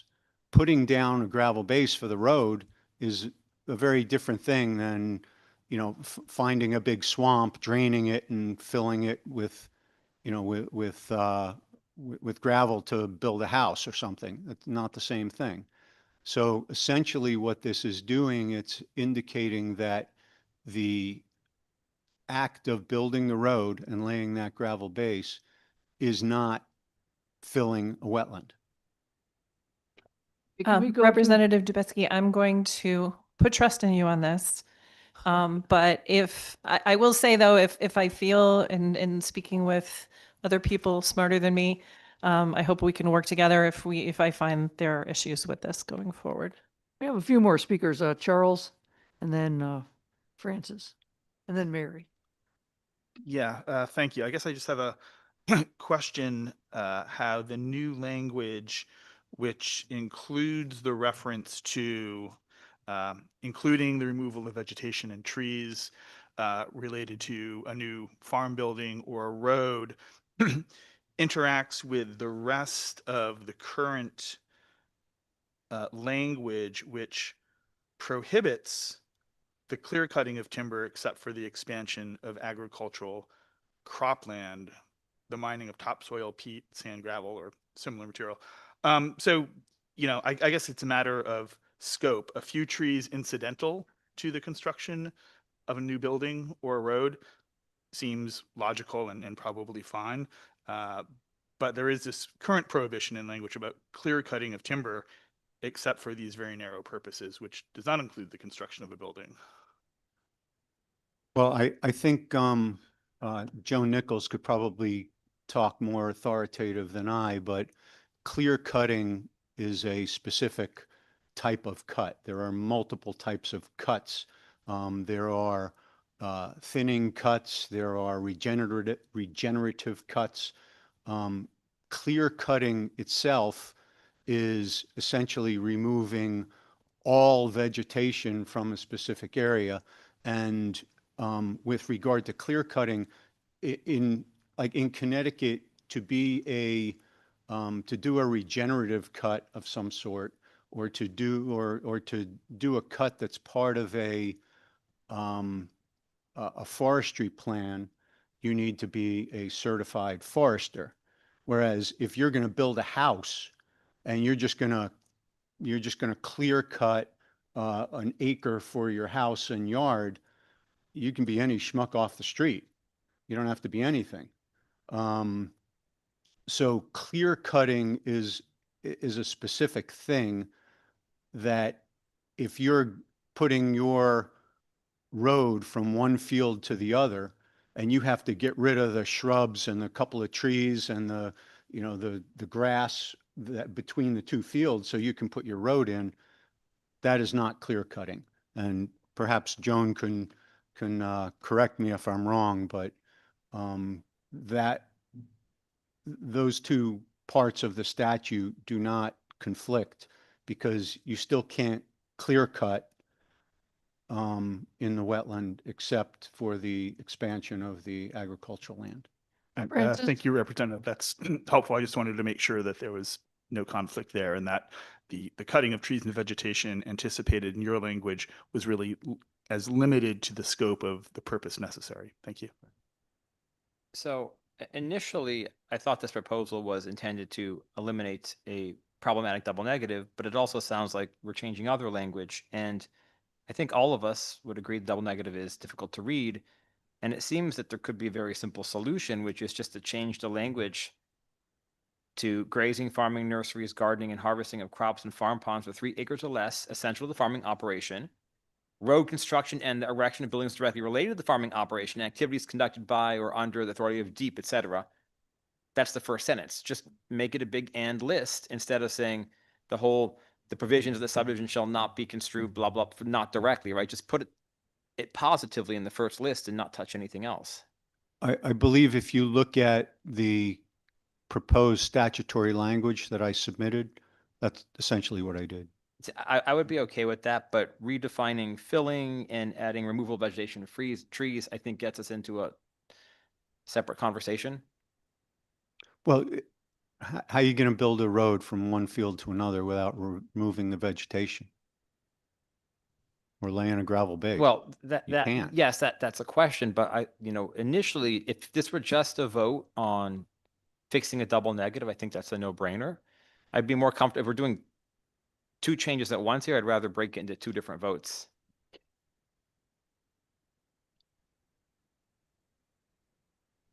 We also have Mary.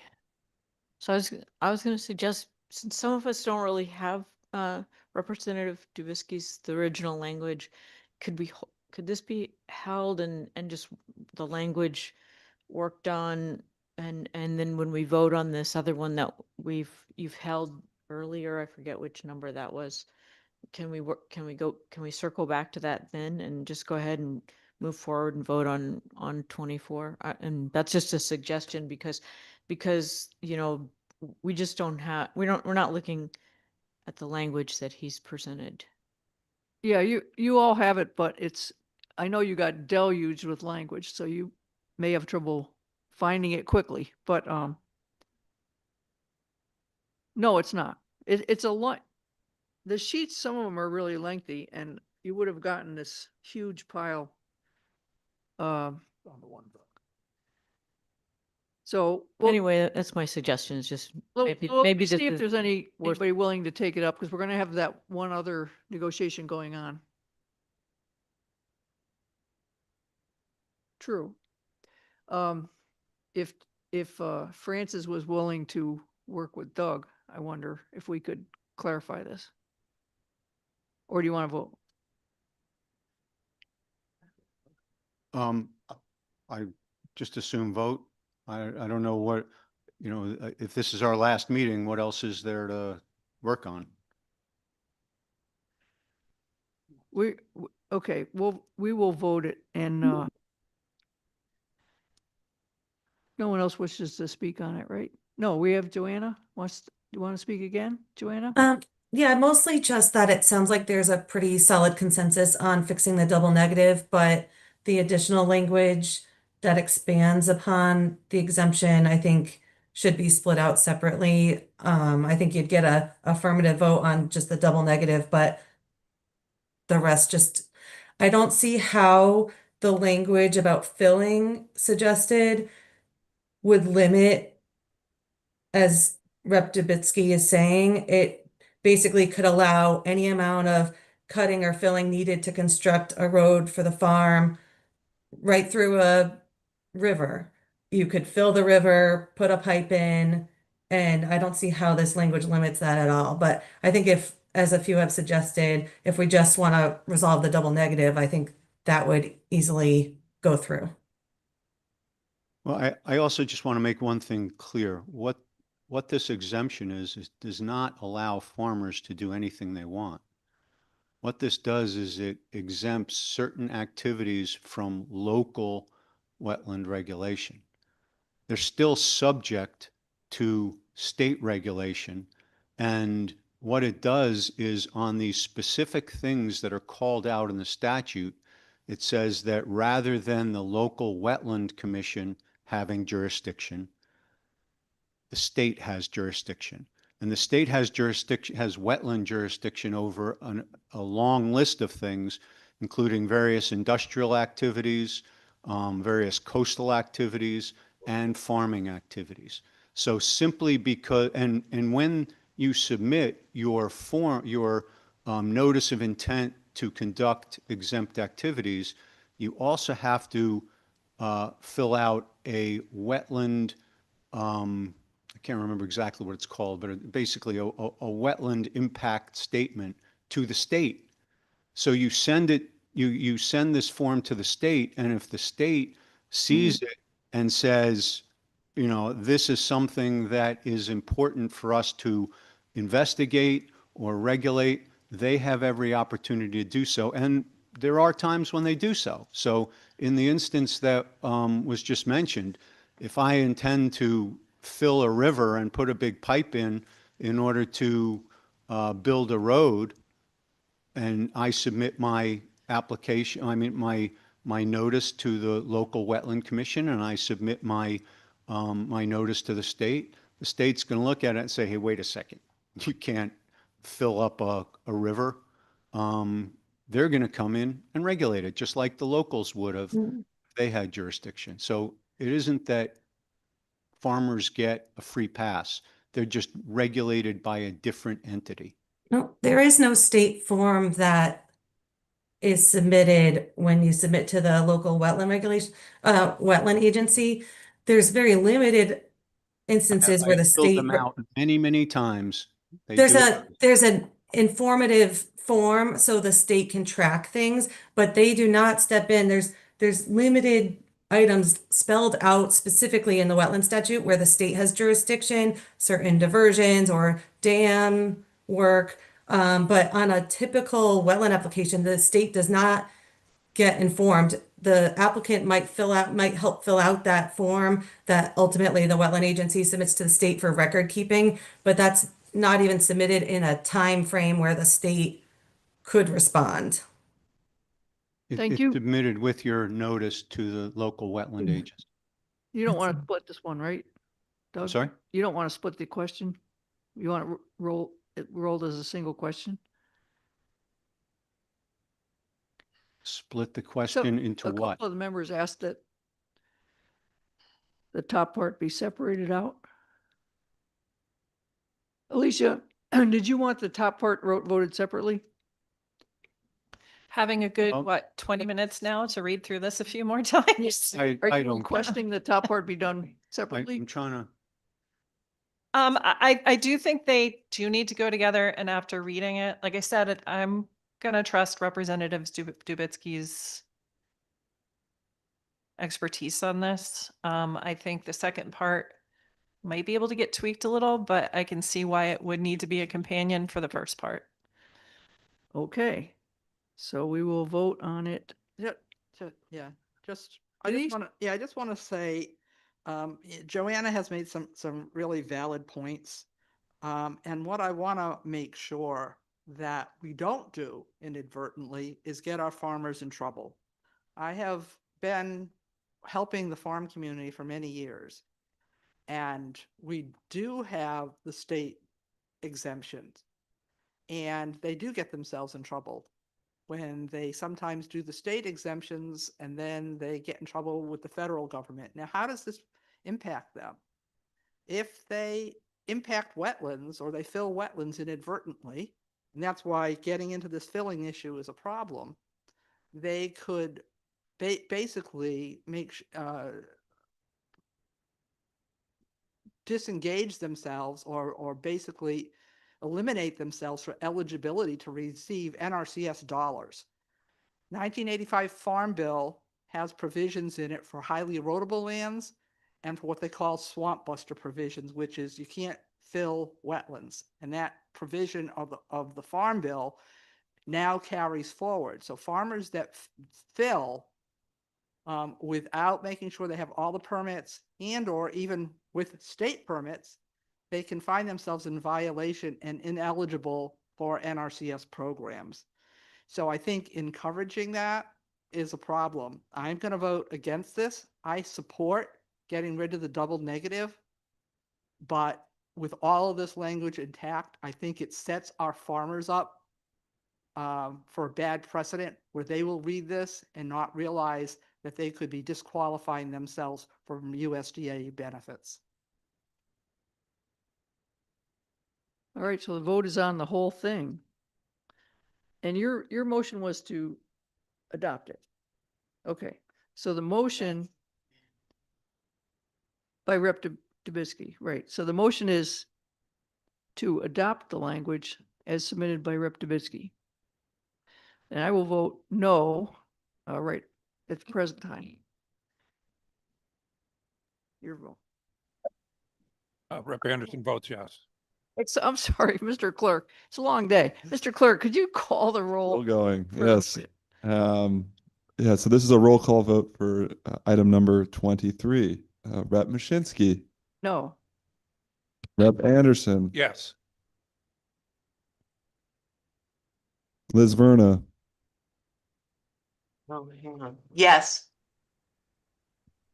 Bill Lucy, I'm going to abstain, and I hope we can revisit this when we have our cleanup meeting.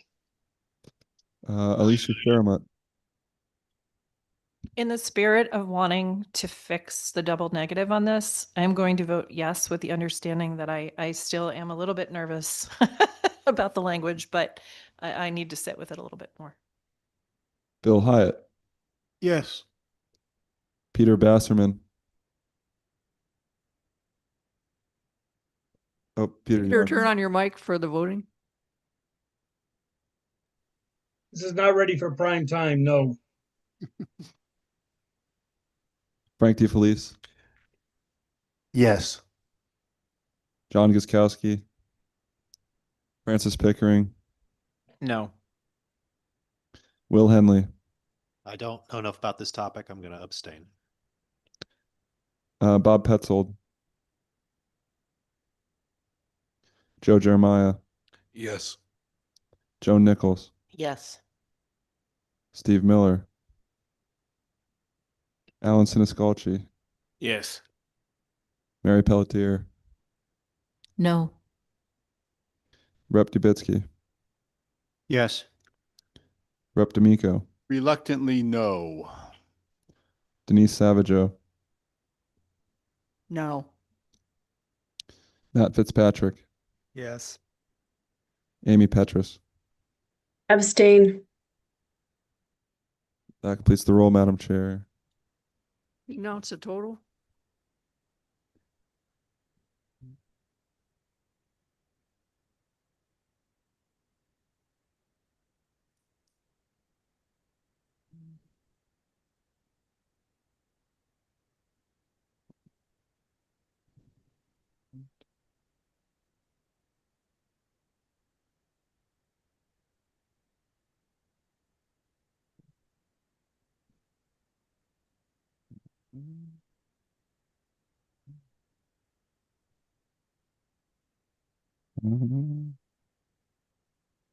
Make sure I'm not missing anyone here. All right, so we have 10 votes in the affirmative, 6 nay, 3 absent not voting, and 6 abstentions. A motion passes. The 24 is already included in the previous 23, so we can skip over it. And now we are on 20. 10 to 6 it passed, according to the clerk. No, 24 is part of his motion. If you look at his whole language, that's in there.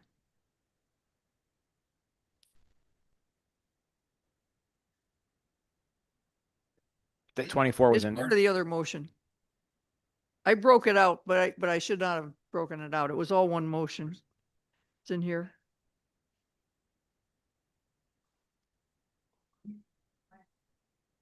It's existing law. Included 24, which I think is a real problem.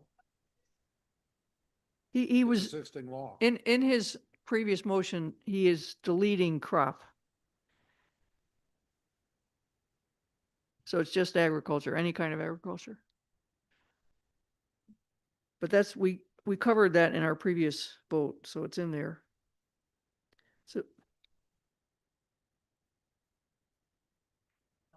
It's an existing law, the clear cutting. So we didn't. need no, the Mixing crop with, replacing crop with agriculture would be a change from, Yes. Sure. Major. it's not mixing. It's. it's widening, widening. It eliminates the word crop. So.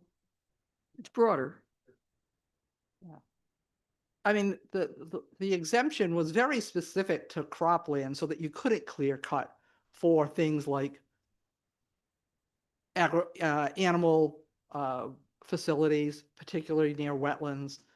You know, so when you're doing heavy use areas, whether it be pigs or cattle or whatever, these are real problems that we deal with in the agricultural community. And basically saying that that's now an exempt activity, instead of just being able to do expansion of cropland, that's huge. And I think that for those of us who don't have the previous language in front of us, to say that that was now part of that, I think it's My co-chair is recommending a separate vote on this. either a separate vote or a revote. So my co-chair is recommending for clarity that we separate out the change from crop to agriculture. Can we do that? The motion passed. Madam Chair, I will withdraw number 24 if that makes it easier. Well, it's actually in the one we just voted on, so it's been passed already. So we would be undoing part of what we did previously. Possible for me to rescind my vote? I okay, I'm rescinding my vote. It's not going to affect the outcome, however. All right, well, I make. But you I could. rescind my vote too. Yeah, I think you should take a revote on it. We could remove that change from the previous, Motion. I mean, the previous line item. So the word crop stays. I second that motion. Currently says agricultural cropland. Okay, the sponsor is willing to take out the change from crop to agricultural land. So it's still going to say agricultural cropland. It would still say agricultural cropland, yes. So you wouldn't have pigs in the wetlands anymore, which I was worried about too. That's why I voted no, but he's removing it. So we're back to crop. Wait, was he removing it from the vote or withdrawing the proposal? I'm confused. I am offering to withdraw it from the previous one. Is that okay with people? So it will remain, it currently, in Okay. current law, it says agricultural cropland. The proposal cut the word crop. I'm saying let's just leave the word crop in there. I thank you for that because I was thinking pigs on water courses and I was getting very uncomfortable.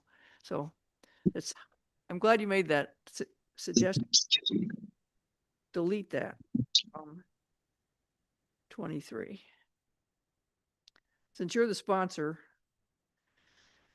we can do it. Okay, moving on to 25.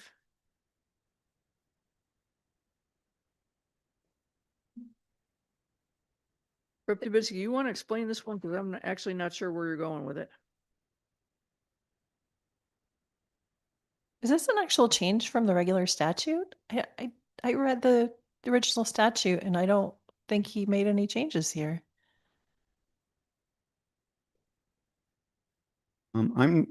Don't believe I put this It's not- proposal in. I'm I- not sure what this means.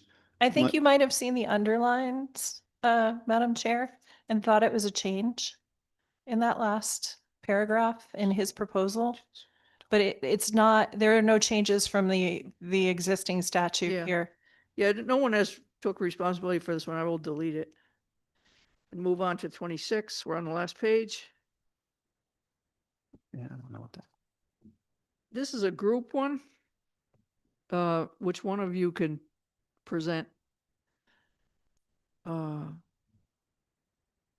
to permitted uses, the conservation of soil vegetation and including the revegetation of riparian areas with native vegetation and the removal of invasive species. And there's 4 people put this one in.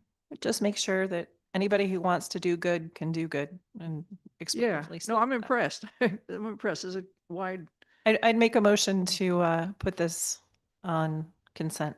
I second. That's Francis. okay. Any objection? All in favor? Aye. Yay. All right. Then the next one is Frank's, number 27. Thank you. So this proposal was simply to add riparian protection and riparian areas throughout the statute with the thought that by reinforcing to the commissions that these are priority areas, they would understand that they have a responsibility to protect them. Of course, they already do under water courses. I understand that angle of it, but I thought it would make things very clear. Can we move this one on consent, do you think? I'd like to call for a roll call vote on this.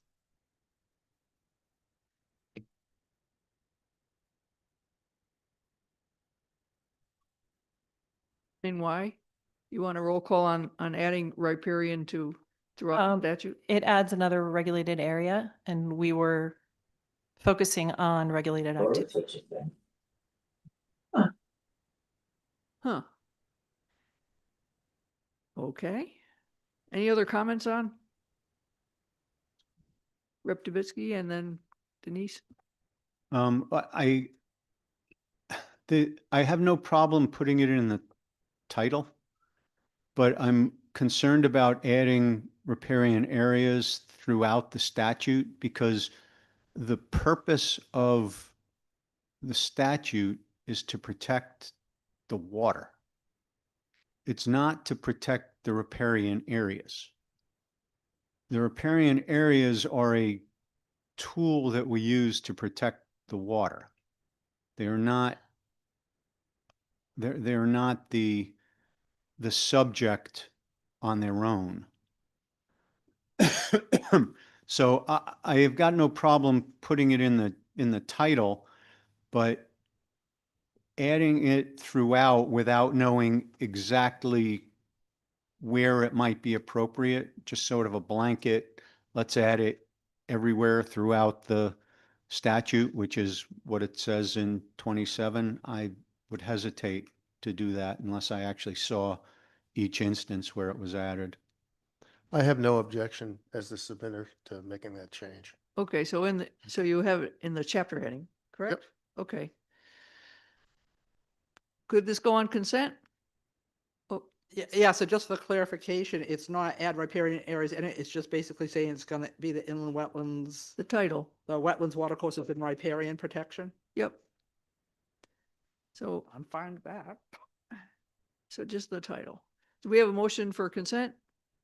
Oh, Madam Chair, just yes. what would the title now read? May I ask?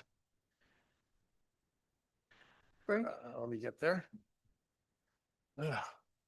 Currently, the title is Wetlands and Water Courses, and we would change it to Wetlands, Water Courses, and Riparian Protection. Thank you. Is that a consent motion? Do you have a motion for consent? If no one's made one, I'll make one. We moved. could also say riparian areas. I don't know if you want to. Yeah. Because it actually is an overlay zone, basically. Yeah, Any- just for clarification, it should say inland wetlands. Yeah, actually. Although what do we do then about shoreline issues? Well, Are the that's- coastal in a separate section? Yeah. They are? Okay, so I- inland wetlands, watercourses and riparian. I have no protect- objection. Okay, it's a friendly amendment from Yep. Denise. So is this a consent motion? Yes. Okay. All in favor? Oh, wait, Mr. Yes, What are we voting on? One more time, we- please. we've, Well, his original language went on and on for pages. I mean, there were pages and pages of corrections.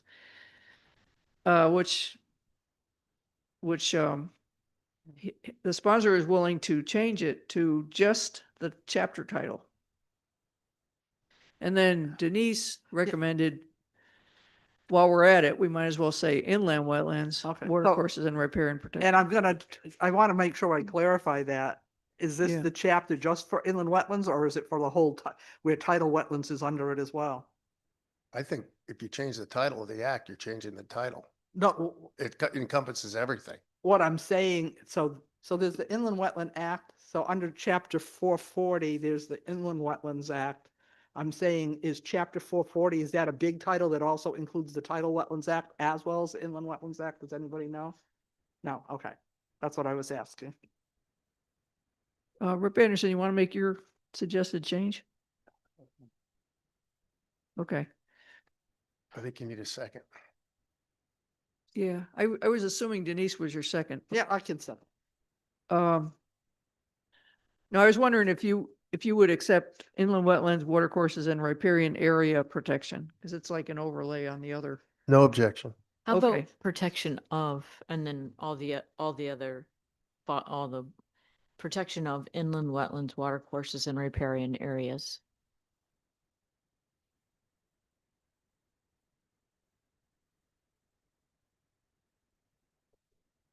Protection of, Or riparian instead of area. yes, There are references to tidal wetlands in the act, so I don't know if we want to do oh, okay. wetlands. Thank you for checking that. Yeah.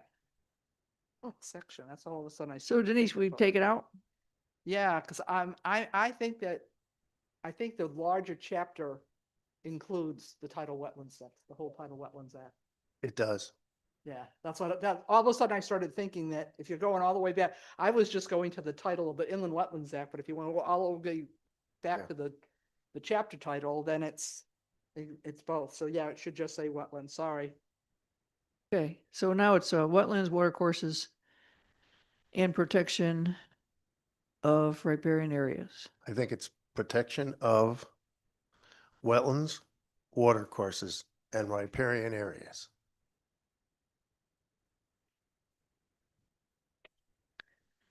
Okay, protection of wetlands, water courses and riparian areas. Any other changes before we make a vote on this? Oh, go ahead, Alan. I understand what Frank is doing, and it's certainly nice to sort of acknowledge the efforts of the working group, all the time it's spending here. But I am against putting us on a consensus vote because I think people are forgetting the administrative and other costs that would result from this. That everyone will have to now change, all of the training that DEEP provides, all of the local wetland regulations will have to be reworded, and other things, So it's a nice gesture, but I don't think it adds value and is necessary. So I'd rather not have it on consensus. Okay, so you're looking at the fiscal impact of changing the statute, which is true. There is an impact for sure. LCO may not want to do it anyway, so. So, Madam Chair, if there's Yeah. going to be a problem, would it be possible for the proponent to withdraw the motion or not? It's up to the proponent if he wants to pursue it. Well, since I don't want to see the state spend any additional money, I will withdraw the motion. All right, I'll take this out. List is shorter. Okay, 28. Thank you. All right, so in 22A38 definitions, this would add riparian area, a dimensional method. Because if we're going to be using any type of measurement, whether it be 10 feet, 50 feet, or whatever, if there's anything like that, we need to define where that starts. And although I had originally submitted one that was, I thought good, surveyors use it. After speaking with Brian, I think this is probably the preferred definition, which is the ordinary high water mark at the bank. Correct? Yes, that is the regulatory limit that the Corps of Army Engineers uses, Army Corps of Engineers uses. There's lots of guidance on determining it. So I think it's preferable. Go with the flow on this one. So is this a consent item? Yep. A couple of quick questions. First off, where did this definition come from?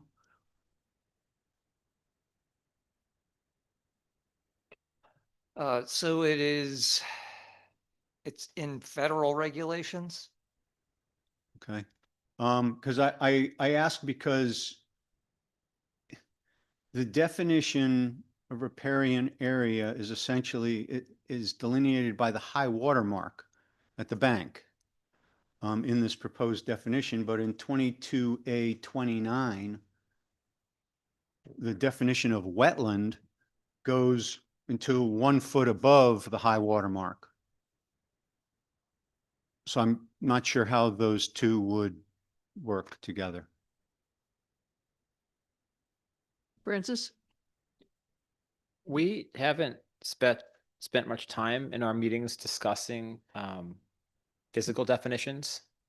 And I'm not comfortable today actually selecting a definition when we haven't reviewed all of the options that are out there and the intended or unintended consequences they might have. The other, I think our approach here has been largely to give direction to the inland wetlands agencies that they are to consider the protection of riparian areas because they are so integral to our water quality and other environmental benefits, but not to set, for the most part, specific distances or specific definitions and let them come up with ones under local control that they feel are appropriate. Any others? Frank? I just respond to that. If we didn't have things like the 10-foot requirement that has passed already, then perhaps you would not need something like this. But you're going to have an applicant come in and you're going to need to have a surveyor define where this 10-foot is starting.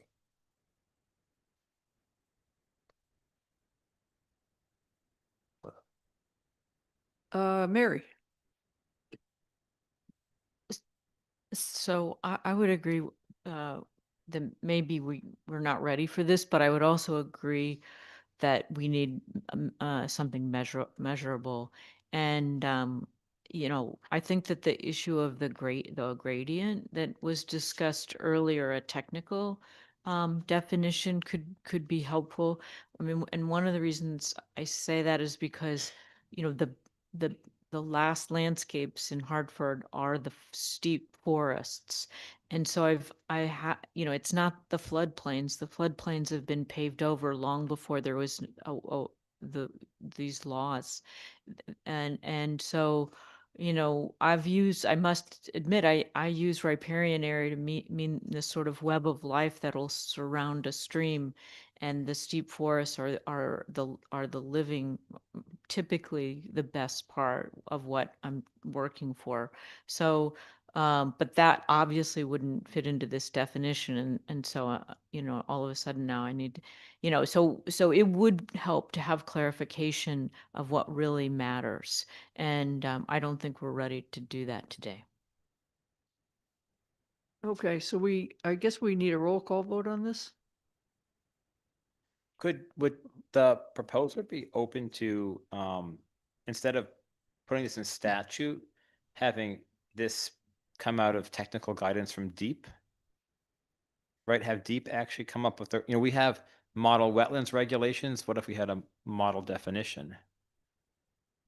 Yeah, because I mean, one of the things is like that means this isn't the floodplain is larger than this.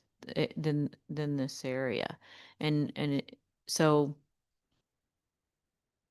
and is it the 500-year flood, though all of those definitions are, we don't really understand where they fit into this.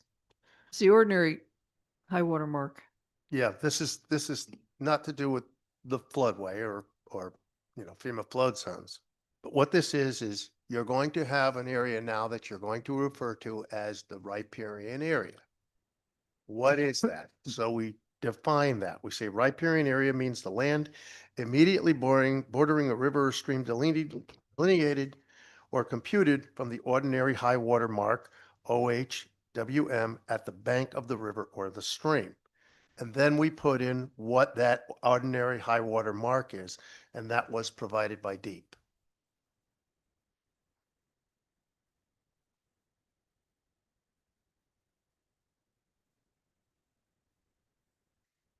Deep, is that accurate? Do you have the ordinary high water mark for streams?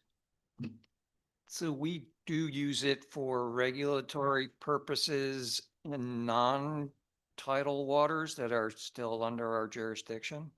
So Representative Dubitsky, the 1 foot above local extreme high water that you referred to is within the tidal realm, I believe. But at any rate, we do use it in the non-tidal regulated waters that the state has jurisdiction. Okay, is this a consentable, Denise? Yeah, this came out of, there were two approaches we took when we were working on all of this. One was regulate the activity.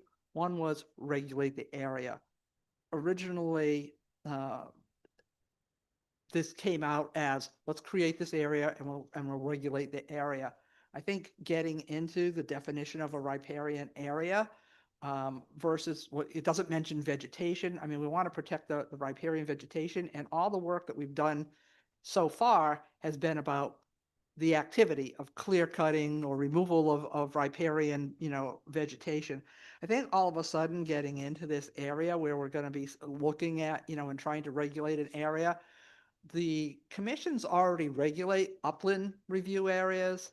And so I think creating another area is not the problem. What we really wanted to reinforce, and what they asked us to do, was reinforce the vegetation removal, which I think is a good thing. So I think this really just confuses the issue if you're not going to use it as a regulated area. I think I went this way. When we first started working on this over a year ago, 2 years ago, I started looking at, do we call it a regulated area? And it's actually the proposal we had submitted, way back when. But once we realized that people were not going to be looking at that, we wanted to do this as a regulated area, I think focusing on the regulated activity is much better for us, and that we don't want to get into. And we don't need to define this. To say that commissions don't have, when they do an upland review area, they start from the same area. Like, here's the stream and here's our upland review area. They know exactly what they're doing, where the wetland boundary is, where the watercourse boundary is, and therefore they set the upland review area from that. So I don't think that we need to start trying to, set another criteria for riparian areas. I think it starts confusing things. Can I respond? Just a question for anyone, Frank or Alicia or whoever wants to. We passed the 10 feet. How do we measure it? Do we need this? This is in definitions. Maybe we should have done it earlier. I think it would be cleaner if either DEP in their technical guidance on riparian buffer widths put, the ordinary high water mark, or, we could amend number, somebody tell me what number it was again? The 10 foot? Yeah. Oh, okay. Number 9 to say as delineated from the ordinary high water mark.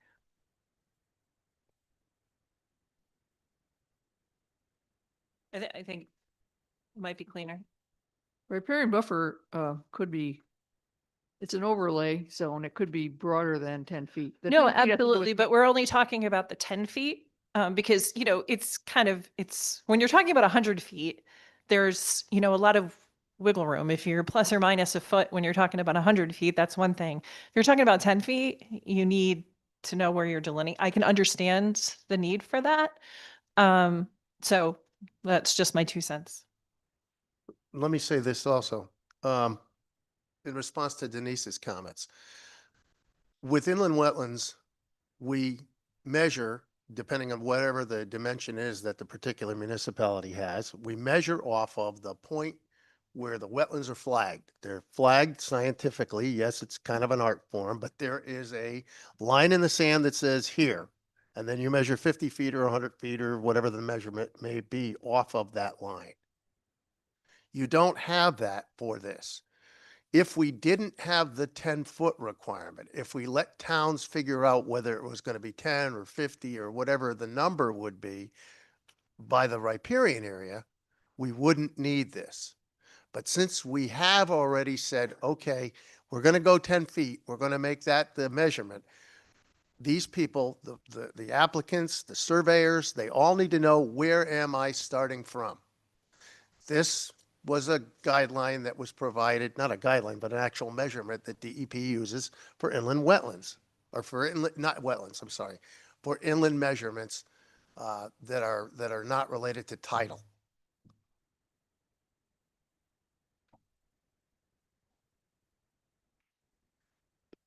It's delineated by the wetland soil scientist, and then the area is so many feet after that. Have wetland soils adjacent to it, which would be an upland review area. So In that. in that case, you would want this because this would give you a starting point. Mary. Yeah, I really feel like we need metrics. And I mean, I don't know how to resolve this right now. But obviously I feel like my language and it has been inaccurate, but I'm listening to others. But I mean, I would agree with Representative, how do we pronounce it? He's not a representative. He's Oh, on one of the commissions. but yeah, there needs to be some kind of metric, but maybe I think there needs to be more than this. Again, going back to technical guidance, you know, I don't think we're going to resolve that today, but I'm more than happy to create a riparian area. I'm just saying, it's like, what are you doing in terms of, as an overlay to an upland review area? But what I'm saying is, then what do you do with it? Is it regulated? If you're basically, the only reference to the 10 feet is in the exemption, where we're saying you can't clear cut, you know, that's the only reference we used is draw for the exemption for residential properties. That's the only place we reference the 10 feet. Otherwise, we've basically have allowed the commissions to determine how large, what the riparian vegetation is. And we've looked at this from a vegetation perspective. If we add this in, I'm just saying, it's like you're doing an overlay, and it kind of gets into, is it an overlay over the upland review area? And are we creating something we don't need to create because we took that approach that we're regulating the activity rather than regulating the area. If we want to do it, I'm just pointing out the difference here in what people have said. So we can create a riparian area, but we haven't said how we're going to use, where we're going to use that definition. So the thing of it is if you imagine, I'll give you an example. In Durham, we have the Coggins River. Much of the property in Durham, the property boundary is in the center of that river. And that's commonplace. It's not just Durham and Coggins. So 10 feet, is it 10 feet from the center? Is that from the property line? Is it the center of the river? Is it the edge of the river? Where's the edge of the river? This gives you some kind of basis of where you are starting, just like you have with wetlands. Well, then what you're talking about is you would use this definition to decide where the no clear cutting is happening, right? Mhm. So maybe we should say why we're using this definition. for purposes of, Why don't we just, his proposal Vegetation. had a definition for ordinary high water mark. Why don't we just use that definition? We have that. That's part of the proposal. Right, that's what I'm saying. But not outside of the definition of riparian area. you only, if I'm understanding you, you only want to define it so we know where to tell the guy not to cut. Exactly. So maybe we should just say that for purposes of vegetation modification, riparian area means. I'm not clear on your. Maybe we should proposal. narrow why we're using this definition. This is a measurement tool that you want to use for. Yes. Okay. I think we need to decide if we're talking about the riparian area or the measurement tool, because they're two separate things. We don't have to, I mean, we could provide a definition, but also leave it up to municipalities to use an alternative if they so elect, right? And the reason I mention this is that while the ordinary high water mark is the conventional measure and it's relatively easily determined, it's not what other states use for every riparian area, right? Sometimes they use scour or bankfill edge. Sometimes they might use wetland edge if there are wetlands there. What I think might be more useful and relevant for Connecticut is in states that have bodies of water or water courses where they control the water level, such as behind a hydro dam or in a reservoir, they often use the regulated water level and not the ordinary high water mark. And so, and we've talked at some length about protecting public drinking water supplies. And so we may want to have some flexibility to use different definitions if they're more appropriate. This is the definition that the state of Connecticut uses. Madam Chair, I just Yeah, need to correct something that I said earlier. I had indicated that wetland was to 1 foot above the local high water mark. That was indeed a tidal definition, not inland wetland. So I apologize if I added any confusion to the discussion. So, Frank, I wanted to ask you, do you want to state that as a measurement tool, riparian as a measurement tool to measure the 10-foot protected area, do you want to use this definition? I don't know exactly how that would fit with the regulation. So one of the challenges here where it says riparian buffer means the land immediately bordering a river or stream delineated by the ordinary high water mark. So here's the high water mark. But you're saying immediately bordering. So what does that mean? So it's like, is it 10 feet? Is it 100 feet? It's like it just say immediately bordering. And so I think you end up like saying, well, does the riparian area, really just immediately, or is it right on that line where the high water mark is? That's just the riparian area. I have no think objection to definitely- removing immediately. Yeah, I mean, I think that the definition just confuses the issue. We can take out the word immediately. I have no issue with that. Are we ready to vote on this? Yep. Go If I ahead. can just, I know I'm not voting, but if I can just add to the discussion since we're involved. Yeah, I mean, this certainly is an option. Ordinary water is an option. Frank had offered another definition previously. Deep felt that ordinary high water is preferable, but I think some valid points have been made here. I think Francis's point about other options that different localities might prefer to use for various reasons is a good one. So I think it is something that could, and technical guidance, doing it through technical guidance has been suggested. That is, I think, also an option to consider. So Deep could help the municipalities with this. Okay, well. Yes. Could we expand this to also be the definition for where the upland review area is measured from? I'm hesitant to get into a 2-hour debate on that one. I mean, we've been here all day already. Yeah, I wouldn't go there. That's what they're already do, that's. If that that's was what at they're- 10 that's what o'clock- They're already using. That's what I'm saying. We already do this with the upland review areas. We don't need it now. Well, if you brought that up at 10 a.m., I might have thought about it, but I'm not sure if I want to go there now. This one was last on the list, so. Okay. All right, so you want to use it as a measurement tool. And just to define where we're measuring from. Okay. And deep has a definition that could be, what was your expression? You said you have, can't remember your expression, but you said you provide hard science or something like that. I don't know. I forgot what I you might said, have said, but but you do this. You offer technical. yes, we can provide technical guidance. Sure. Technical guidance. Yes. Okay. And then we could say in the report that if you want, we could say in the report what Francis is saying, that municipalities would have the option.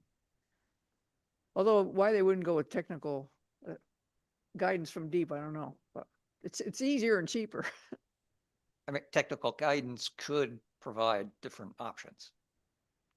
Okay.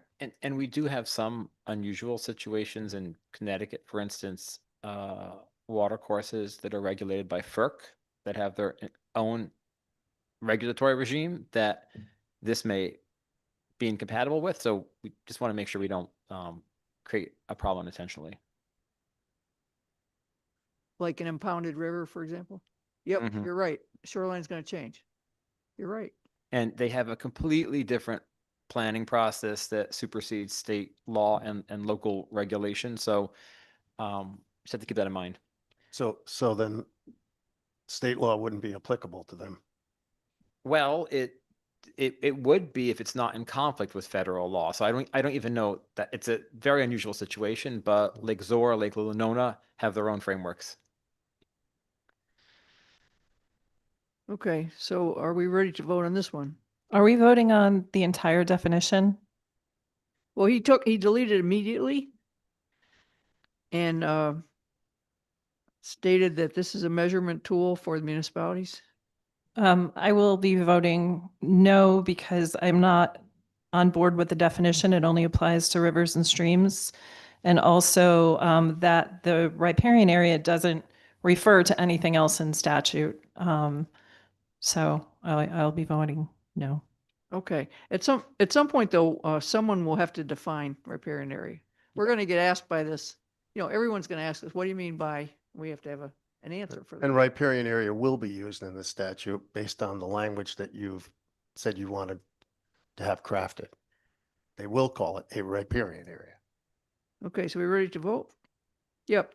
One question. Yep. I may know the answer to this, but for the sake of maintaining consistency between all of the sections that we've voted on thus far, and perhaps in hopes of getting an additional vote, would you be amenable to substituting watercourse for river or stream? Yes.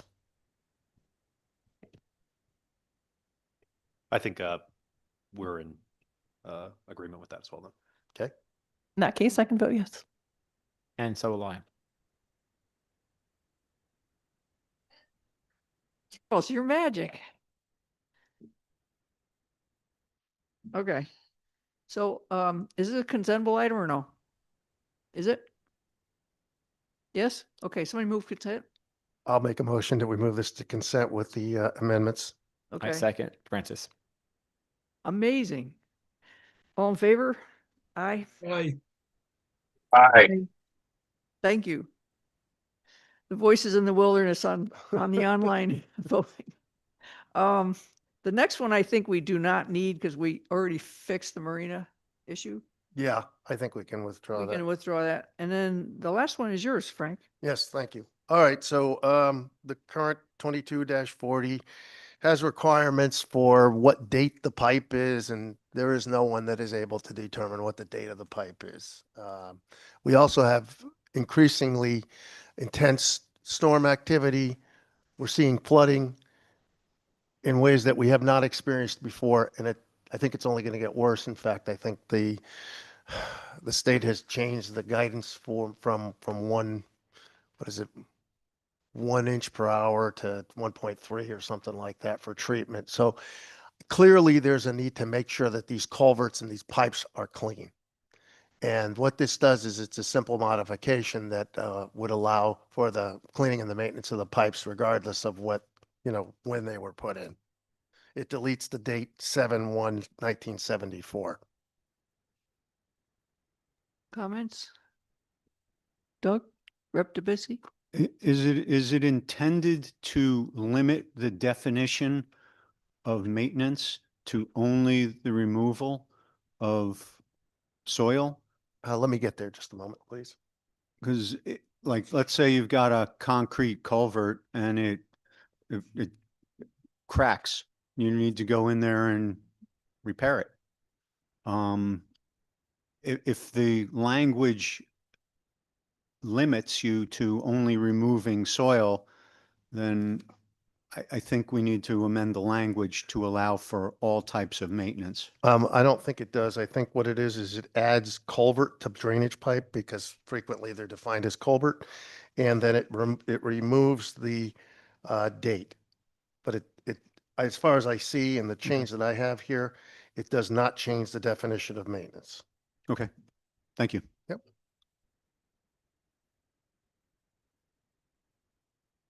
Any discussion on this one, or is it a consentable?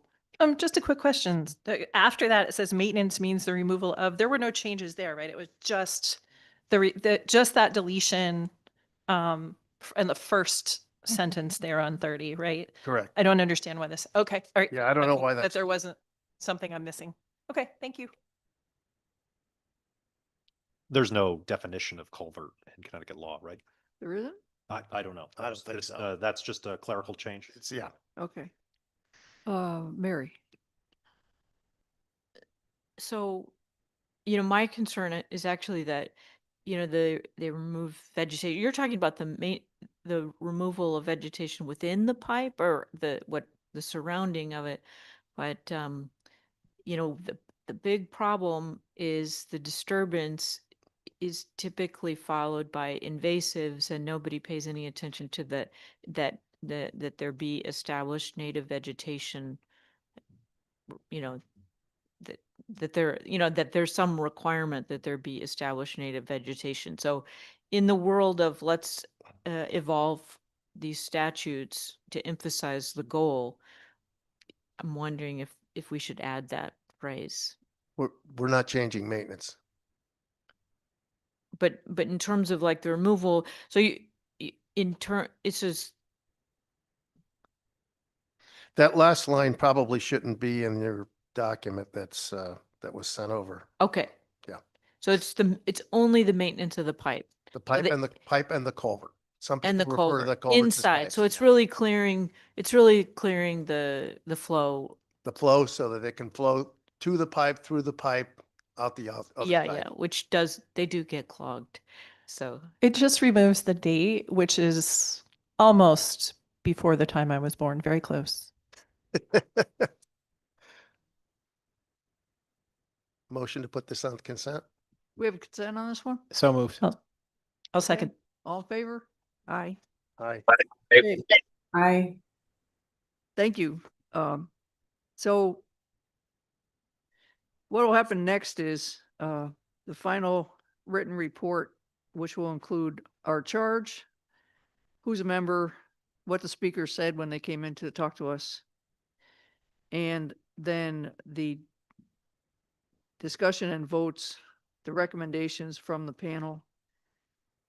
And I think that's it. And then because I'm going to be probably out of the country for a week, it looks like. That means I got to finish this before I leave. So can the negotiation happen between the home builders and Rivers Alliance and Denise Savageau in the next few days. And then I'll just plug that in, and then we can have a vote. We can have a vote remotely. No, people won't have to come in for it. Joan, Do we need to vote on consensus? oh, on all the consent ones? Well, okay. Joan? Yeah, I just want clarification. We had put on hold numbers 4 and 5. I Yeah, don't want that's to a belabor negotiation. today's meeting, but where did we end up with those? There's a small number of people are going to work with Liz Verna and Attorney Tim Hollister Okay. to see if we can come to some agreement. Thank you. And if we can, we'll plug it in and it'll be part of the report. So stay tuned for just a final vote remotely. Can we do that, Mr. Clerk? I think we can if we're a working group. If you wish it, so it shall be. Yes. Yeah, We can certainly do that. I mean, So you'll just get the document and you'll either say yes, no. yeah, I'll send it when I get something or language. We'll send it around and everyone will have it and do the same process. And I just want to say for myself, I'm truly impressed with this group. People said this is never going to work. They are never going to agree to anything. They are going to fight all the time. The group has too many members.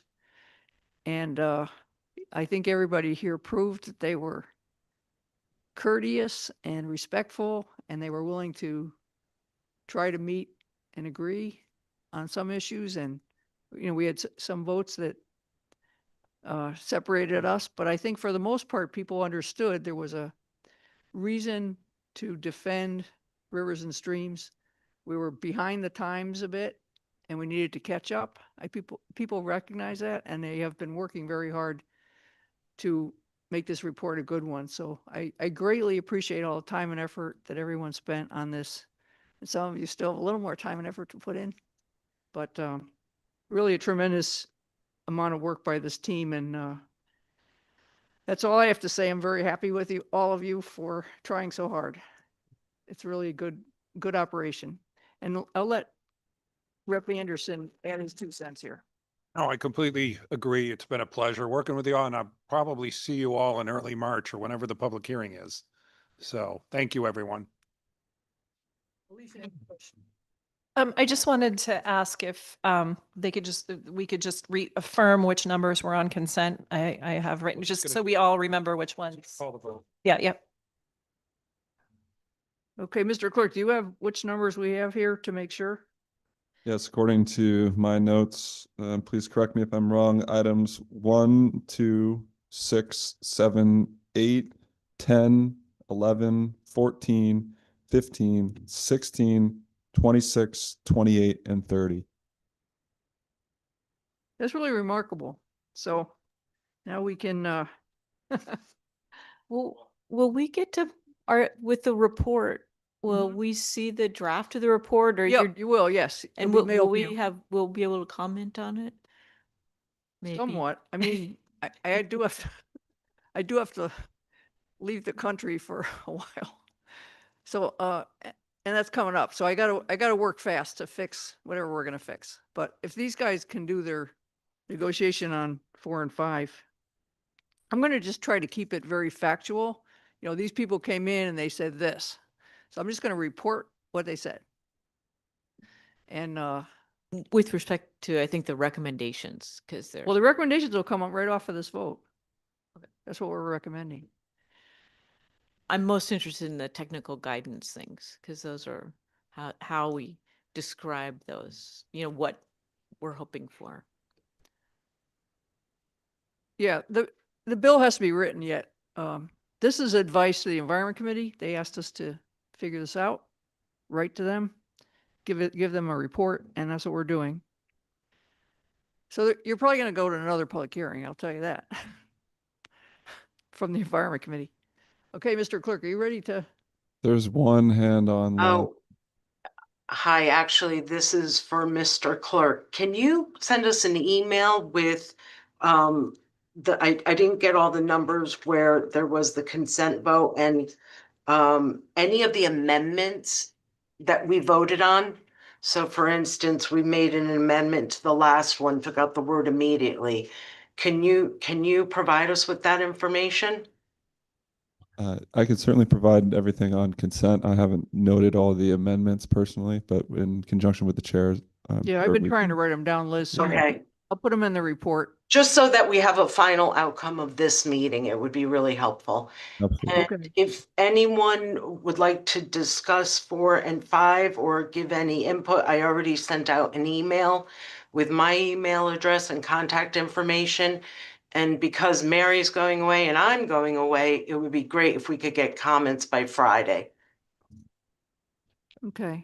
And also for the record, if I could just add, the email addresses of the entire membership are available on the membership section in the Vegetative Riparian Buffers Working Group webpage on Okay. the Environment Committee page. I also want to thank, and I should have said this initially, but I want to thank Casey for backing us up, keeping the records, putting everything online. Huge effort, huge effort. So thank you, Casey. I don't even know if you got paid for this, but we appreciate it. Happy to do it regardless. Okay, so we can have a motion to adjourn. We Oh, we have to do the roll call. Oh, see, I'm just, yes, we're doing a consent roll call. Consent calendar, Mr. Clerk. Without further ado, this is a consent calendar, and I will spare everyone reading the items since we've just gone through them. So this is a roll call vote for the consent calendar items. Rep. Mashinsky, Yes. Rep. Anderson, Yes. Liz Verna, Yes, however, item number 11, and I had technical difficulties, so I couldn't ask for a roll call. But I sent you an email, Casey. I'd like it just on the record that we voted no for 11 and five. No. Whoa, 11 was a consent. yeah. no, I know, but I was trying to get on to ask you to do a roll call. It's one item. Okay, can you just, 11 and 15 should email me. 11 and Forwarded it. 15. I forwarded it to the chairs. The motion for consent happened so quickly, no one was able to go on and ask for a roll call. So I just wanted to note that it doesn't affect the outcome of the vote. It just, I'd like that on the record for the home builders. all right, so that's not a consent then anymore. What item is that again? 11:15. Your hand up at all. So, Oh, I don't know, Mr. Clerk, you could put in a notation that we're not aware of her voting. Yeah, we can. That is really true. See any opposition? Yes, we'll sort this out. Maybe we'll remove those items. I'm not sure. It's up to the chairs, I would say. So Mary, Yep. if sure. it's, with that objection, does the consensus carry because the vote carried, or since we're voting on the consent calendar, does it get pulled and then we have to vote on number 11 again? I think what happened was she intended to get our attention, but didn't. And so we were not aware of any negative votes. Right. So, but So- she wants to be on record as the home builders did not vote and they were opposed. Okay, so it'll just be one negative vote against the consent calendar? Well, it would be better, since she did vote on the other ones, be better if she just wasn't there for that one.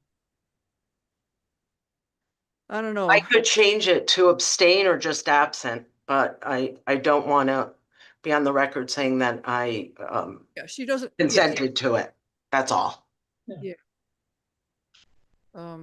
She wasn't able to vote on that particular one, but the home builders, had they voted, would have been a no. Yeah, I'm not an expert on Robert's rules or anything, but I think you're able to do in this case whatever you as a group decide, or Okay. the chairs would like to do. You didn't see it either, did you? Yeah, none of us saw your hand. I actually, before number 15, I actually rose my hand and made a comment saying, could we make this a roll call? And then everyone started talking and it just happened. It's all of a sudden became a consent vote. So that is on the record. And I'm sure my hand was up for number 11 because the burden of proof is something that we're still trying to. So why don't you just say that I didn't vote on either of those? I just don't want to show that I voted in favor. That's okay. If you Yeah. didn't, that's okay. As far as we were concerned, you didn't vote any other way. So, as far as we could see. So I'm sorry that we missed you. No, that's okay. It's been a long day and I'm so impressed by everyone in the working group. And it's the first time I've participated in something like this and it's really been a positive experience. I agree. It's been great. So the vote on number 11 will be reflected It's a consent. It'll be a consent, but she didn't get the vote, and that'll be saying that she didn't get the vote, but had she been here, it would have been a different. Madam Chair, wouldn't it be easier to just have a roll call vote on item number 11 and item number 15? And that way Liz can register her objections that way? Is the group okay with that idea? Yes. Yes. I guess the question is. I forgot those already, so we're gonna have to go over them a little bit more if you want to go that route. I'll do whatever. Okay. Rip Dubitsky has left. That's one. That the, Oh, he's on the phone? isn't the absence, Okay. isn't that fair enough to just, it's consent, but there was an absence It's okay with her, so. sustained, Yeah, yeah. it's fine. It's fine with me. It's just, I don't want to, You don't want to be recorded in positive. exactly, that's all. Okay, so Mr. Clerk, you got that? Got it. That had she been here, she would have been had she been present, she would have been a We do that in the house. no, but she wasn't present. So she's not present for the purposes of the consent calendar. is that Right. correct? Yes. All right. So, Thank picking you. where we left off. Yes. Liz Verna, not present, absent. Bill Lucy, Yes. Elisa Sherma, Yes. Bill Hyatt, Yes. Peter Basserman, Yes. Frank DeFelice, Yes. John Guskowski, Francis Pickering, Yes. Will Henley, Yes. Bob Petzold, Joe Jeremiah, Yes. Joan Nichols, Yes. Steve Miller, Alan Siniscalchi. With thanks to our co-chair, staff, and all working group members, yes. Mary Pelletier, Yes. Rep Dubitsky, Yes. Rep D'Amico, Yes. Denise Savageau, Yes. Matt Fitzpatrick, Yes. and Amy Petrus. Yes, and thank you all. Final vote is me. So have a good night, everyone.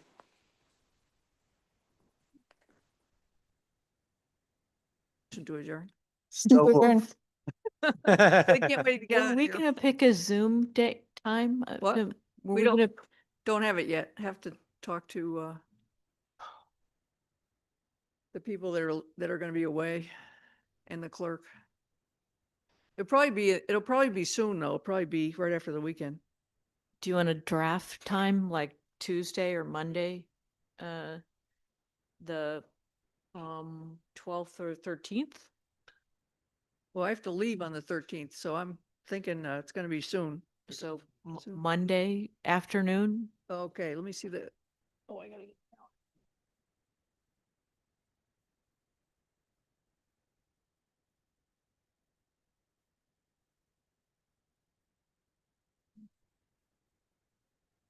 See.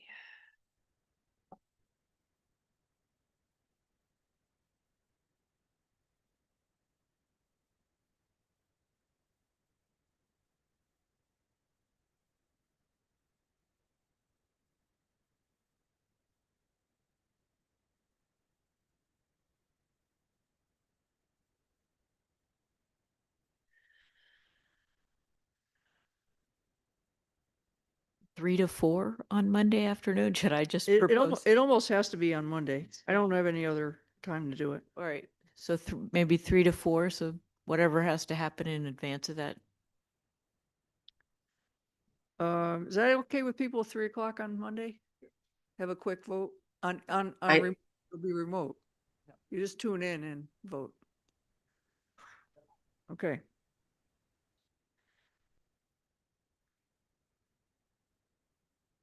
So I guess we're done.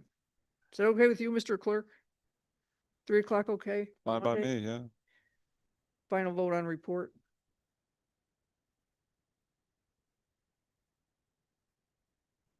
Okay. So we're adjourned. Thank you. Thank you for all your dedicated time. Thanks all.